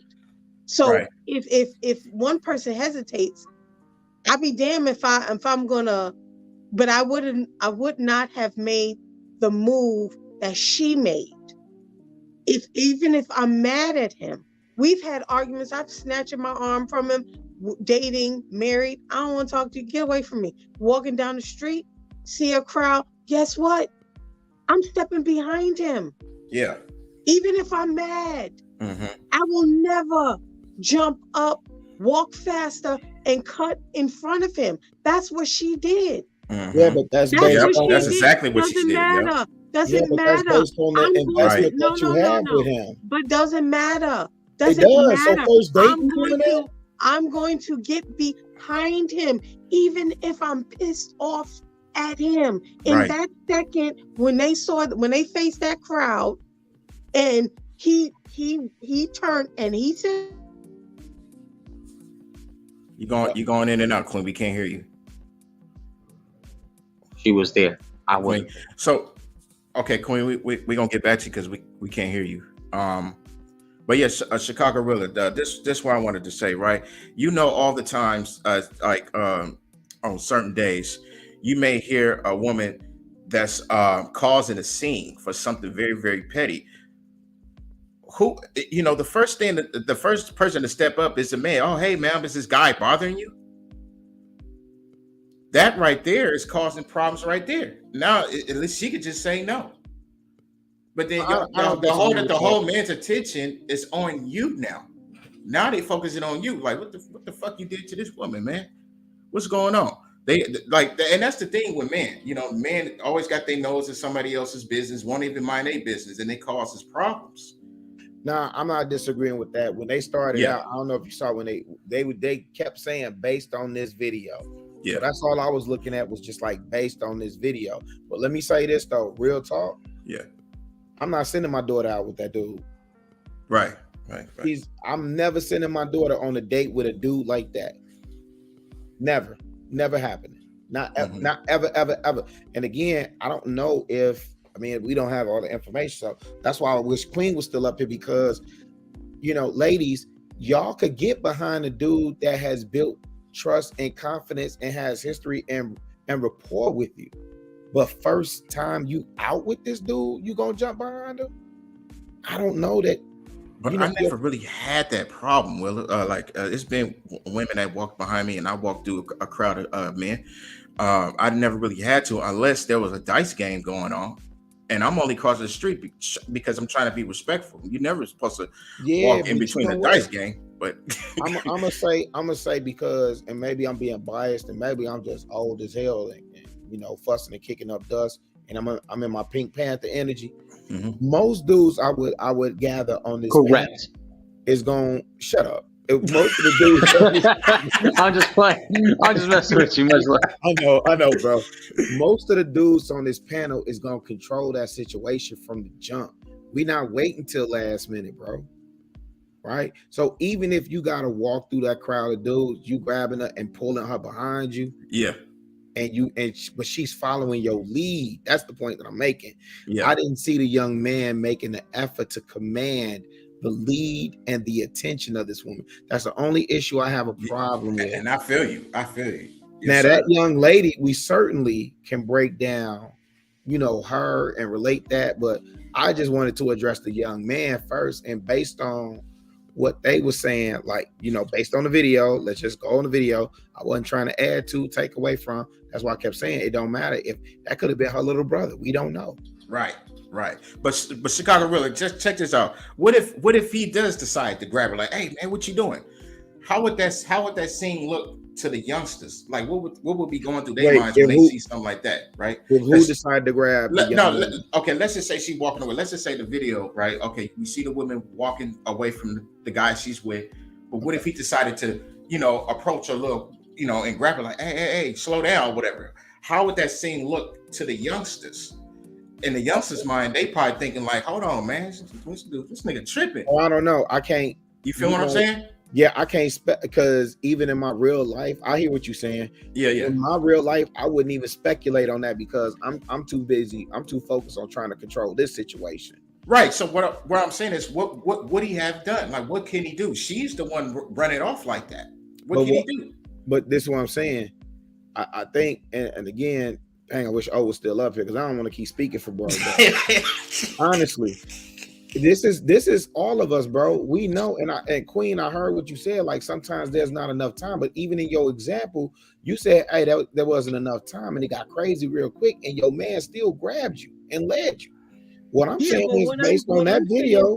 Yeah. Hold on 1 second, ma'am, and I promise I'm gonna pipe down. Based on that video, we see them coming. Right, that we see them coming into each other's space or whatever. The assumption I think can rightfully be made that they may have saw those group of gentlemen, because it didn't look like those gentlemen were coming from a particular angle, right? They didn't just come into that camera frame. Everybody came straight on at each other. So with that said, there's enough reaction time to either, again, grab the small of her back or grab her hand and pull her behind you. And again, bro, to what you're saying, DJ Eddie King, if she's bucking against those instructions, that's a different conversation. And that's a conversation that's warranted. And women, and let me say this too, ladies, if you want men to protect you, let me say this how I want to say it. If you want men to protect you, you got to stop trying to match our energy. You got to give us something to protect. And what men will protect are the people that we feel are vulnerable, or the women that we feel are vulnerable. I ain't gonna say people because dudes ain't gonna jump out the window for no other dude if you acting like a female. But if you are feminine, you're vulnerable, you're soft, you're exposed, like you're in harm's way, dudes will jump out the window to protect a feminine woman that's in genuine danger. Yeah, they will. We will do that. Dudes is cap if they saying, "Nah, I ain't gonna protect no bitch." You lying, bro. Right. You see a woman and you know she feminine, like she in genuine danger. That I mean, you know, that ain't throw your cape on, call it whatever you want to call it. I don't care. Most dudes that are, you know, of men of integrity, character, morals, principle, or whatever, you gonna jump out there to protect that woman. Okay. And it's not, and you're gonna assess the situation within reason. I know some dudes gonna be in the chat like, "Oh man, no, you know, I don't know if she just got into it with a boyfriend and da da da da." I'm saying you assessing the situation. There's a genuine threat there. You're gonna assess it. You're gonna at least make your presence, because sometimes it ain't about meeting violence with violence. Sometimes it's just making your presence felt. But ladies, if you want men to protect you, you gotta stop acting like you don't need us. Right. You gotta stop acting like, you know, you could match, like you could match the same threat of violence the same as I would. You're not me. You're not I mean, you may be masculine, like acting masculine, but bam, you can't bench the same thing I bench. You can't squat the same thing I squat. You can't run as fast as me. We interview some women. You ain't stronger than me. We interview PBC, and yeah, I think she's a little stronger than you. I'm saying that because I'm an average dude, so I'm saying for the average woman, no, that's not happening. And the truth of the matter is, Bess, to that aspect, you gotta, you know, the same way I think Bolo was saying, like we gotta get some women something to submit to. Ladies, y'all gotta give us something to protect. That's what I'm saying. Right. That's all I was saying. Hold on, Queen. I gotta just say something real quick. Salute to Pops. Pops, good to see you. Go on, Queen. Good to see you, Pops. No, that's all I was saying. Like, if even in courting, not even dating, like first date, no boyfriend and girlfriend. It was like, oh, can you step on the inside of me? Those were the traits that drew me to who I've been with for 11 years. It was leadership off the jump from day one. But a lot of these young men, who's teaching them how to be leaders? No one's teaching them. And then these women, who's teaching these women to be something that a man want to lead? Nobody's teaching this anymore. So at the end of the day, even if, like I said before, whatever he whispered to her. Bess, do you see that in the chat? I'm sorry, Miss Queen. Bess, do you see that in the chat? You see that bot? Yeah. It's another one? Yeah. Yeah. We took care of it. Yeah, we got him. Even if they were pissed off at each other, wherever he leaned in and said, he could have said, "Yo, step back," or sometimes they don't even need to say nothing. It's just in a real woman. Mm-hmm. It's in a real woman to just step back. Period. Mm-hmm. Period. Mm-hmm. Sometimes like the body language is everything. And it just seemed like she wasn't trying to hear nothing homeboy had to say or do. Just the body language itself, as a woman, body language is I feel it. I read it. We know what we're feeling. Like I said before, there's been plenty of days I'm pissed off. Don't touch me. Don't look at me. And you damn sure ain't gonna tell me what I'm about to do. But guess bro, what? Be calling me when that be happening. Guess what? If we walking and he ain't even gotta say nothing. This was off early on in our relationship dating. Just the way his body moved, I knew where to go and what to do. Nothing said. Because you're my protector. We picked each other for a reason. And I think a lot of these young girls, they wanna buck up. They wanna act like they bigger, better. I don't need nobody. And then when stuff hit the fan, they the first one saying, "Why you didn't do something?" Mm-hmm. No, you wanna be Mike Tyson in here. So go be Mike Tyson. Where your gloves at? Where your rings at? Where your belts? Stop acting like you don't need a man, and then you get mad when a man walks away and leaves you to fend for yourself. Because I'll be damned if my son will ever be deleted for some bitch. You can believe that is not going to happen. Eddie, we clipping that. My son, my brother will never be deleted for no chick that don't respect him and don't want to follow in his leadership. Because they gonna have to find me, and I'm the youngest sister, so I'm the wildest one out of the bunch. Yeah, I'm sure. Yes, you are. Well, the oldest one and me are the wildest one. The other two in the middle, they the mellow. It's the best.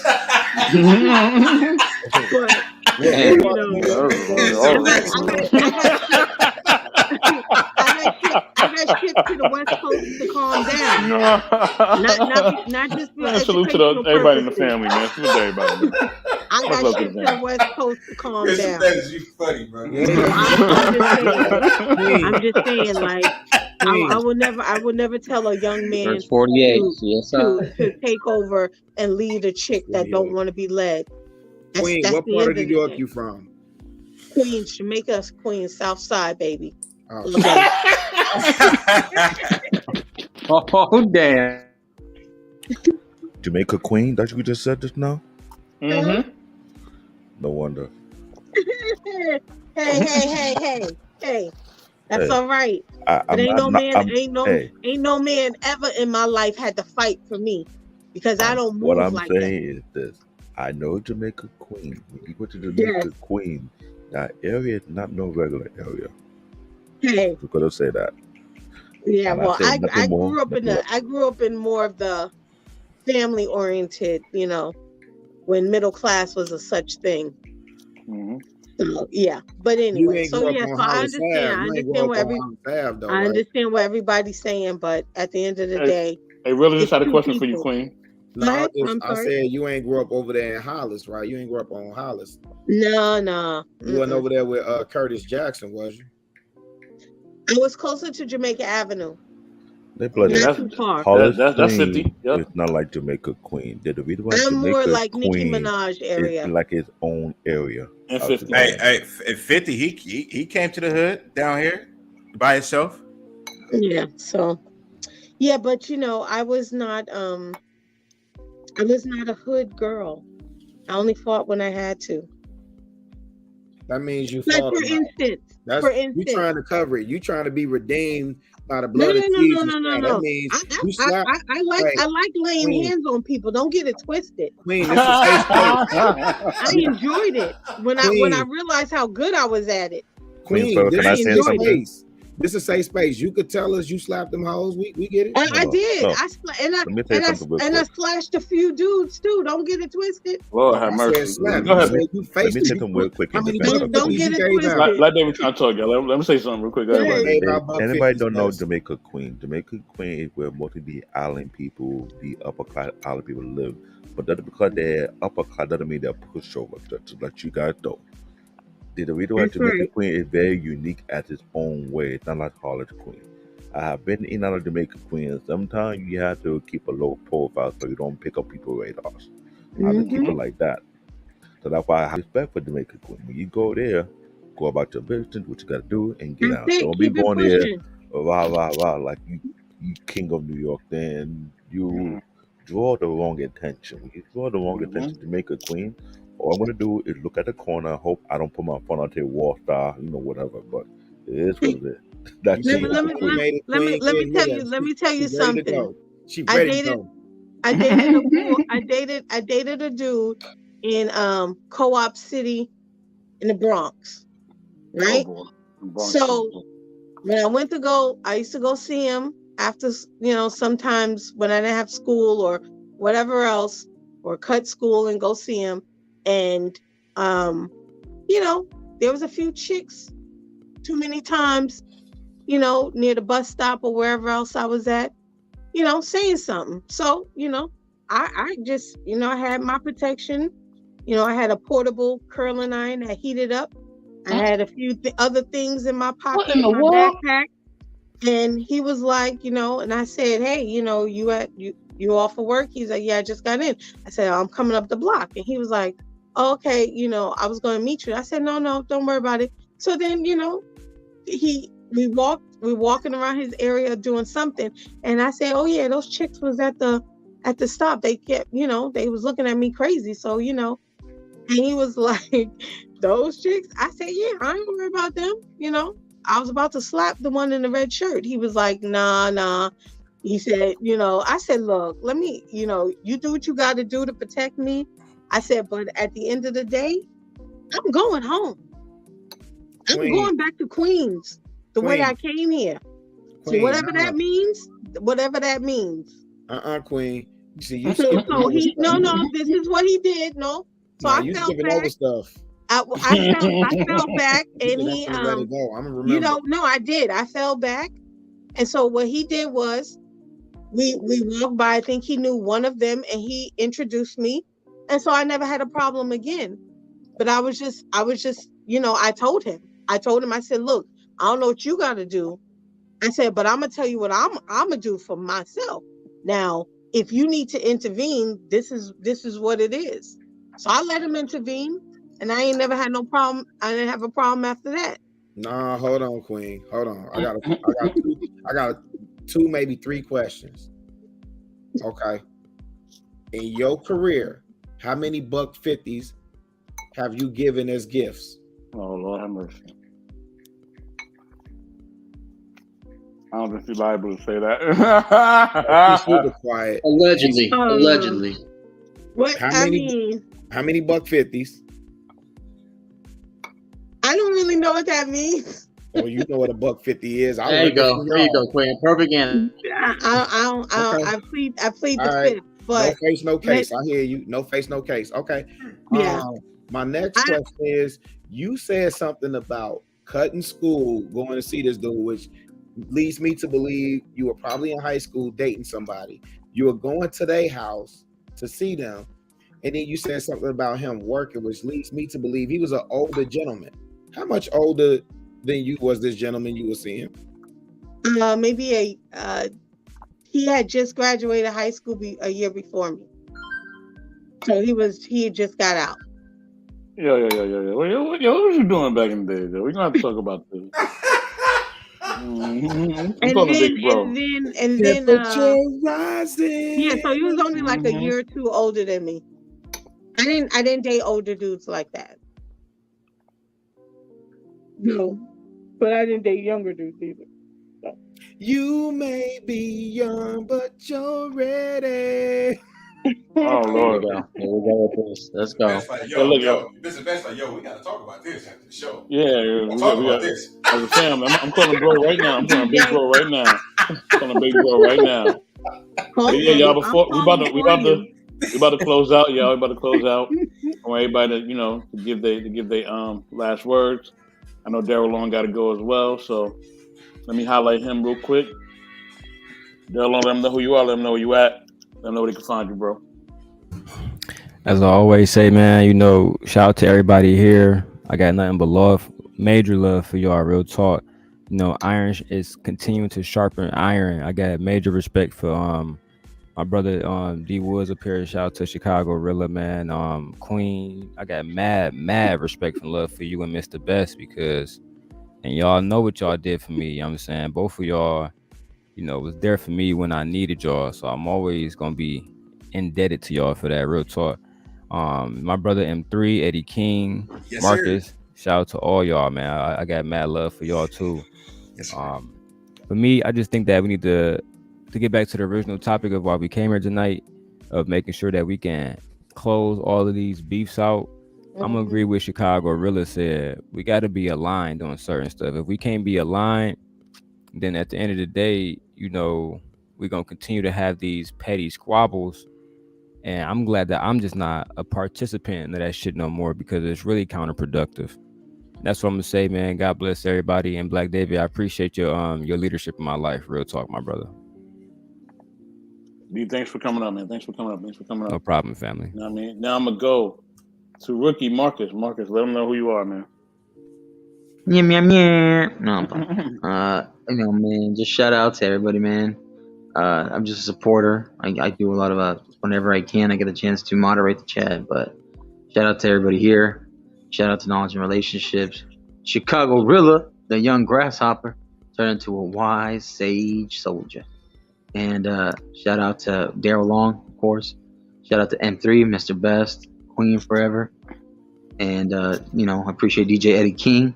Yeah, save the best for last. Yes. Yeah. Well, wait a minute. What Can't forget about Black David, Canadian born.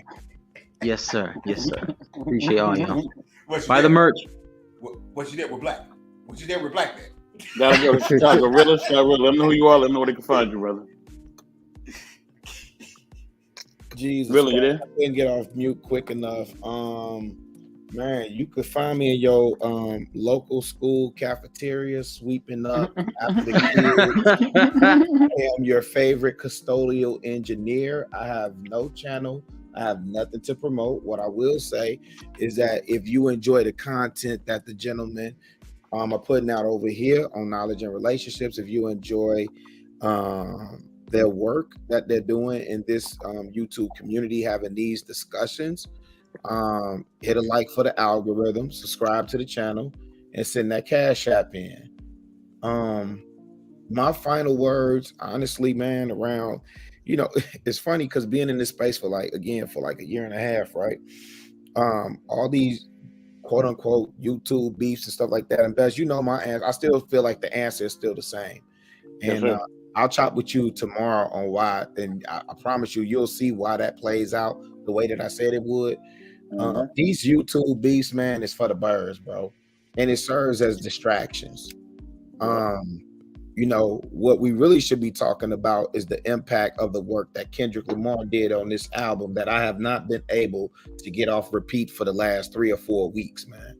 Like, that's the type of stuff, those conversations that he's having on that album, unpacking a lot of generational curses and family trauma and damage, you know, not only to just like young men, but fathers and elders and so on and so, like, that's the type of stuff I would rather engage in and have meaningful conversations around.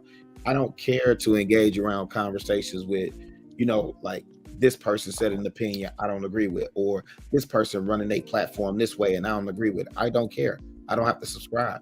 I don't ever have to look at your content. So the people that I can coalesce with and build a coalition with to advance the narrative forward to improve our communities, that's what type of time I'm on. That's what I want to do.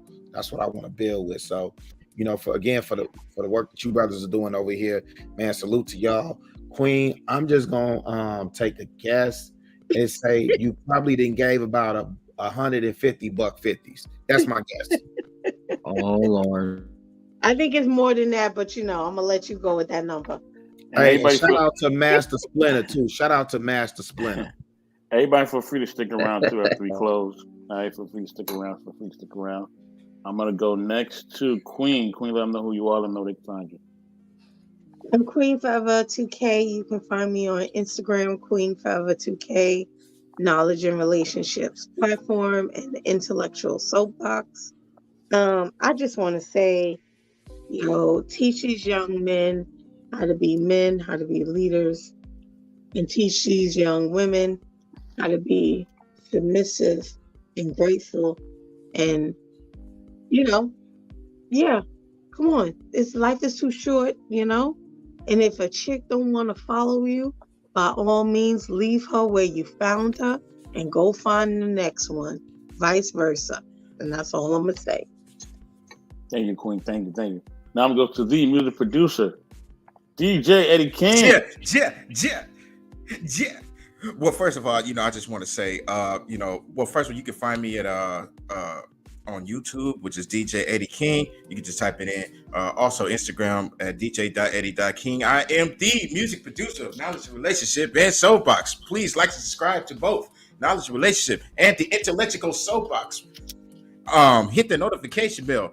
You would get videos, recent videos, old videos, and new videos. Okay. Yeah, and also, you know, shout out to Daryl Long, you know what I'm saying? Shout out to Blackman, shout out to Chicago Rilla, Mr. Best, Queen, M3. You know, hopefully M3, hopefully you have a full health recovery for what's going on, man. I hope you get better, man. Get well, brother. Shout out to Marcus. Shout out to everybody in the chat, man. Thanks for joining. Thank you, Eddie. Thank you. Yes, sir. All right. So yeah, man. Thank you for joining the Knowledge Relationship Experience. I want to thank everybody in the chat for y'all rocking with us. You know what I mean? I want to thank everybody on the panel, man. Mr. O, Razik, Chicago Rilla, Bolo TV, Daryl Long, Mr. He Said, you know what I mean? Grizz, even though Grizz didn't get to speak because everybody was building, I guess he had to go. But yeah, thanks to everybody, man. Thank you for everybody jumping up. Definitely the team. Gotta give a shout out to, Marcus as well. You know what I'm saying? Gotta give a shout out also to Queen Forever 2K. You know what I'm saying? Also give a shout out to, you know what I mean? To Damo, Free Damo. Also, Free Damo, where you at, Damo? Free Damo. Happy birthday to Tammy as well. You know what I mean? Happy birthday to Tammy. You know what I mean? And I gotta give a shout out to the music producer, DJ Eddie King. Yeah. You know what I'm saying? And also, you know what I mean? I am the network manager for Knowledge and Relationships. You know what I mean? Find me at MR Best in the World 1984. Yes, yet again, MR Best in the World 1984. You know what I mean? On Instagram. You can catch me on here on Knowledge and Relationships and the Intellectual Soapbox. Also want to give a shout out to M3. M3 Feel Better. You know what I'm saying? Definitely recover. And we will be back, you know what I mean, tomorrow with something fresh and new for y'all, man. I ain't even gonna say what it is. Just be on the lookout for it. You know what I mean? Mm-hmm. And listen, sometimes, you know what I mean? Sometimes things can slap rigorously and you have to be easy on it, all right? So yeah, that's what I'm gonna say. With that, I'm out, y'all. Peace.